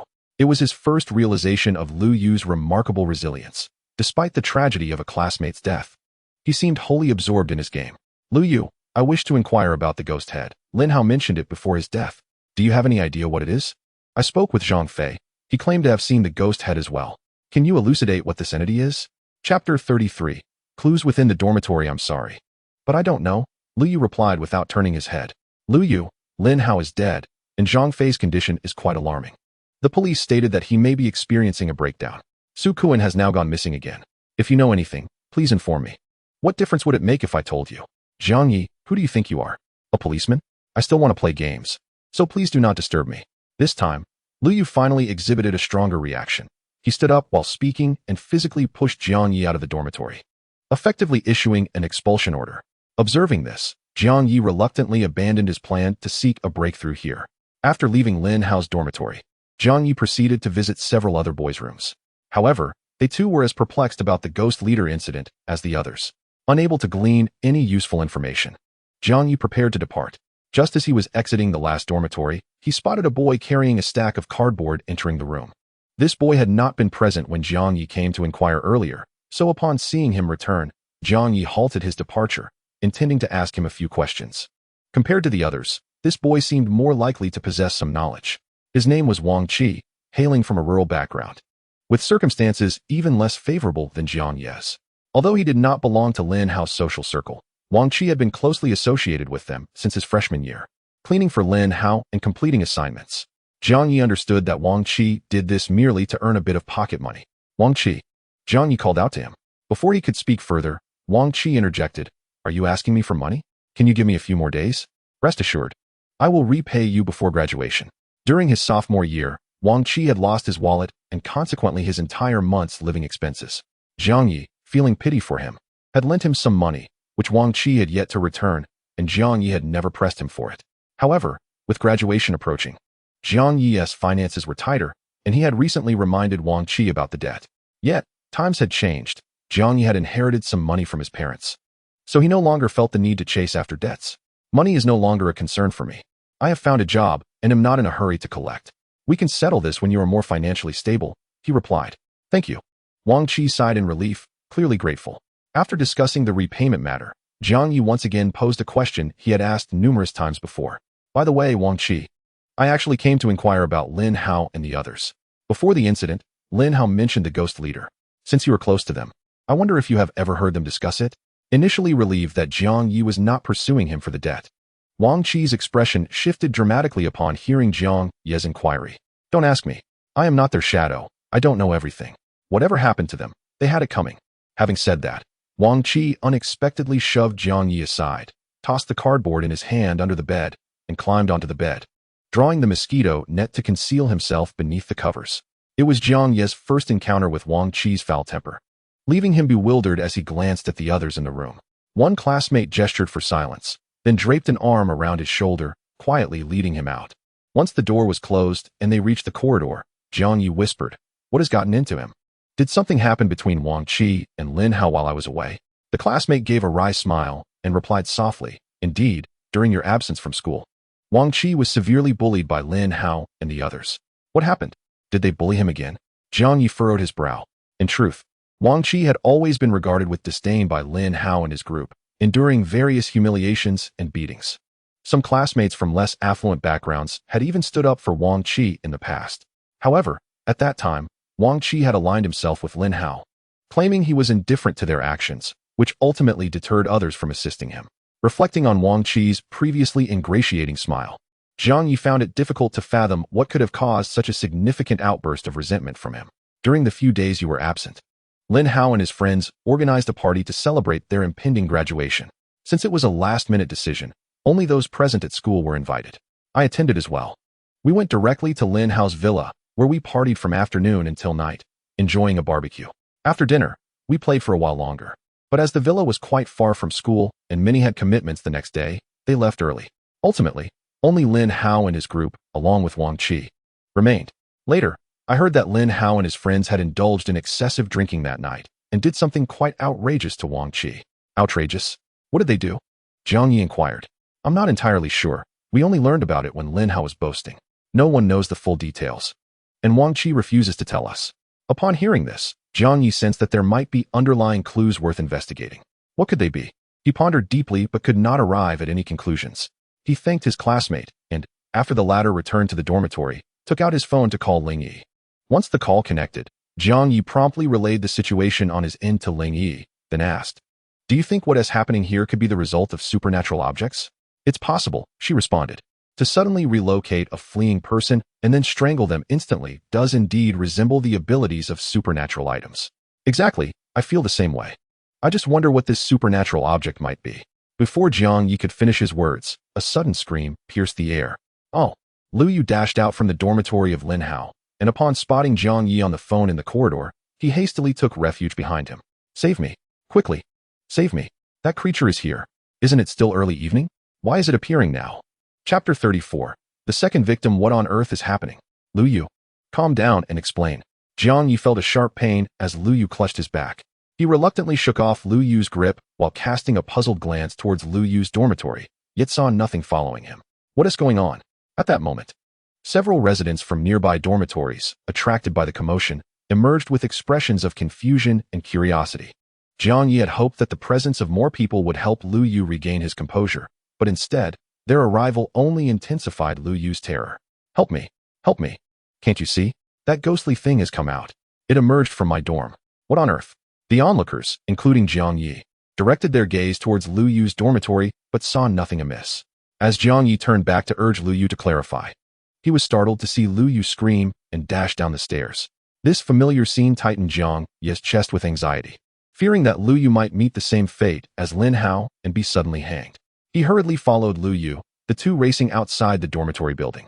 Fortunately, Lu Yu did not encounter any mishaps during the sprint. He was now panting heavily, his face a mask of panic as he stared at the entrance of the dormitory. "Lu Yu, what exactly is wrong?" Jiang Yi inquired as he caught up. "If I tell you, you won't believe me, so don't ask." Lu Yu waved his hand dismissively, clearly exhausted from his frantic run. How can I know what is happening if you don't say anything? Zhang Yi pressed, attempting to coax Lu Yu into speaking, but Lu Yu seemed resolute in his silence. After a brief moment of rest, Lu Yu finally spoke. Zhang Yi, please help me and take me to the school gate. My legs feel weak. I can barely walk. What do you need to go there for? Zhang Yi asked. I want to go home. I can't stay in this cursed place any longer. Zhang Yi, will you help me? If not, I'll find someone else. Seeing Lu Yu's distress, Zhang Yi reluctantly supported him and they made their way toward the school gate. Along the journey, Zhang Yi exhausted every means to uncover what had transpired, yet Lu Yu remained tight-lipped, refusing to divulge any details. Finally, upon reaching the school gate, possibly feeling guilty for Zhang Yi's efforts, Lu Yu said, Zhang Yi, it's not that I don't want to tell you. It's just that if I do, you'll think I'm insane. Did you see something resembling a ghostly head? Zhang Yi cautiously inquired. At these words, Lu Yu's expression changed drastically. Just then, a taxi pulled up by the roadside. Lu Yu waved his hand and hastily dove into the car as if fleeing for his life. Although Lu Yu did not verbally acknowledge it, Zhang Yi, having observed his demeanor moments ago, realized that what he had just stated was likely very close to the truth. If that were the case, aside from Lin Hao, did the others truly witness the same spectral head as Lin Hao? Yet, if they all beheld it, why was it that only Lin Hao met his demise? As Zhang Yi pondered this, he glanced up at the sky. After the series of unsettling events, the sun had begun its descent. Noticing the hour, Zhang Yi decided against returning to his previous inquiries with the female students, opting instead to spend the night in the dormitory. Consequently, he made his way to the girls' section to gather information. However, similar to the boys, the girls had no definitive answers regarding Lin Hao and the others. The two girls who were closest to Lin Hao, Wu Yifei and Zhang Zhuyan, had already departed from the school. By 8 o'clock that evening, Zhang Yi returned empty-handed. Upon entering the dormitory building, he sensed a palpable unease among the residents, likely a consequence of Lu Yu's earlier incident. The once bustling corridor had succumbed to silence by the time Zhang Yi returned, devoid of any sound. Upon reaching his room, he found that his 3 dorm mates had already retired for the night, remaining silent. Whether asleep or engrossed in their phones, he could not tell. Not wishing to disturb the tranquility, Zhang Yi proceeded with his evening routine and soon fell into a deep slumber. In the stillness of the night, a series of sharp ringing disrupted the dormitory silence. Zhang Yi fumbled for his phone beside the pillow, squinting at the time. It was past 1 in the morning. Who could be calling at such an hour? He glanced at the screen to find an unfamiliar number. As he pondered the identity of the caller, a voice from the next room broke the quiet. Zhang Yi, it's the middle of the night. Can't you let anyone sleep?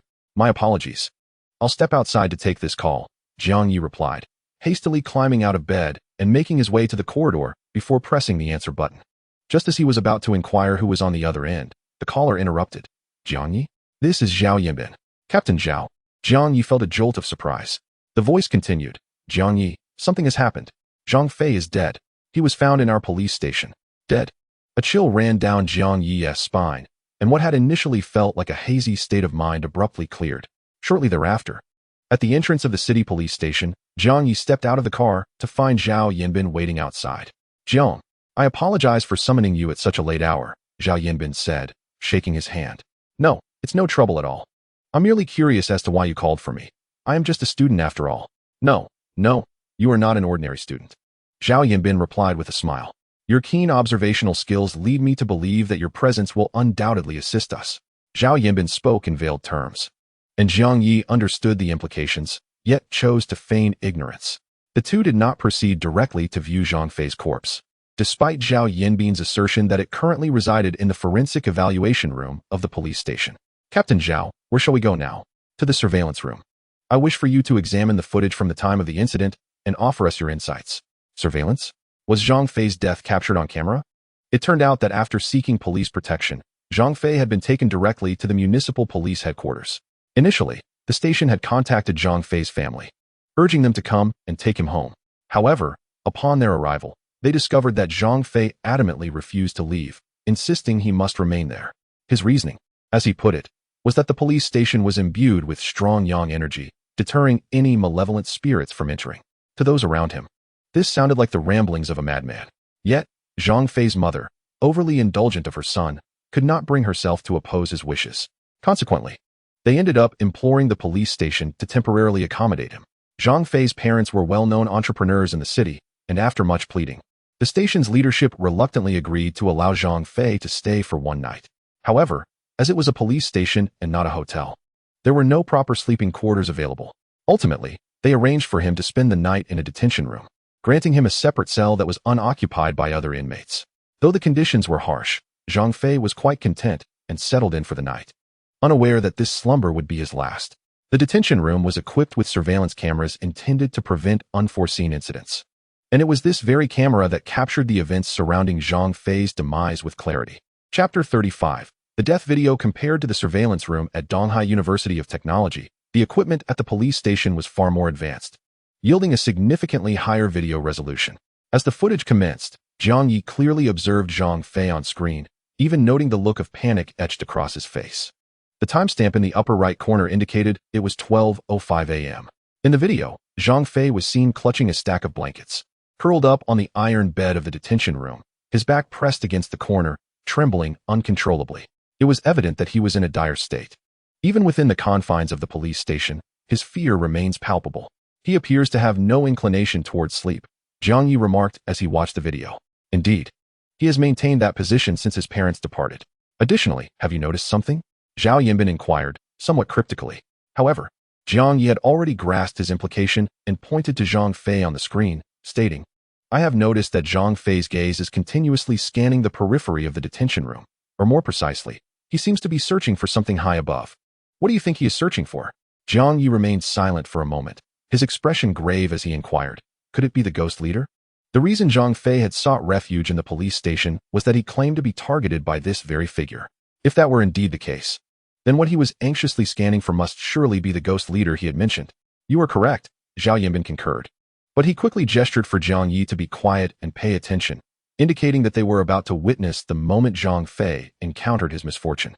Understanding Zhao Yanbin's implication, Jiang Yi immediately focused, intent on observing closely. In the video footage, Zhang Fei, who had been curled up in the corner, suddenly sprang to life. It seemed as though he had seen something, as he abruptly stood up, pressing his body against the wall in an attempt to retreat.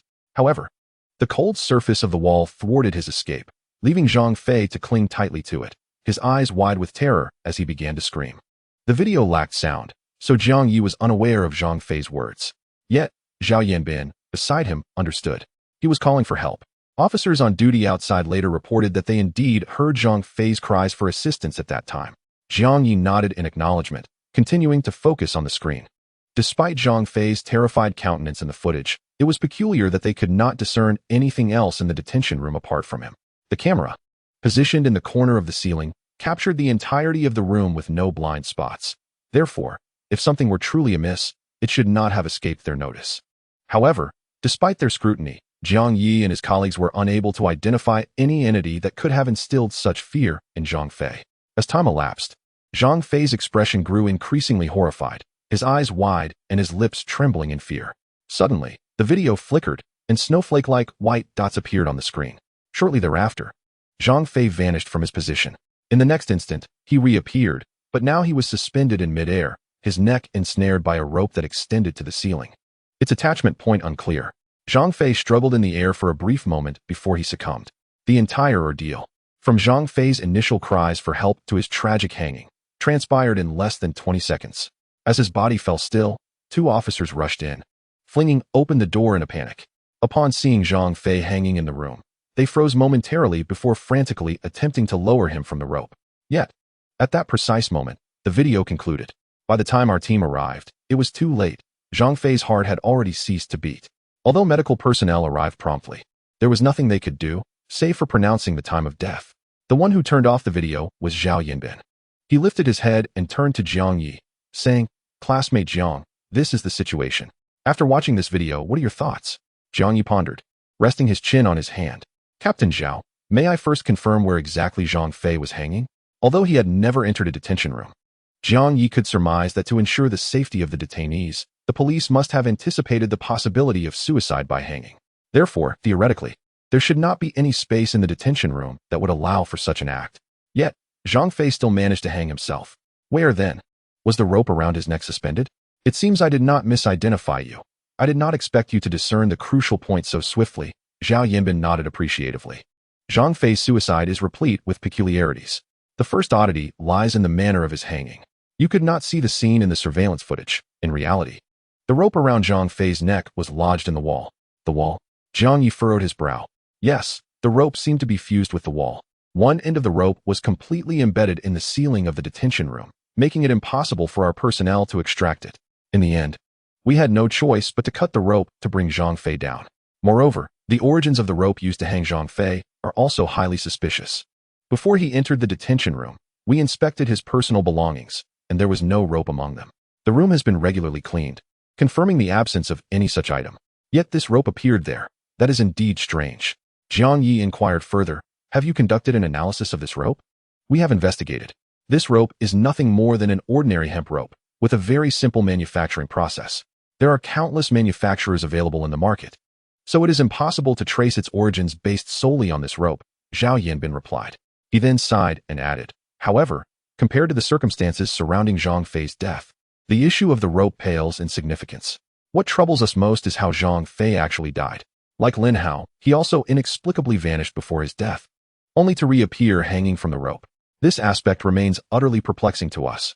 Jiang Yi remained silent, instead requesting Zhao Yanbin to replay the video captured at the moment of Zhang Fei's death, pausing it just a second before the incident occurred. Chapter 36, a series of deaths pointing at the screen. Jiang Yi turned and asked, Captain Zhao, do you see that? Yes, Zhao Yanbin nodded gravely. What do you think that is? Jiang Yi inquired. This time, however, Zhao Yanbin did not respond. Observing his silence, Jiang Yi answered his own question. Do you not find that this area resembles the indistinct shadow that appeared in the video of Lin Hao's death? It almost resembles a woman's head, does it not? In the area depicted by Jiang Yi, a vague silhouette resembling the head of a long-haired woman can be faintly discerned. This shadow appeared abruptly and was present for only a fleeting moment, visible solely in the second before Zhang Fei's incident. It does not manifest in any other frames. Captain Zhao, I wonder if your esteemed police force believes in the existence of ghosts? A student from Donghai University of Technology has hanged himself, with the cause of death remaining a mystery. A bizarre suicide incident in the police station. A university student perished in the dead of night within the precinct. While on the same day, a classmate also took their own life on campus. What secrets lie behind the string of student suicides? Is it a reflection of the distortion of human nature or the decay of morals? Is it a consequence of campus violence or the pressures of life? We live in an age of information overload, where news spreads with remarkable ease, despite the police's efforts to control the narrative. The tragic suicides that transpired at Donghai University ultimately made their way onto the internet, quickly igniting a sensation. Especially after the revelation of Zhang Fei's death occurring in the police station, discussions surrounding the suicides surged to the top 10 trending topics online. Various media outlets flocked to the campus, providing numerous reports on the events leading up to the tragedy. However, in their haste, these reports failed to verify their sources, giving rise to rampant rumors online. Whispers suggested that the number of students who took their lives was not just one, but an entire class. Others claimed the suicides were linked to predatory student loans, and even tales of romantic despair emerged. The incessant stream of rumors, coupled with the familial influence behind the deceased Lin Hao and Zhang Fei, compelled the authorities to intervene, imposing stringent restrictions on reporting and curtailing the spread of misinformation. Meanwhile, the police, represented by Zhao Yanbin, found themselves under immense pressure to resolve the case. This pressure stemmed directly from the unsettling fact that Zhang Fei had died within the confines of the police station, a place presumed to be secure. The family of Zhang Fei was understandably outraged, especially upon being informed that their loved one had committed suicide, leading them to demand access to the footage from the detention room. However, the peculiar video could not be shown directly to them. Granting such access would likely lead the Zhang family to suspect that the police had manipulated the footage. Thus, the police were left in a predicament, unable to voice their frustrations. The leadership within the precinct was under strain, and for Zhao Yanbin, the case's primary investigator, the situation was even more dire. He was given strict orders to provide a plausible explanation to the public in a short time frame. Yet, formulating such an explanation was anything but straightforward. On that day, although Jiang Yi had posited the hypothesis that the deaths might be attributed to supernatural forces, who was Zhao Yanbin? He was, after all, a police officer. Zhao Yanbin, a staunch atheist, found it hard to believe such absurdity. Thus, after their conversation that day, he merely smiled and bid farewell to Jiang Yeli as she left the police station. Meanwhile, his suspicions turned inward, contemplating the possibility of internal complicity in manipulating the video, which could have led to Zhang Fei's demise. However, before they could initiate their investigation, an even more distressing event transpired. The day following Zhang Fei's death, a new victim emerged. Su Kuan, who had long since returned home, was discovered by his family hanging lifeless in his bedroom. Shortly thereafter, Zhang Zhuyin also met a tragic fate. At that time, Zhang Zhuyin was traveling with her family to a neighboring province. According to her relatives, they believe their daughter was emotionally affected by the death of a classmate, prompting them to take her to the hot springs to ease her mind. Yet, as they drove along the national highway, Zhang Zhuyin inexplicably vanished. Upon realizing their daughter had disappeared, her parents frantically searched for her and even reported her missing to the police. Eventually, law enforcement located Zhang Zhuyin by the roadside, but tragically, she had already succumbed to death, her cold body suspended from a tree by a hemp rope. Not long after Zhang Zhuyin's passing, another young woman, Wu Yifei, followed suit. Her demise being the most bizarre among the group. Wu Yifei was the girl who had fled the school with Su Kuan at the time of Lin Hao's death. She, like Su Kuan, had sought refuge at home. However, upon learning of Su Kuan and Zhang Zhuyin's deaths, Wu Yifei urgently implored her family to send her abroad. That very night, she boarded a night flight to a foreign land, only for the next day's news to reveal that she had hanged herself in the airplane restroom. Relayed by the National Police to the City Bureau, the string of consecutive fatalities placed immense pressure on the police. Within the temporary command center of the East China University campus suicide case investigation team, led by Zhao Yanbin and his colleagues, they were diligently summarizing the various leads from their recent inquiries. Despite their exhaustive efforts, the police had achieved little in the past few days, particularly in the afternoon. Upon receiving a notification from the National Police regarding the investigation into Wu Yifei's death, the morale of the entire investigative team plummeted further. Captain Zhao, what should we do? Faced with the stagnation of their case, akin to being mired in quicksand, Zhao Yanbin's subordinates looked to him for guidance. After a prolonged moment of contemplation, Zhao's gaze settled upon the wall beside him. This wall was adorned with an array of photographs, including portraits of Lin Hao and others, alongside images from the scenes of their untimely deaths. Zhao Yanbin's eyes traversed the photographs, ultimately resting upon Lu Yu's image. Is he the last student who claimed to have seen the ghost's head? Zhao Yanbin inquired. Indeed, a police officer nodded in affirmation. Does this imply that this student is also in imminent danger? Zhao Yanbin gazed at Lu Yu's photograph, momentarily lost in contemplation. Suddenly, his eyes brightened as he pointed at the photo and declared, "Let us go find this young man, regardless of who has harmed the others. He must be the next target. This time, we shall ensure his safety at all costs. From this moment forth, we will remain by his side 24 hours a day." I refuse to believe that the murderer can still strike under such vigilant watch. Chapter 37. The last survivor. Subsequently, Zhao Yanbin led a contingent directly to Lu Yu's residence. He had already learned that Lin Hao was presently at home. However, upon their arrival, Lu Yu's parents delivered unexpected news. Lu Yu had gone out with someone else. What? Who did he go out with? It seems to be a classmate of his, along with a girl. The three of them left before lunch. I believe the classmate's name was something like Jiang. Lu Yu's mother struggled to recall. Jiang Yi. Yes, that's him. Zhao Yanbin slapped his hand in frustration. What is this Jiang Yi up to? Why is he searching for Lu Yu? Why? To understand this, we must rewind to the morning of the same day. At that moment, Zhao Yanbin and his team had yet to receive news of Wu Yifei's demise. Meanwhile, in the office of Jiang Yi at the Supernatural Artifacts Company, he received word from the board. Wu Yifei was also dead. In front of Jiang Yi's desk, Ling Yi held a photograph, addressing Jiang Yi, who sat in his chair. Wu Yifei is dead. Jiang Yi inhaled deeply, feeling a tinge of regret.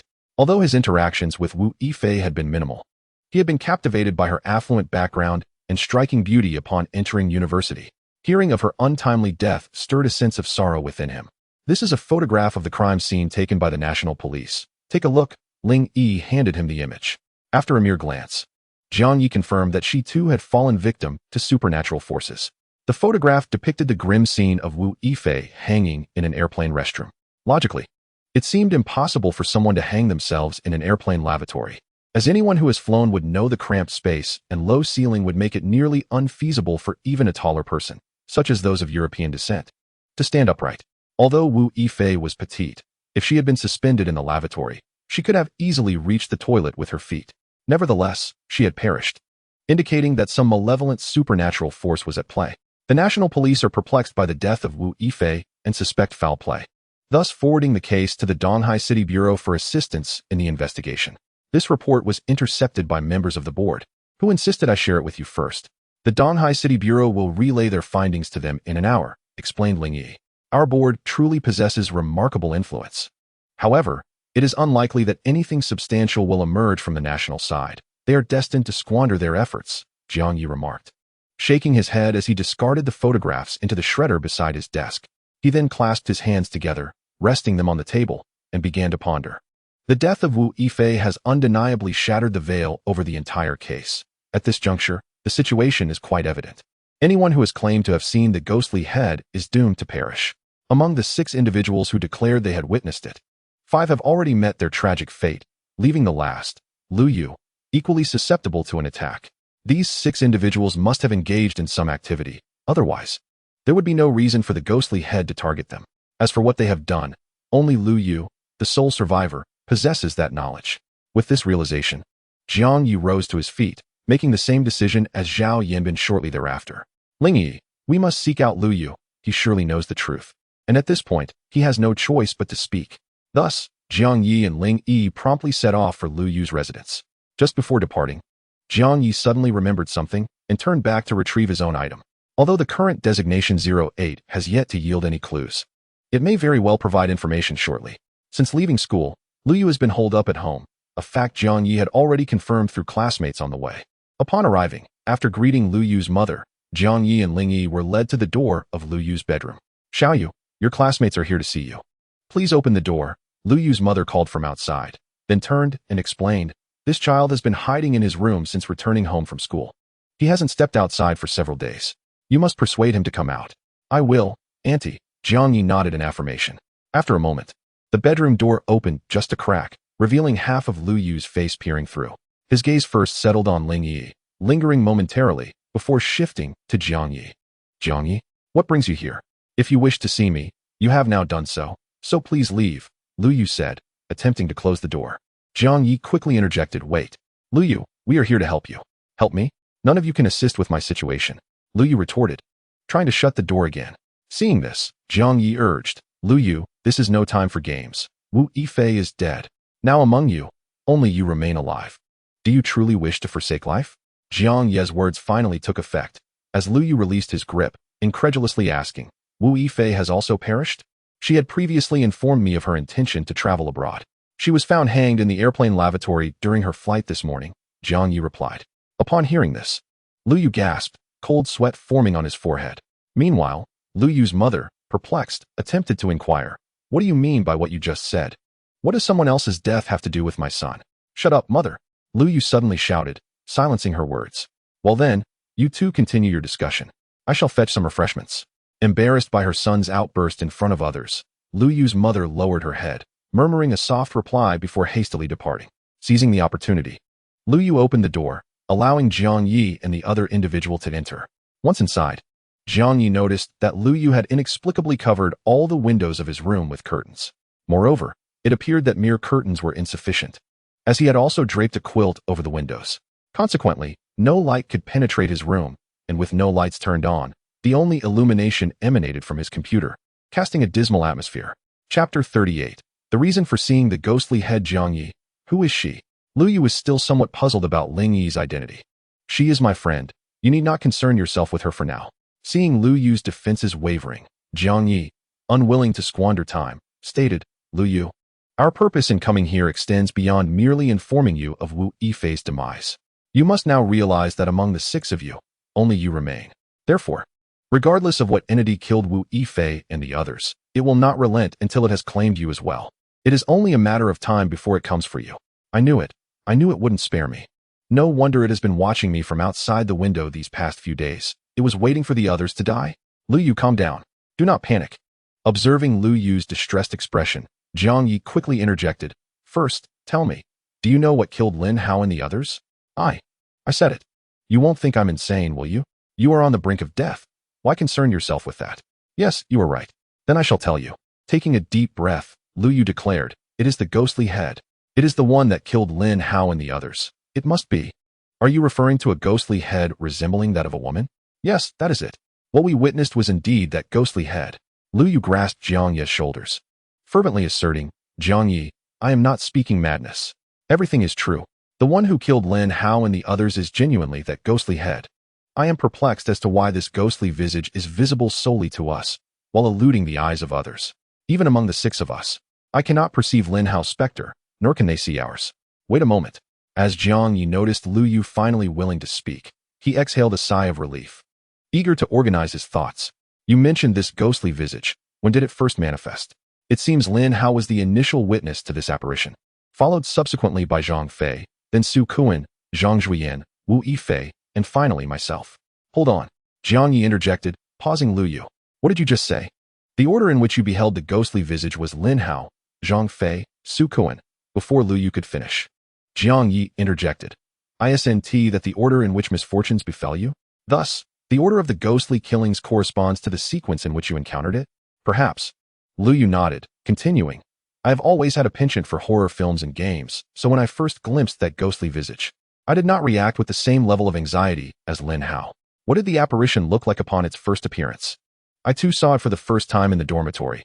I suddenly noticed something unusual on the balcony.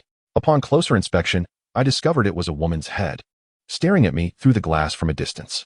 Prior to my encounter, Lin Hao and the others had already seen their respective apparitions, and having heard them speak of it, I was not overly alarmed when it was my turn. To me, the ghostly visage was merely frightening to behold. Beyond that, it posed no immediate threat, so initially, I paid it little heed. It seems Lu Yu possesses a rather resilient disposition. Jiang Yi inquired further, and what transpired thereafter? Why were you frightened enough to return home that day? Because it was my first encounter with it during daylight. Lu Yu's expression darkened as he recounted. In truth, I had only ever seen the ghostly visage at night prior to Lin Hao's demise, yet on that fateful day, I unexpectedly spotted it on the balcony. Coincidentally, Lin Hao had also met with misfortune that day, prompting me to question whether it was indeed the cause of all this chaos. Could it be that it aimed to slay me as it had Lin Hao, hence its appearance in broad daylight? Is that why you appeared so taken aback? What followed? Did anything change in the days after you returned home? That ghostly visage now watches me from outside my window, indifferent to the time of day. I have taken to blocking the window, for I can scarcely endure it any longer. Jiang Yi, you cannot fathom the gaze of that wretched thing. It feels as though it is peering into the depths of death. Now I finally comprehend why Lin Hao was so fraught with anxiety. He was driven to madness by that ghostly visage. Remain calm. It is imperative that you maintain your composure. Observing a glass of water on the table, Jiang Yi offered it to Lu Yu. Yes, I must indeed find my composure. Lu Yu fervently nodded. Seeing that Lu Yu's mood had improved somewhat, Jiang Yi continued. Lu Yu, I wholeheartedly believe your words. In fact, there is no other explanation that could account for the deaths of Lin Hao and the others. Really? Is that true? Lu Yu responded, somewhat taken aback. Jiang Yi nodded several times, affirming the veracity of his statement. Therefore, you may confide in me completely. I will not deem you insane. All right, Lu Yu nodded. What else do you wish to know? I believe that the specter should not target you and Lin Hao. There must be some underlying reason. Reason? What reason? How am I to know? Observing Lu Yu's evident confusion, Jiang Yi hinted, based on what I currently know, you and Lin Hao share a commonality. All 6 of you attended the party hosted by Lin Hao and remained until the following morning. So I wonder, could it be that something occurred during that time which incited that entity? Party? Lu Yu's eyes widened as if he had suddenly recollected something. Could it be because of that incident? What incident? Noticing Lu Yu's demeanor, Jiang Yi instinctively felt he must have stumbled upon something significant. Indeed, Lu Yu's expression began to shift, transitioning from fear to anger, and ultimately to fury. Yes, it must be him. It must be Wang Qi. This whole affair was orchestrated by that wretch. Lu Yu exclaimed, slapping his thigh and standing up with ferocity. At last, through Lu Yu's revelation, Jiang Yi finally gleaned the events that transpired at the party that day. In truth, Jiang Yi's earlier assertion regarding their commonality was somewhat inaccurate. For aside from the 6 participants, there was one more individual who had also been present at Lin Hao's party, and that was Wang Qi. Unlike the others, Wang Qi had not mentioned to anyone that he had encountered the specter. Thus, to be more precise, the true commonality among Lin Hao and his companions was not merely that they had spent the entire night at the party, but rather that after all the classmates had departed, they had collectively engaged in an act of bullying against their peer, Wang Qi. Chapter 39. It has arrived. How Lin Hao and the others had bullied Wang Qi was not elaborated upon by Lu Yu, but Jiang Yi soon learned the specific details. Once Lu Yu realized that the root of the problem might lie with Wang Qi, he shouted that it must have been Wang Qi's doing, while simultaneously retrieving his phone to post a video in the WeChat group for their class. Wang Qi, this is all of your own making, Lu Yu declared in the group. Seeing Lu Yu's actions, Zhang Yi quickly took out his own phone and beheld the video that Lu Yu had shared. The video was brief, lasting less than a minute, yet within it, the deceased Lin Hao and his companions, alongside Lu Yu and Wang Qi, all appeared on screen. The video appears to have been filmed in an opulently decorated bedroom, which, judging by the surroundings, seems to be the villa where Lin Hao and his companions hosted the party. In the footage, Wang Qi is seen being pressed down by Lin Hao and 3 other boys, while Wu Yifei stands nearby. The individual filming the scene is unmistakably Zhang Zhuyan, one of the 2 girls, as discerned from the dialogue in the video. Lin Hao, you are truly disgusting. Yet you continue to film? Zhang Zhuyan taunted.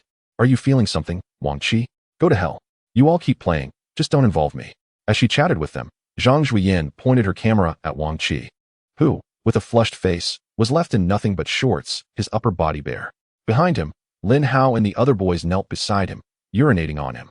Wang Qi struggled desperately to rise, but his hands and legs were bound by Lin Hao and his friends, with Wu Yifei watching, preventing any chance of escape. Please, let me go? Let me go? In his helplessness, Wang Qi could only plead loudly, yet Lin Hao and the others seemed oblivious, responding with excited, grotesque sounds. While the 2 girls joined in with various mocking cries, Wang Qi's pleas, juxtaposed with their laughter, compelled Zhang Yi to abruptly shut off the video before it concluded. It was shocking to discover that such events unfolded after that party. Lin Hao, Su Kuan, and Wu Yifei were all prominent figures in Zhang Yi's class, renowned for their striking appearances and respectable family backgrounds. Even in other colleges, they were somewhat well known, with Wu Yifei being regarded as the belle of their business school cohort. However, who could have imagined that beneath their glamorous exteriors, they would engage in such reprehensible behavior? Regardless of the excuses they might offer for the video, this was clearly an act of bullying. Lu Yu, you must retract this video immediately.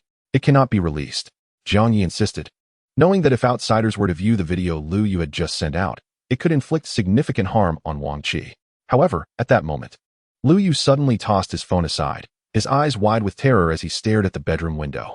Seeing his expression, Zhang Yi and Ling Yi quickly turned to the window, but saw nothing. Ling Yi, did you see anything? Zhang Yi inquired, uncertain. She shook her head. No? Nothing at all. Both were unable to discern what had frightened Lu Yu so profoundly, but Lu Yu's state only worsened. Suddenly, he stood up, mouth agape, and shouted, the ghost is coming. It's here. Lu Yu, is it the ghost head that has arrived? Zhang Yi quickly asked. It is. It's entered. It has come inside the house. Lu Yu screamed in panic. The ghost leader, who had always maintained a distance from Lu Yu, suddenly entered the bedroom. What could its intentions be? Zhang Yi almost instantly surmised the answer.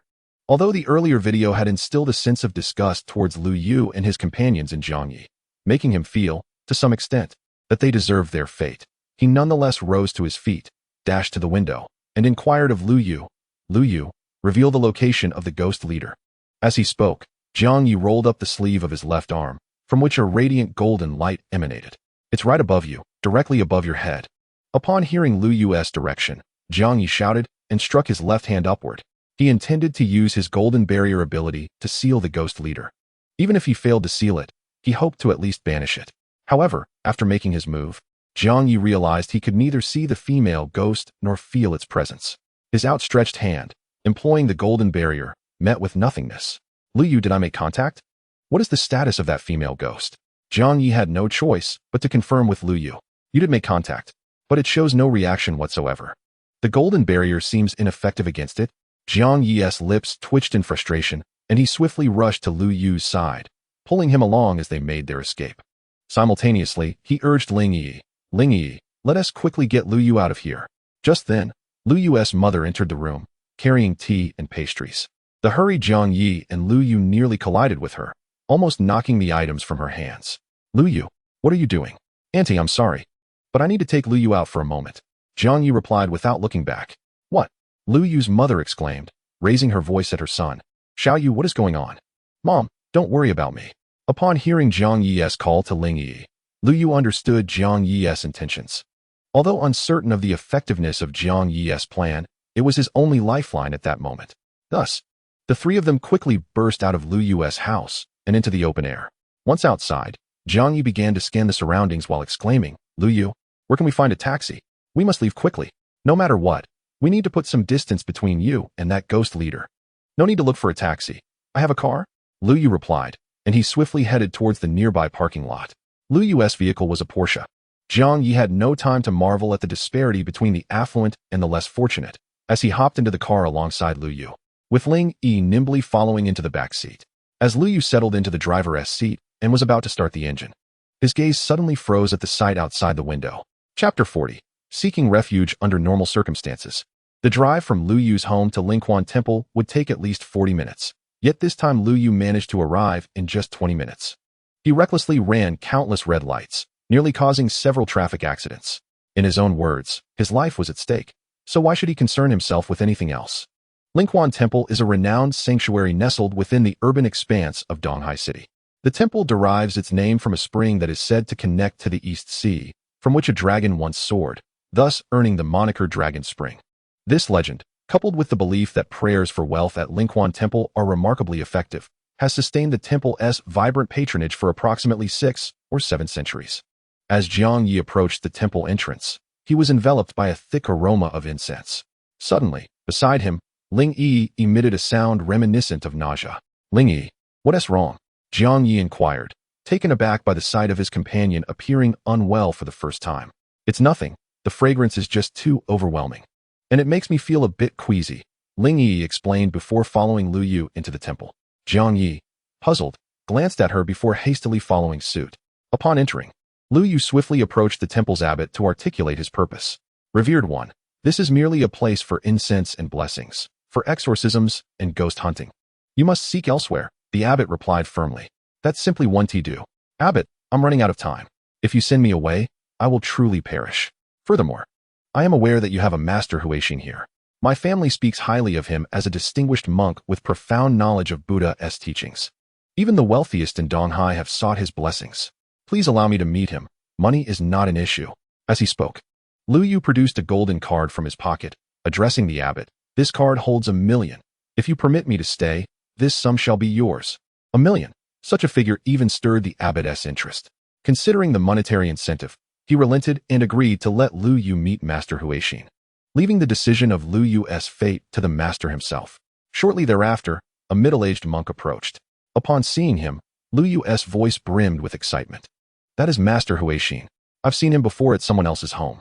Once inside, Master Huaxin inquired about Lu Yu's situation and scrutinized him closely. My dear benefactor, you appear healthy and vibrant. It does not seem as though you are plagued by malevolent spirits, he remarked. I am not jesting, master. You must save me. I am indeed haunted by a ghost. Besides myself, several of my classmates have already perished, and if you do not assist me, I fear I shall not survive the night. Very well, you may stay. This evening, I shall recite scriptures nearby and see if I can help you resolve this predicament. Although Master Huaxin's words offered no guarantees, Lu Yu felt a flicker of hope. Perhaps his life was finally salvaged. Afterward, the temple's inhabitants arranged a room for Lu Yu, which was originally designated for external devotees to observe fasting. This accommodation was more than sufficient for Lu Yu to spend the night. Adjacent to this fasting room, Master Huaxin entered another chamber to recite Buddhist scriptures, with esteemed monks providing protection and having not seen the ghostly figure for some time. Lu Yu assumed his thoughts were indeed effective, and he settled down comfortably. Observing his relaxed demeanor, Jiang Yi wore a grave expression and quietly remarked to Ling Yi. Ling Yi, can these monks truly contend with supernatural entities? Ling Yi, with a dismissive expression, retorted, unless they possess special abilities like yours, these monks stand no chance. Not even the Buddha could help. Supernatural entities are not mere specters. The power of faith alone is ineffectual. Hey, Jiang Yi. At that moment, Lu Yu suddenly called out. Jiang Yi turned to see Lu Yu continuing. Jiang Yi, I have yet to inquire about one thing. Who is this beautiful lady beside you? As I mentioned, she is my friend, Ling Yi. Friend? Not a girlfriend? Lu Yu's eyes sparkled as he sat up, smiling at Ling Yi. Hello, beautiful. If it weren't for this situation, I would truly love to invite you out for a meal. I'm sorry, but I have no interest in you whatsoever, Ling Yi replied curtly, turning her gaze towards the door. Hee, Jiang Yi, your friend certainly has a strong personality. How did you come to know her? Lu Yu chuckled. Jiang Yi let out a bitter smile, but refrained from elaborating. They say money can make even ghosts work for you. It appears that wealth can not only enlist the help of spirits, but even divine beings. With the leverage of 1,000,000, the temple's residents attended to Lu Yu meticulously. As the sun set, they sent over a simple dinner of vegetarian dishes and tea. After several hazy days, Lu Yu finally felt a genuine sense of safety. Following a light meal, He lay back comfortably and soon fell asleep. Watching the peacefully slumbering Lu Yu, Jiang Yi approached Ling Yi with his phone in hand. Ling Yi, I am somewhat concerned about Wang Qi. Are you suspecting him as the culprit? Ling Yi inquired. Jiang Yi nodded gravely. The situation is becoming increasingly apparent. The deceased were all individuals who once bullied Wang Qi. This raises significant suspicion towards him. I wonder if he might have obtained some supernatural item and sought revenge through it. There is indeed that possibility. Such supernatural items are not all like the ones you encountered previously, which attack autonomously. Some can be controlled and utilized by individuals, akin to the item numbered 08 in your tablet. Is that so? In light of this, I feel compelled to return to school and confront Wang Qi directly. Had it not been for Lu Yu's sudden encounter with the ghostly head, I would have already made my way there. Now that the immediate danger has subsided, it is the perfect opportunity for me to investigate. Lu Yu, I must entrust you to keep an eye on things here. Jiang Yi expressed his thoughts. Without further deliberation, Ling Yi nodded in agreement, and Jiang Yi proceeded to prepare to leave. However, at that moment, an unforeseen event transpired. Lu Yu, who had been sound asleep, abruptly awakened from his slumber, springing up in alarm. As he opened his eyes, he appeared to have seen something that sent tremors coursing through his body. Chapter 41. Panic spreads.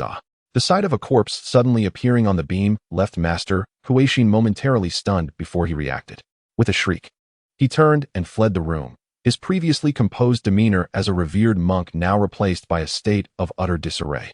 Well, it seems we can no longer place our hopes in the divine. Taking a deep breath, Jiang Yi wore a bitter smile, realizing that despite the considerable effort expended and seeking out a high monk, Lu Yu's safety remained unprotected. It was as if anyone who laid eyes upon that ghostly head was doomed to face certain death, with no means of evading its relentless pursuit. Wang Qi. Jiang Yi gritted his teeth and turned to head towards the school. At this juncture, though Lin Hao and the other 5 had perished, the true culprit behind these events was yet to be uncovered. If indeed this turmoil stemmed from Wang Qi's discovery of some supernatural artifact, he must retrieve that object and ensure it does not continue to cause harm. Yet, just as Jiang Yi was about to step out, he halted in his tracks. Ling Yi, who had already exited, turned back to glance at him and inquired, Jiang Yi, are you not going to find Wang Qi? Jiang Yi widened his eyes, staring outside, and slowly shifted his gaze back to Ling Yi. Ling Yi, I saw something. What did you see? The ghostly head. The head of that female specter. I saw it. In Jiang Yi's line of sight, just beyond the door of the room, not far above Ling Yi's head, floated a woman's head with long hair and a face as pale as paper. Its neck was ensnared by a rope fashioned into a circular loop. The specter remained still, merely suspended in the air, yet its eyes bore a fierce glare directed at Jiang Yi, as if to convey a chilling message. You are next. Why? Why can I see it too? At that moment, Jiang Yi was overwhelmed with questions, overshadowing his fear. He could not comprehend why. If the targets of the supernatural artifact were those who had bullied Wang Qi at the party, he himself had also become a target, marked by it as its next victim. Had he made an error in his assumptions? This incident is, in fact, unrelated to Wang Qi. Jiang Yi was unaware that at the very moment he glimpsed the ghastly visage, every individual in the business class simultaneously witnessed the same horrifying scene outside their windows or on the streets. These grotesque heads maintained their distance, fixating on each of them with a chilling stare. Half an hour later, at the entrance of Donghai University of Business, Jiang Yi and Ling Yi alighted from a taxi and hurried towards the dormitory building. Thanks to the class WeChat group, shortly after seeing the ghostly heads, Jiang Yi learned that nearly everyone in the class had encountered the same terrifying phenomenon. The group chat erupted into chaos upon the revelation, with many expressing concern for Lin Hao and others who had already met a tragic fate, fearing they too would be hanged by the spectral heads.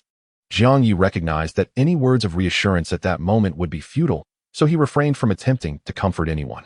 However, reflecting on the conversations in the WeChat group, he conceived a chilling possibility. Why had he and others experienced the same ordeal as Lin Hao? The only plausible explanation seemed to be the bullying video that Lu Yu had previously shared in the group. Wang Qi likely wished to prevent the video from circulating, resorting to eliminating all who had seen it. Regardless of the accuracy of this conjecture, confronting Wang Qi directly should unveil the truth. With this purpose in mind, Jiang Yi promptly joined Ling Yi in catching a ride back to the school. Throughout the journey, he could see the head of the female ghost trailing closely outside the car window, yet the information from Lu Yu reassured him of his temporary safety. The ghostly heads did not immediately claim lives upon their appearance. As Jiang Yi and Ling Yi sprinted from the school gate, She suddenly noticed someone watching them, someone she recognized from the incident involving a floating corpse. Jiang Yi, it seems someone is watching us. Is that a police officer? Don't mind him.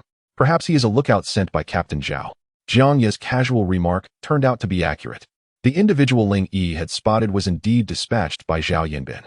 Unbeknownst to them, Zhao Yanbin was scouring the city for their whereabouts and had stationed someone to monitor the school.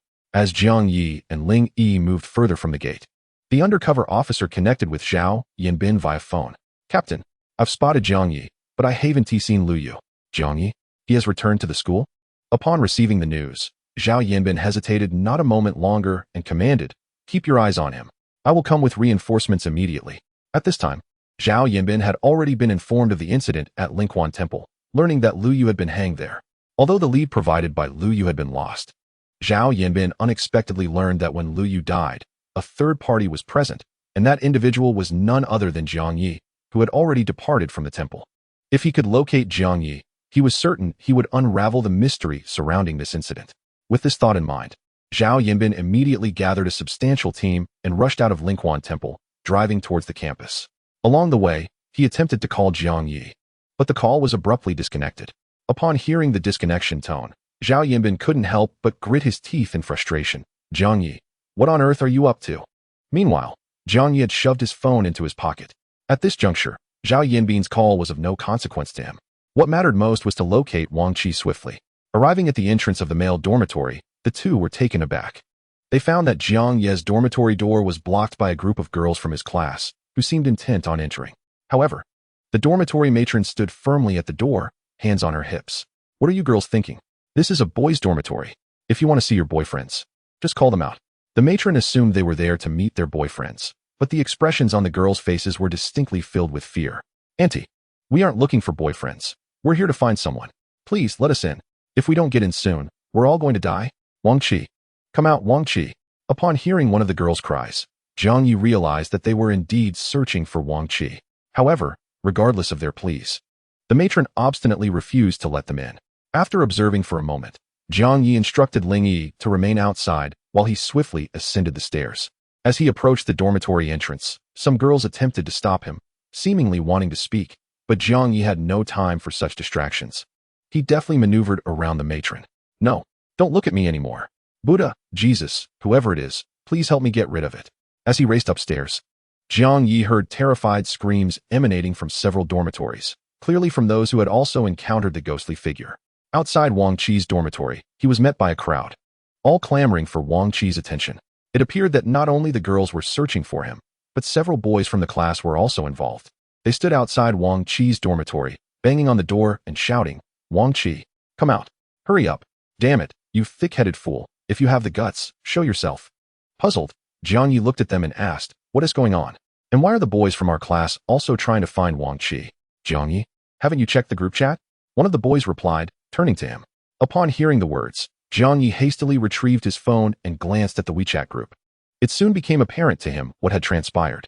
It turned out that, during his journey, a fellow student had shared a similar suspicion, thus posing a query to Wang Qi in the group regarding whether the apparitions were indeed his doing. Otherwise, how could they have witnessed the ghosts outside so shortly after viewing the video? After a silence lasting several minutes, Wang Qi surprisingly replied, you are all as culpable as they are. Although he did not state it explicitly, this response was tantamount to an admission of guilt. Consequently, those who read the message immediately rushed out of their dormitory, eager to have a serious discussion with Wang Qi. The girls at the base of the building, wishing to enter, shared the same intention, while the boys had the advantage of proximity. They found themselves knocking at Wang Qi's dormitory door for an extended period without anyone answering. Some speculated that Wang Qi was simply afraid, prompting them to shout insults from outside. What about the other 3 individuals in his dorm? Jiang Yi suddenly wondered. Even if Wang Qi refused to open the door, there were still 3 others residing with him. Surely they must be present. Realizing his inquiry warranted attention, the others began to consider the logic of his statement. Yet, the reason behind their silence remained a mystery, convinced that their time was being wasted. Jiang Yi descended the stairs and stealthily procured the key to Wang Qi's dormitory from the dormitory supervisor's room. Normally, such an act would be utterly impossible. But due to the supervisor being preoccupied with the commotion caused by the girls, she failed to notice as someone discreetly took the key. Upon returning upstairs and unlocking the door, the crowd outside was left astonished. Inside Wang Chi's room, his three roommates lay in disarray on the floor, while Wang Chi himself was conspicuously absent. What on earth was happening? A flurry of individuals rushed in, examining the three roommates and discovering that they had merely been rendered unconscious. Their lives were unharmed. Yet, Wang Chi was nowhere to be found. What was this all about? Why would he do such a thing? Amidst the collective bewilderment, Jiang Yi suddenly caught a whiff of a peculiar stench near Wang Chi's bed. A cursory glance revealed that the foul odor emanated from the bedside cabinet. As he opened the cabinet door, the sight behind it caused everyone present to furrow their brows in horror. Good heavens, Wang Chi has truly lost his mind. Inside the cabinet lay the corpses of numerous wildcats, all appearing to have died recently, each exuding an unbearable stench. Covering his nose, Jiang Yi, under the scrutiny of his companions, extracted one of the cat corpses for inspection, only to discover that the repugnant odor was a result of feces and urine. As for the reason why the lifeless feline bore excrement, Jiang Yi swiftly discerned the cause from the cat's limp head. These unfortunate creatures had been strangled to death by human hands. In their final moments, the cats had soiled themselves, leaving behind a foul stench. Goodness! Has Wang Chi truly lost his mind? How could he have the audacity to strangle these cats to death? Was he provoked by Lin Hao and his companions? Or was he inherently deranged? Regardless of the reasons, where is that scoundrel? I demand an explanation for his earlier messages on WeChat today. Ignoring the indignant protests of his classmates, Jiang Yi's gaze remained fixated on the lifeless cat in his grasp. For reasons unknown, he felt a peculiar familiarity with this particular corpse. Wait, could it be a wildcat's remains? Suddenly, Jiang Yi recalled encountering a cat's corpse in the woods by the English corner on the day he returned to school. That cat, too, had been strangled to death by human hands, mirroring the fate of the one he currently held. The presence of numerous cat corpses in Wang Chi's room must surely have a rationale. The deaths of these wild cats paralleled the fate of Lin Hao and his group. Was there a connection? Or perhaps, Wang Chi believed that by killing wild cats, he could also eliminate Lin Hao and his friends? Jiang Yi silently counted the corpses in the cabinet, realizing that their number was only half of the remaining students in the class. If each corpse represented one person who would encounter a ghostly visage, then the current count of cat corpses was alarmingly low. Half must be missing. Where could they be? Jiang Yi seemed to have surmised the whereabouts of the absent corpses. If his conjecture held any truth, then the missing cat bodies were likely hidden in the woods of the English corner. Not long ago, he had stumbled upon the school security dealing with cat remains in that very area. It was possible that the absent Wang Chi was currently there, disposing of the cats he had killed. Regardless of Wang Chi's motives for slaughtering these cats, he must have a routine for handling their remains. Since these cats had not been dead long, he was likely occupied with the disposal of the missing corpses. Jiang Yi could not afford to hesitate. He discarded the cat corpse and dashed out of the dormitory, rushing downstairs. He called for Ling Yi, and together they hurried towards the woods by the English corner. Chapter 43. Cursed doll. On the way, Jiang Yi lacked the time to explain the situation to Ling Yi, and she did not inquire further, simply following closely behind him. The English corner lay shrouded in darkness, devoid of streetlights or surveillance cameras, making it an ideal locale for nefarious activities. Upon entering, they refrained from turning on any lights, fearing to alert any lurking threats. Fortunately, Ling Yi possessed an uncanny ability to see in the dark, leading the way as they swiftly approached the spot where Jiang Yi had previously seen the security guard discover the cat's corpse. Wang Chi's figure gradually materialized from the shadows. Wang Chi. As the night enveloped the surroundings, Jiang Yi suddenly illuminated his phone's flashlight, directing the beam towards Wang Chi.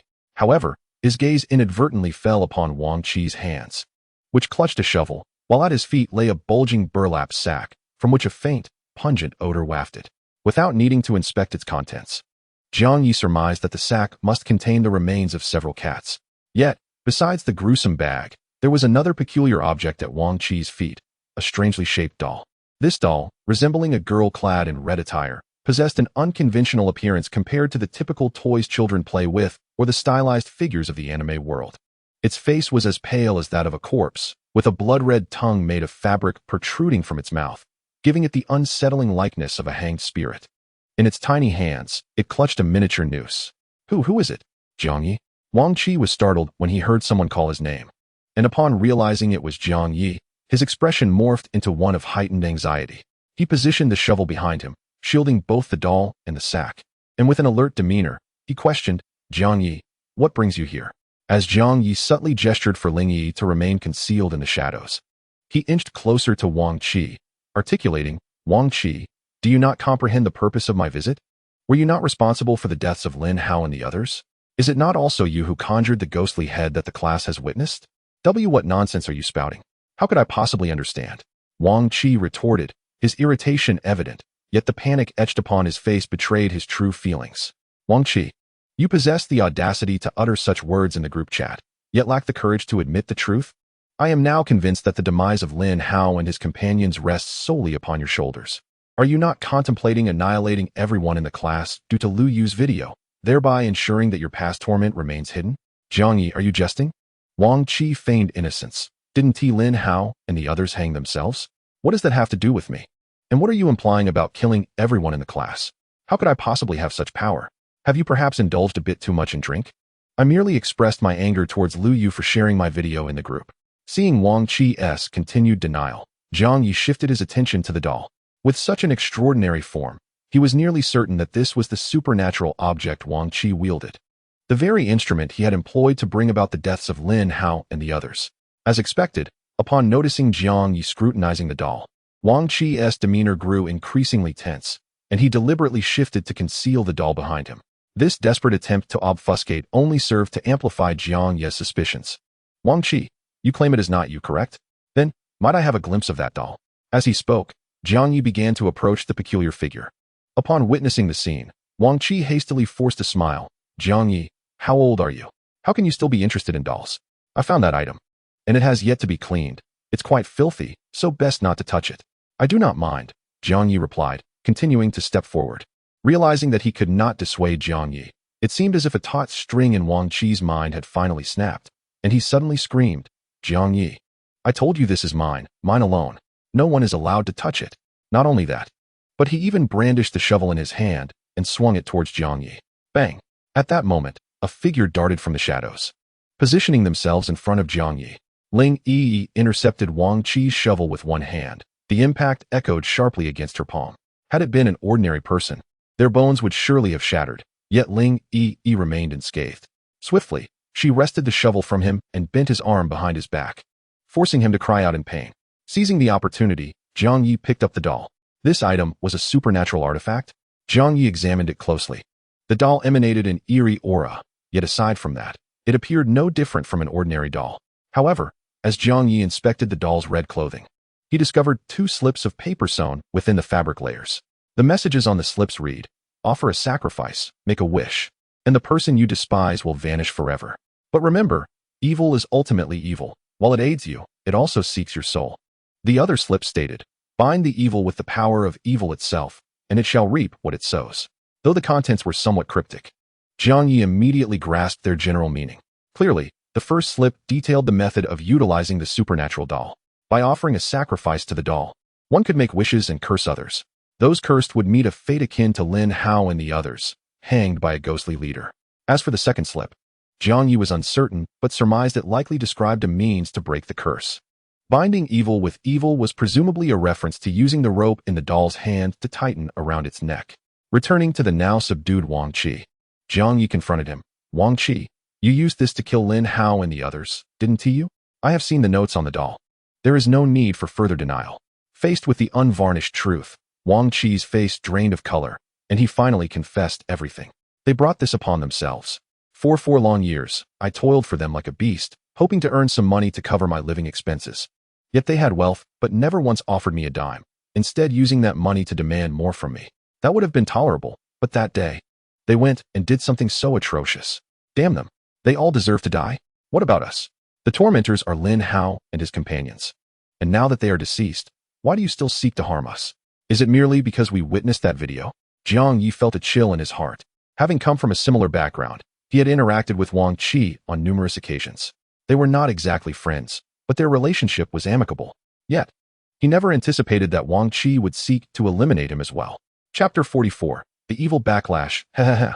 Wang Qi sneered and replied, "Is that reason not sufficient? That video will haunt me for a lifetime. If I wish to lead a normal life in the future, I cannot allow those who have seen the video to live. As long as I possess this doll, I can act with impunity. Even if I kill someone, I will bear no responsibility. Is that truly the rationale?" Jiang Yi shook his head in resignation, suddenly realizing that Wang Qi might indeed have lost his sanity. How could a sane person resort to murder for such a reason? Is that reason not sufficient? Wang Qi scoffed, then turned to Jiang Yi. Jiang Yi, I can share the secret of the doll with you.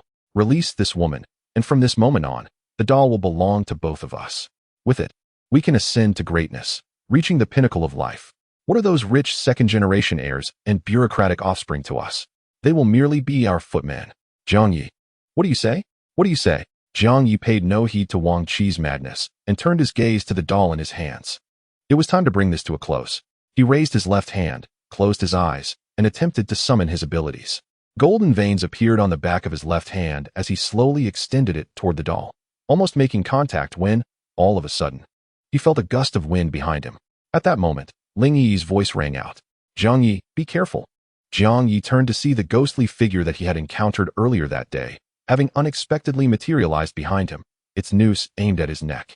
He had no time to evade. The noose tightened around his head. Instantly, he felt the rope constricting, his feet being lifted off the ground by the ghostly figure.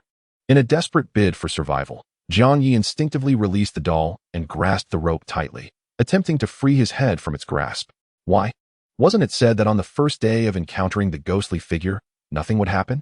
And Ling Yi, how could she see the ghostly figure? Jiang Yi's mind was in disarray, utterly unprepared for this turn of events. However, when his gaze fell upon the doll on the ground, he suddenly understood. It was this supernatural artifact that did not wish to be contained by him. Faced with the imminent fate of being reclaimed, the supernatural object abandoned its usual behavior and sought to directly manifest and kill him. Jiang Yi, hold on. Just as Jiang Yi's feet began to leave the ground and breathing became increasingly arduous, Ling Yi rushed over, grasping his ankles in a desperate attempt to free him from the tightening ropes. However, her efforts proved futile. The noose had constricted completely, and the more she pulled, the tighter it gripped Jiang Yi, his face reddening as if he were on the verge of suffocation. In a moment of panic, Ling Yi had no choice but to exert force in the opposite direction, lifting Jiang Yi in an effort to buy him some time. Yet at that very moment, she noticed Jiang Yi suddenly release his firm grasp on the rope with his left hand, trembling as he pointed towards a doll on the ground. As if through a shared understanding, Ling Yi instantly comprehended his intent. Without hesitation, she let go of Jiang Yi, turning to retrieve the doll. Quickly glancing at the two pieces of paper. Rope, hang it. The sensation of suffocation began to envelop Jiang Yi's entire being, forcing him to muster his last ounce of strength to signal Ling Yi.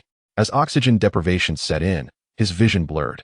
After gesturing, he instinctively withdrew his hand, attempting to maneuver it within the ropes to create a semblance of space around his neck.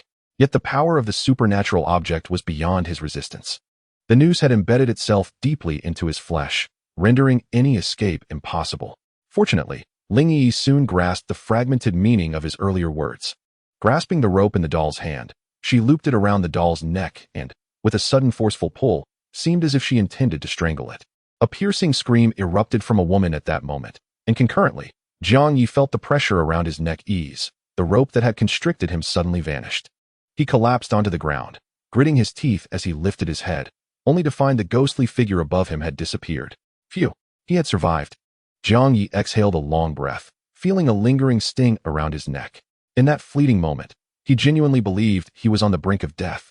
At that moment, Ling Yi approached him, helping him to his feet. Thank you, Ling Yi. It's nothing. Without your hint, I wouldn't have realized that this was the way to contain the supernatural object. No, Jiang Yi shook his head. The supernatural object has not yet been contained. That action merely halted its murderous intent. After surviving, Jiang Yi did not allow joy to cloud his judgment. He understood the urgency of containing the supernatural entity. However, before he could take the doll, a piercing scream erupted from the darkness in the distance. No, please, no. Wang Qi's agonized cries persisted for only a brief moment before abruptly fading into the shadows. Jiang Yi and Ling Yi followed the sound, only to discover Wang Qi's lifeless body hanging from a tree, eyes bulging, tongue protruding. How could he be dead? Ling Yi was somewhat perplexed. Earlier, in her attempt to save Jiang Yi, she had abandoned Wang Qi, who then seized the opportunity to flee, only to meet his untimely demise here. The nature of Wang Qi's death, however, clearly indicated that he had fallen victim to a supernatural entity. Just moments ago, the supernatural artifact had been firmly in Ling Yi's grasp, with no one else having utilized it. Why, then, did Wang Qi suddenly encounter such a fate? It was retaliation. Jiang Yi recalled the message inscribed on the doll. Evil ultimately is evil, while it aids you. it simultaneously seeks your soul. Initially, he had dismissed this as mere cautionary advice against the reckless use of the doll, but now it seemed to serve as a warning. Those who wielded the doll must be prepared to face the consequences of its backlash. In her desperate bid to save him, Ling Yi had forcibly employed the method described on the doll to thwart the supernatural attack. This method, perhaps akin to breaking a curse, meant that Wang Qi, as the caster, had to bear the repercussions of the curse's failure. This malevolent entity could no longer be allowed to inflict harm. Jiang Yi seized the doll and, without hesitation, summoned his own abilities. As his left hand, radiating a golden glow, made contact with the doll, the eerie aura that had enveloped it dissipated abruptly. Chapter 45. The temptation of the supernatural artifact. Casting a glance at Wang Qi's lifeless body, Jiang Yi sighed. This individual had, in truth, been a good person. Over the past 4 years, he had treated everyone with kindness, always willing to assist those in distress. Jiang Yi, have you ever heard a saying? Ling Yi suddenly inquired. Jiang Yi paused, turning to face her. This was once spoken by your father. Absolute power leads to absolute disaster. Over the past decade, your parents have witnessed countless instances where individuals, in pursuit of the power offered by supernatural artifacts, ultimately met their demise at their hands. The Wang Qi you knew may have once been virtuous, yet he inadvertently acquired the absolute power of a supernatural artifact, which inflated his darker impulses, leading to his tragic end. The potency of supernatural artifacts is formidable. When they fall into the hands of those with malicious intent, they often precipitate catastrophic outcomes. This is precisely why your parents established the Supernatural Artifact Company, hoping to contain all such entities. Therefore, Jiang Yi, if you wish to prevent similar occurrences and spare others like Wang Qi from the perils of supernatural artifacts, strive to confine them all. Understood, Jiang Yi nodded solemnly. At that moment, Ling Yi suddenly turned alert. Who is there? Show yourself. A figure emerged from the woods, slowly raising his hand as if holding something. It soon became clear to Jiang Yi that the object in his grasp was a firearm. Don't move. I am a police officer. At that moment, the man with the gun finally approached, illuminated by the moonlight. Jiang Yi discerned his face, realizing it was the plainclothes officer he had encountered earlier at the school gate. He was taken aback to find that this individual had followed them to this location. The officer, with a vigilant expression, drew closer to the two, his gaze suddenly lingering on the lifeless body of Wang Qi lying nearby. Sensing the ominous intent in the officer's eyes, Jiang Yi was about to offer an explanation when the policeman aimed his weapon directly at him. Don't move. Jiang Yi, I now suspect you are connected to the recent string of suicides. Please return to the police station with us to assist in the investigation. Although Zhao Yanbin instructed this plainclothes officer to locate Jiang Yi, after notifying Zhao, the officer's eagerness to prove himself led him to secretly follow Jiang Yi and his companion. His suspicions heightened when he saw Jiang Yi enter the small grove. Now, upon discovering the corpse in the woods, he instinctively assumed that Jiang Yi was responsible for the murder. With one hand gripping the gun, the officer reached into his pocket with the other, intending to inform Zhao Yanbin about the situation via his walkie-talkie. Just then, he suddenly sensed something amiss. Where had the woman who stood beside Jiang Yi gone? Are you looking for me? A voice emerged from behind him, and as he turned, he saw Ling Yi holding what appeared to be a canister of insecticide aimed at him. Before he could react, she sprayed the noxious substance directly into his face. Without uttering a sound, the officer collapsed to the ground with a thud. What did you do to him? Jiang Yi inquired, having observed Ling Yi's actions throughout. Though he had not anticipated her using a spray can to incapacitate the officer. Don't worry, he has merely lost consciousness temporarily. What I possess is Mengpa soup, a supernatural item altered by your parents, which can be used to erase memories. Erase memories? We have such a tool. Sometimes, to conceal the existence of supernatural items or to deal with situations like this, it's necessary to use this. Would you like to have a can? However, it can be somewhat dangerous if it falls into the wrong hands, so please be cautious with it. Perhaps you should keep it, if I need it. I'll let you know. All right. Ling Yi carefully stowed the canister and then approached the unconscious officer, whispering into his ear. Jiang Yi watched as she seemed to implant new memories into the officer's mind. Once everything was settled, the two departed the scene, taking with them the recovered doll.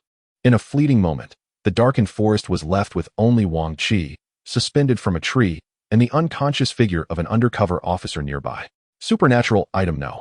218 Name. The Hanging Doll. Danger Level 3 Description. Number 218 is a 20-centimeter tall female doll clad in a red dress, clutching a hemp rope in its hands. While the doll itself poses no threat to the external world, Others can employ a specific ritual to utilize number 218 to curse individuals. The ritual is deceptively simple. One must slay a living being, at least the size of a rat, before number 218, thus allowing a wish to be made for the removal of a person.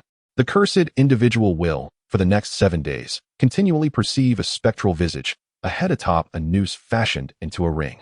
This apparition, referred to as number 218, is visible solely to the cursed, remaining undetectable by others through any means. Upon its manifestation, number 218 will gaze only upon the cursed for the first 6 days, appearing exclusively after sunset. However, during this time, the distance between the specter and the cursed will gradually diminish. On the 7th day, number 218 will appear in daylight, persistently attempting to approach the cursed. Should number 218 draw near, the cursed will meet their demise by hanging. During this interval, the cursed may attempt to maintain distance. Yet in the final minute of the 7th day, number 218 will instantly materialize above the cursed, leading to their hanging. In other words, any endeavor to evade death by keeping distance from number 218 is utterly futile.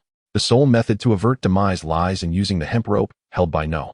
218 to strangle it. This act will terminate the curse. However, should one do so, the originator of the curse will face the backlash of number 218, resulting in their own hanging. Commentary. This is merely a toy of a hanged ghost. Supernatural item number 077 name. Meng Pa Soup danger level. 3 description. No.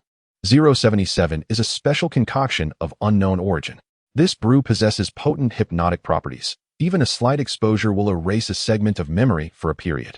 During this time, if someone suggests to the individual contaminated by number 077, their memories may be altered. Number 077 cannot be depleted. By diluting it with water above 80 degrees Celsius, its quantity will be restored. The concentration of the diluted number 077 will remain unchanged, and its effects will be entirely consistent with its previous state. Commentary. A unique advantage reserved for members of the Supernatural Item Company. Chapter 46. The murder case in the Old District Songshan Road, adjacent to the old town of Donghai City, is renowned as the most famous old district in the city. During the urban renovation years, the old districts flanking Songshan Road were not demolished. Instead, they were recognized by a discerning leader who transformed the area into the city's cultural hub, infusing it with a vibrant local cultural atmosphere and a touch of bohemian charm. This transformation led to the establishment of a renowned bar street, drawing crowds as the evening lights began to shimmer. A kilometer-long stretch of Songshan Road bustles with men and women who have come to explore over 50 bars lining its sides. Around midnight, a fashionable young couple emerged from one of the bars, embracing each other. Rather than departing, they deftly turned into a nearby alley that had been preserved during the urban redevelopment due to its cultural significance. By day, this alleyway attracts a modest number of visitors. But as night falls and the cultural venues close, it becomes eerily quiet, save for the distant, lively music emanating from the bars. This serene ambience, coupled with the dim lighting of the alley, renders it a favored spot for young couples seeking a private escape. The couple, intoxicated by the night's revelry, began to passionately kiss upon entering the alley, oblivious to the onlookers nearby. Yet, despite their inebriated state, they refrained from indulging in overt displays of affection in front of others. After a brief moment of intimacy, they intertwined their fingers and ventured deeper into the alley. "Darling, this will do. I can't wait any longer," the young man declared. Moments later, he pushed the woman against the wall, his hands roaming restlessly. She gasped, her breath quickening. But when she instinctively glanced aside, she hurriedly tapped his shoulder. "Oh dear, there are people here. Let us find another spot." "People?" The man lifted his gaze, peering into the shadows, momentarily halting his actions. His attention was fixated on a figure nearby. "What are you staring at? Have you never seen a woman without clothes?" The young woman, feeling perturbed, playfully punched his chest. Despite the playful hit, the man remained transfixed, utterly surprised to find a nude woman in this alley. And he couldn't help but notice her rather appealing physique. Just a few meters away, a naked woman knelt against the wall, her head bowed, her shoulders trembling as if she were weeping. "Darling, let us go see," he suggested. The young man, unable to suppress his curiosity, suggested to his female companion, "Is there anything interesting to see? Look at her. Perhaps she is being bullied. As a woman, you should have some compassion, right?" Though reluctant, the young woman acquiesced to her partner's insistence and approached the scene. Moments later, a series of blood-curdling screams echoed through the alley. By the following morning, the once affectionate young couple had vanished from the alley, replaced by a multitude of uniformed police officers. The entrance of the alley was cordoned off with police tape. and many curious bystanders from the nearby cultural center gathered to peer beyond the barrier, eager to discover what had transpired. Within the cordoned area, Captain Zhao Yanbin of the Criminal Investigation Division held a handkerchief to his nose, his expression grave as he surveyed the crime scene. These two were excessively brutal. He remarked to his subordinates, "Captain, the preliminary investigation is complete. It appears the two victims were beaten to death. However, it is peculiar that both had severe contusions on their hands, as if." One officer hesitated mid-report. "As if what?" "Speak plainly," Zhao pressed. The officer continued, "Captain, the forensic team believes that the two engaged in mutual combat, resulting in their deaths. In other words, they fought each other to the end." "Fought to the end?" Zhao glanced again at the two lifeless bodies. This morning, the police received a report of a homicide on Songshan Road. Upon arrival, they discovered the gruesome remains of a man and a woman in the alley, with no sign of a third party or any weapon found at the scene. "Have we inquired with the nearby bar?" Zhao suspected that the couple may have frequented a bar close to the crime scene. An officer replied, pulling out a notepad, "Captain, the investigators have confirmed that the couple was indeed seen at a nearby bar prior to the incident. The staff recalled that they appeared to be a couple and seemed to be heading off together." "Heading off together only to meet such a fate? Quite remarkable," Zhao remarked, unsure if he was jesting or expressing genuine astonishment. The officer, however, closed his notepad and, with a serious demeanor, said, "Captain, this marks the third peculiar case we've encountered this week. Do you think there could be a connection?" It turned out that the police had already received two other bizarre cases within the week. In these two cases, the perpetrators exhibited exceedingly irrational behaviors, leaving the police utterly perplexed as to the underlying motivations behind such actions. The words of an officer sparked a discussion among several of Zhao Yanbin's colleagues. "Captain, I believe there might be a connection between these three cases. The timing of the incidents is remarkably close, and the locations are not far apart. Could it be the work of the same individual? Impossible. Haven't we already clarified the other two cases? Those individuals simply lost their minds. They are not criminal matters at all. Lost their minds? How could so many people go mad within a week? In today's society, the pressure is immense, and people lose their sanity every day. This is hardly a rare occurrence." Chapter 47. Zhao Yanbin's misstep. Observing his subordinates engage in a relentless debate, each unwilling to concede to the other, Zhao Yanbin furrowed his brows tightly. After a moment, he suddenly exclaimed, "Enough?" Upon hearing their superior's command, the others fell silent, their eyes widening as they turned to Zhao Yanbin. "My instincts tell me this is no mere coincidence." Lighting a cigarette, Zhao Yanbin addressed the group. "Although these three cases appear unrelated, my intuition suggests there may be some connection we have yet to uncover." Despite the tenuous reasoning Zhao Yanbin presented, claiming intuition as his guide, his subordinates exhibited expressions of realization, showing no signs of skepticism toward his assertions. "Captain, if that is the case, what shall we do?" Zhao Yanbin pondered. Did someone not just mention that the timing and locations of these three cases are strikingly similar? Firstly, all three incidents occurred in the dead of night.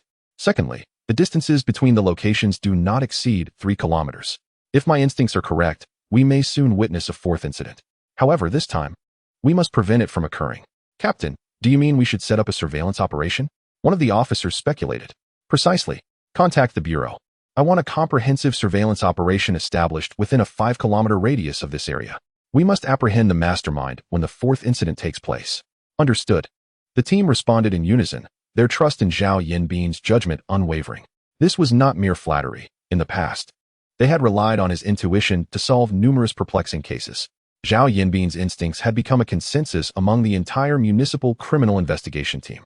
However, while Zhao Yanbin's intuition proved accurate once more, an unforeseen event soon unfolded. Following this day, under Zhao Yanbin's unified command, the municipal criminal investigation team meticulously organized a deployment within a 5-kilometer radius of Songshan Road, with nearly 50 officers directly participating in the operation, alongside support from several neighboring police stations. As night descended, nearly 50 undercover officers from the municipal bureau began their nocturnal patrols on the streets. They moved in pairs or ventured alone, deliberately selecting the shadowy corners of the city. Analysis of the initial 3 cases revealed that regardless of the perpetrator, the locations chosen for these crimes were invariably devoid of surveillance and shrouded in darkness. On the first day of the operation, everything proceeded as planned. Zhao Yanbin and his team, while inadvertently stumbling upon 2 robbery incidents, found no further leads. The second day unfolded in much the same manner. However, on the third day, an unforeseen calamity abruptly transpired. As the clock struck midnight, The officers involved in the operation suddenly heard a chilling and harrowing scream emanating from their walkie-talkies. The cry resonated as if the individual had encountered the most terrifying sight imaginable, sending shivers down the spines of all who heard it, eliciting an involuntary sweat. In that moment of shock, Zhao Yanbin recognized the voice. It belonged to a young detective under his command. A spirited newcomer who had recently joined the force and had volunteered to patrol the streets disguised as a youth. Had misfortune befallen him? After a fleeting moment of disorientation, Zhao Yanbin forcefully flung open the door of the command vehicle and dashed into the night. The officers on patrol were not equipped with personal locating systems. Yet Zhao Yanbin seemed instinctively aware of the young man's whereabouts. In less than 10 minutes, he navigated the streets and discovered the boy's silhouette in a narrow alley. However, what he beheld left him astounded. Before him stood the once vibrant young officer, now vacant-eyed and resembling a soulless automaton, repeatedly striking his head against a wall. It was as if he had lost all sensation of pain, hammering his skull against the barrier as though it were another's head, producing a relentless thud that echoed in the night. Despite the blood streaming from his battered head, he showed no signs of ceasing. Why? Why was this happening? In that moment, Zhao Yanbin's heart plummeted to the depths of despair. The unexpected incident led to an immediate halt of the operation aimed at the three bizarre cases, mandated by higher authorities. Although the injured officer was discovered in time and received treatment, subsequent examinations revealed that the young detective had succumbed to complete mental breakdown. As the captain of the Criminal Investigation Unit and the officer directly responsible for the operation, Zhao Yanbin faced severe reprimand from his superiors and was subsequently suspended from all duties, even relinquishing his service weapon. Upon hearing the outcome of the matter, Zhao Yanbin exhibited little reaction. However, his subordinates displayed heightened emotions, as none had anticipated such a turn of events. Just as they clamored to seek justice from their superior, Zhao Yanbin interjected, "Enough of this nonsense. Each person must take responsibility for their own actions. This incident is a result of my own shortcomings, and I shall bear the corresponding responsibility. Captain, that is final. You all stay put and maintain the status quo." After pushing aside those who attempted to impede his departure, Zhao Yanbin quietly exited the police station. Gazing at the bright sunlight outside, his heart felt as though winter was approaching, enveloped in a chilling frost. At that moment, Zhao Yanbin suddenly rummaged through his pockets and produced a business card. The front of the card bore a few simple words: Supernatural Artifacts Company, Lingyi. Are we to languish in this office indefinitely? In the managerial office of the Supernatural Artifacts Company, Jiang Yi idly observed the anime on his tablet, while simultaneously addressing Ling Yi, who sat across from him, engrossed in a novel. From Jiang Yi's vantage point, he could clearly see the cover of the book in Ling Yi's hands, which featured a handsome male figure alongside the title Arrogant CEO, Ignore Me. Regrettably, the intelligence department has yet to be reinstated. Previously, the responsibility of locating supernatural artifacts fell to them. Ling Yi replied without looking up. Can't we expedite the re-establishment of the intelligence department? By the way, what of the board? Haven't they assigned you any new cases? Jiang Yi inquired. Those are high-profile individuals who surely do not have the leisure to serve as part-time intelligence personnel, Ling Yi responded, still not lifting her gaze. Jiang Yi grimaced and yawned. He had grown increasingly disinterested in the current anime series. Just as he contemplated searching for an animated film, two glaring red characters suddenly emerged on his tablet screen. Alert! Chapter 48, Commission Alert. Alert! As the words appeared on Jiang Yi's screen, the tablet emitted a series of synthesized electronic sounds. Oh no! What is happening? Startled by the abrupt noise, Jiang Yi nearly hurled the tablet away, jumping from his seat to question Ling Yi. What is it? Ling Yi set her novel aside and approached, glancing at the tablet screen before swiftly taking it in hand and operating it with haste. After a brief moment, she placed the tablet down, maintaining a composed demeanor. It's nothing, merely a false alarm. A false alarm? Jiang Yi was taken aback. Observing as Ling Yi returned to the sofa, he called out, Ling Yi, don't you wish to explain this to me? Ling Yi cradled her novel and replied, someone attempted to breach the company's database. Prior to your arrival, a similar incident had already occurred. Breach the database? Who are they? What do they intend to accomplish? Jiang Yi inquired, perplexed. I believe their intention may be to ascertain whether our company has resumed operations. However, rest assured that since the last containment breach resulted in the destruction of our database, it has yet to be restored. From an external perspective, it appears as though the company has ceased all operations. Thus, they will uncover nothing. Are you suggesting that the intruder is the very culprit behind the previous containment failure? Jiang Yi's gaze sharpened, his hands instinctively clenching. The perpetrator of the previous containment breach, that would indeed be the murderer of his parents. Ling Yi set down her novel and looked up at him. I understand what you are contemplating. You wish to follow this lead to uncover the identity of the assailant. But abandon that thought. Even the board of directors is temporarily unable to ascertain any information, and I possess no technical expertise in computers, rendering us utterly helpless in this matter. Ultimately, we must hasten to find a reliable ally, mustn't we? Zhang Yi, growing somewhat impatient, placed the tablet on the table and remarked, Ling Yi, what is the status of the recruitment process? Ever since I joined, you have claimed that the board would assist in finding personnel, yet how much time has elapsed without any news? Fear not, the board has already commenced their search, and we should expect new recruits shortly.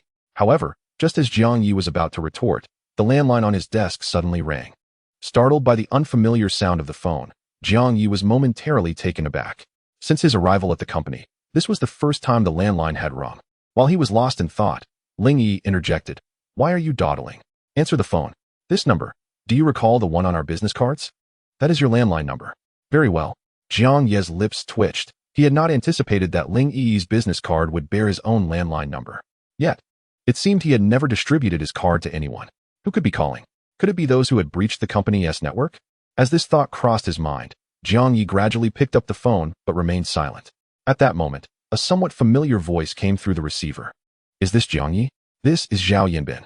Captain Zhao. Zhang Yi was momentarily stunned, utterly taken aback that the caller was Zhao Yanbin. However, he quickly regained composure.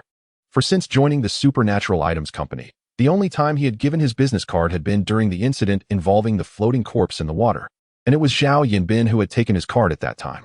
Yet, a wave of concern washed over Zhang Yi. Why would Zhao Yanbin be calling him?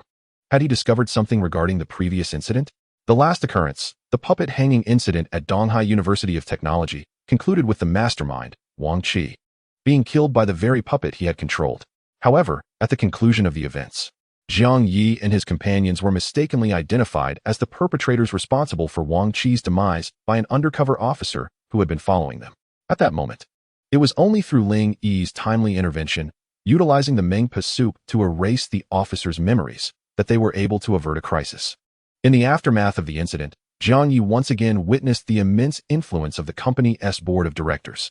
Despite the significant occurrence at Donghai University of Technology having made headlines, the board managed to manipulate the situation so that the police closed the case, ultimately portraying it as a series of suicides among fourth-year students driven by employment pressure. Although the deceased were all wealthy heirs, the media uncritically reported this narrative, shifting public discourse toward the issues of stress faced by modern university students and the need for psychological counseling services in educational institutions. This discourse persisted for a duration of 10 days to half a month before gradually subsiding. Zhang Yi initially believed the matter had concluded. However, a call from Zhao Yanbin instilled a sense of apprehension within him, fearing that Zhao might have uncovered something or that Ling Yi's Mengpa soup had lost its efficacy, allowing the officer to regain his memories. If that were the case, complications would surely arise.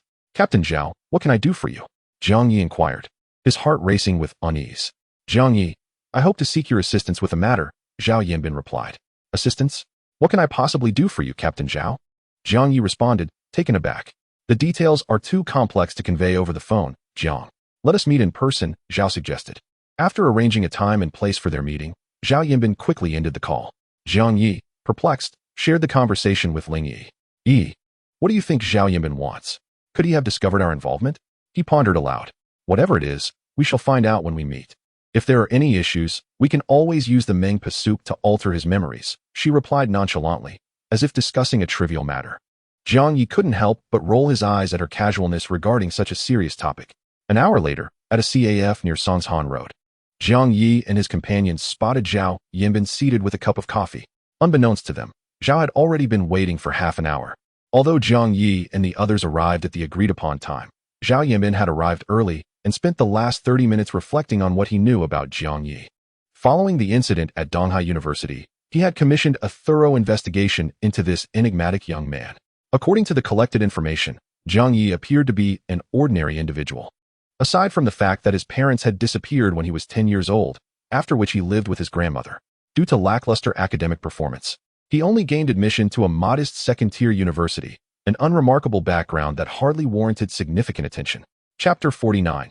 Encounter with the supernatural. However, this seemingly ordinary boy Possessing a straightforward familial background and uncomplicated relationships, held a remarkable power that could compel Zhao Yanbin's superiors to grant him access to case intelligence.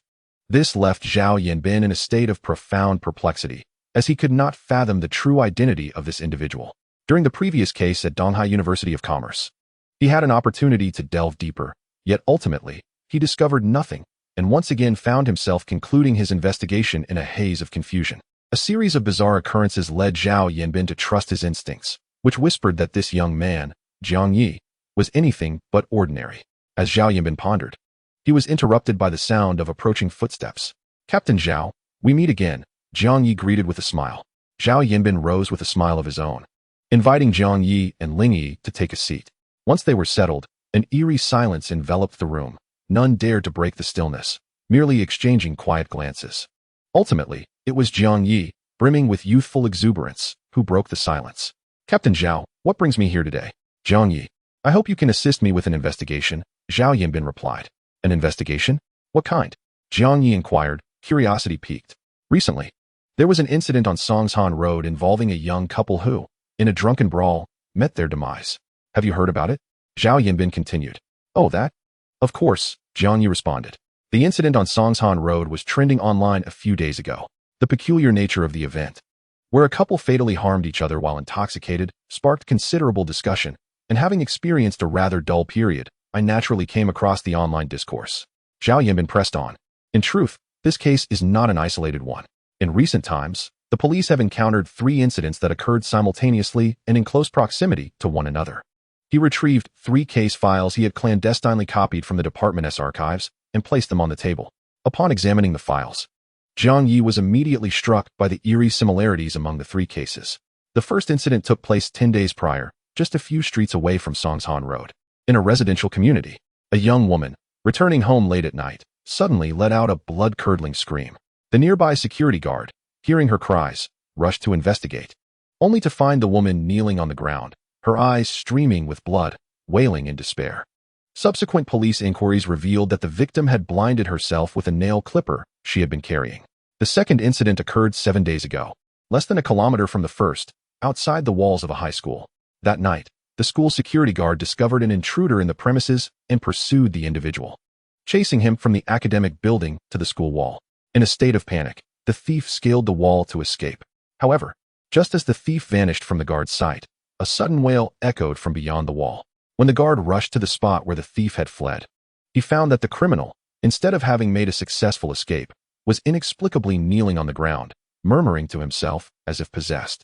As the guard approached, the thief abruptly leaped up and, resembling a frenzied beast, sank his teeth into the guard's neck. The situation was dire. Fortunately, a passerby intervened just in time to rescue the guard, though he had already sustained a severe injury, leaving a chunk of flesh missing from his neck. Subsequently, the thief was diagnosed with significant mental health issues and was admitted to a psychiatric facility in the city, while the guard, although gravely injured, remained conscious enough to relay the events to the police. As for the third case, it pertains to an incident on Songshan Road. Jiang Yi had gleaned a general understanding of this case from online sources, but he discovered more intricate details from Zhao Yanbin's dossier. "What do you think after reading this?" Zhao Yanbin inquired once Jiang Yi had finished perusing the documents. Resting his chin on his hand, Jiang Yi contemplated before responding. "Captain Zhao, you are indeed correct. These 3 cases are highly suspicious. The proximity in time and location, coupled with the apparent signs of mental distress exhibited by the victims, seems almost like what?" Zhao Yanbin's eyes sparkled with curiosity. There are many coincidences in this world, yet it is quite extraordinary for several individuals to exhibit signs of mental instability in such close succession, both in time and place. "Captain Zhao, I do not believe such coincidences exist, which leads me to suspect they may have encountered something supernatural." "Supernatural?" In the past, Zhao Yanbin would have chuckled at Jiang Yi's words, asserting that one who lives a righteous life has nothing to fear from shadows, having never encountered a ghost in over 30 years. However, recent events compelled him to reconsider his staunch atheism. "Jiang Yi, there is something I didn't mention earlier. In addition to these 3 cases, a 4th incident occurred just a few days ago, and regrettably, one of my subordinates was involved." Zhao Yanbin recounted how his own operation had resulted in a police officer suffering a mental breakdown. "Because of this, I have been suspended by my superiors and removed from the investigation team. To be honest, I am quite reluctant to accept this. Every time I close my eyes, I am haunted by the image of my subordinate in that state of distress. Therefore, Jiang Yi, I hope you can assist me in unraveling this case. Whether the perpetrator of these 4 incidents is human or supernatural, we must bring them to justice.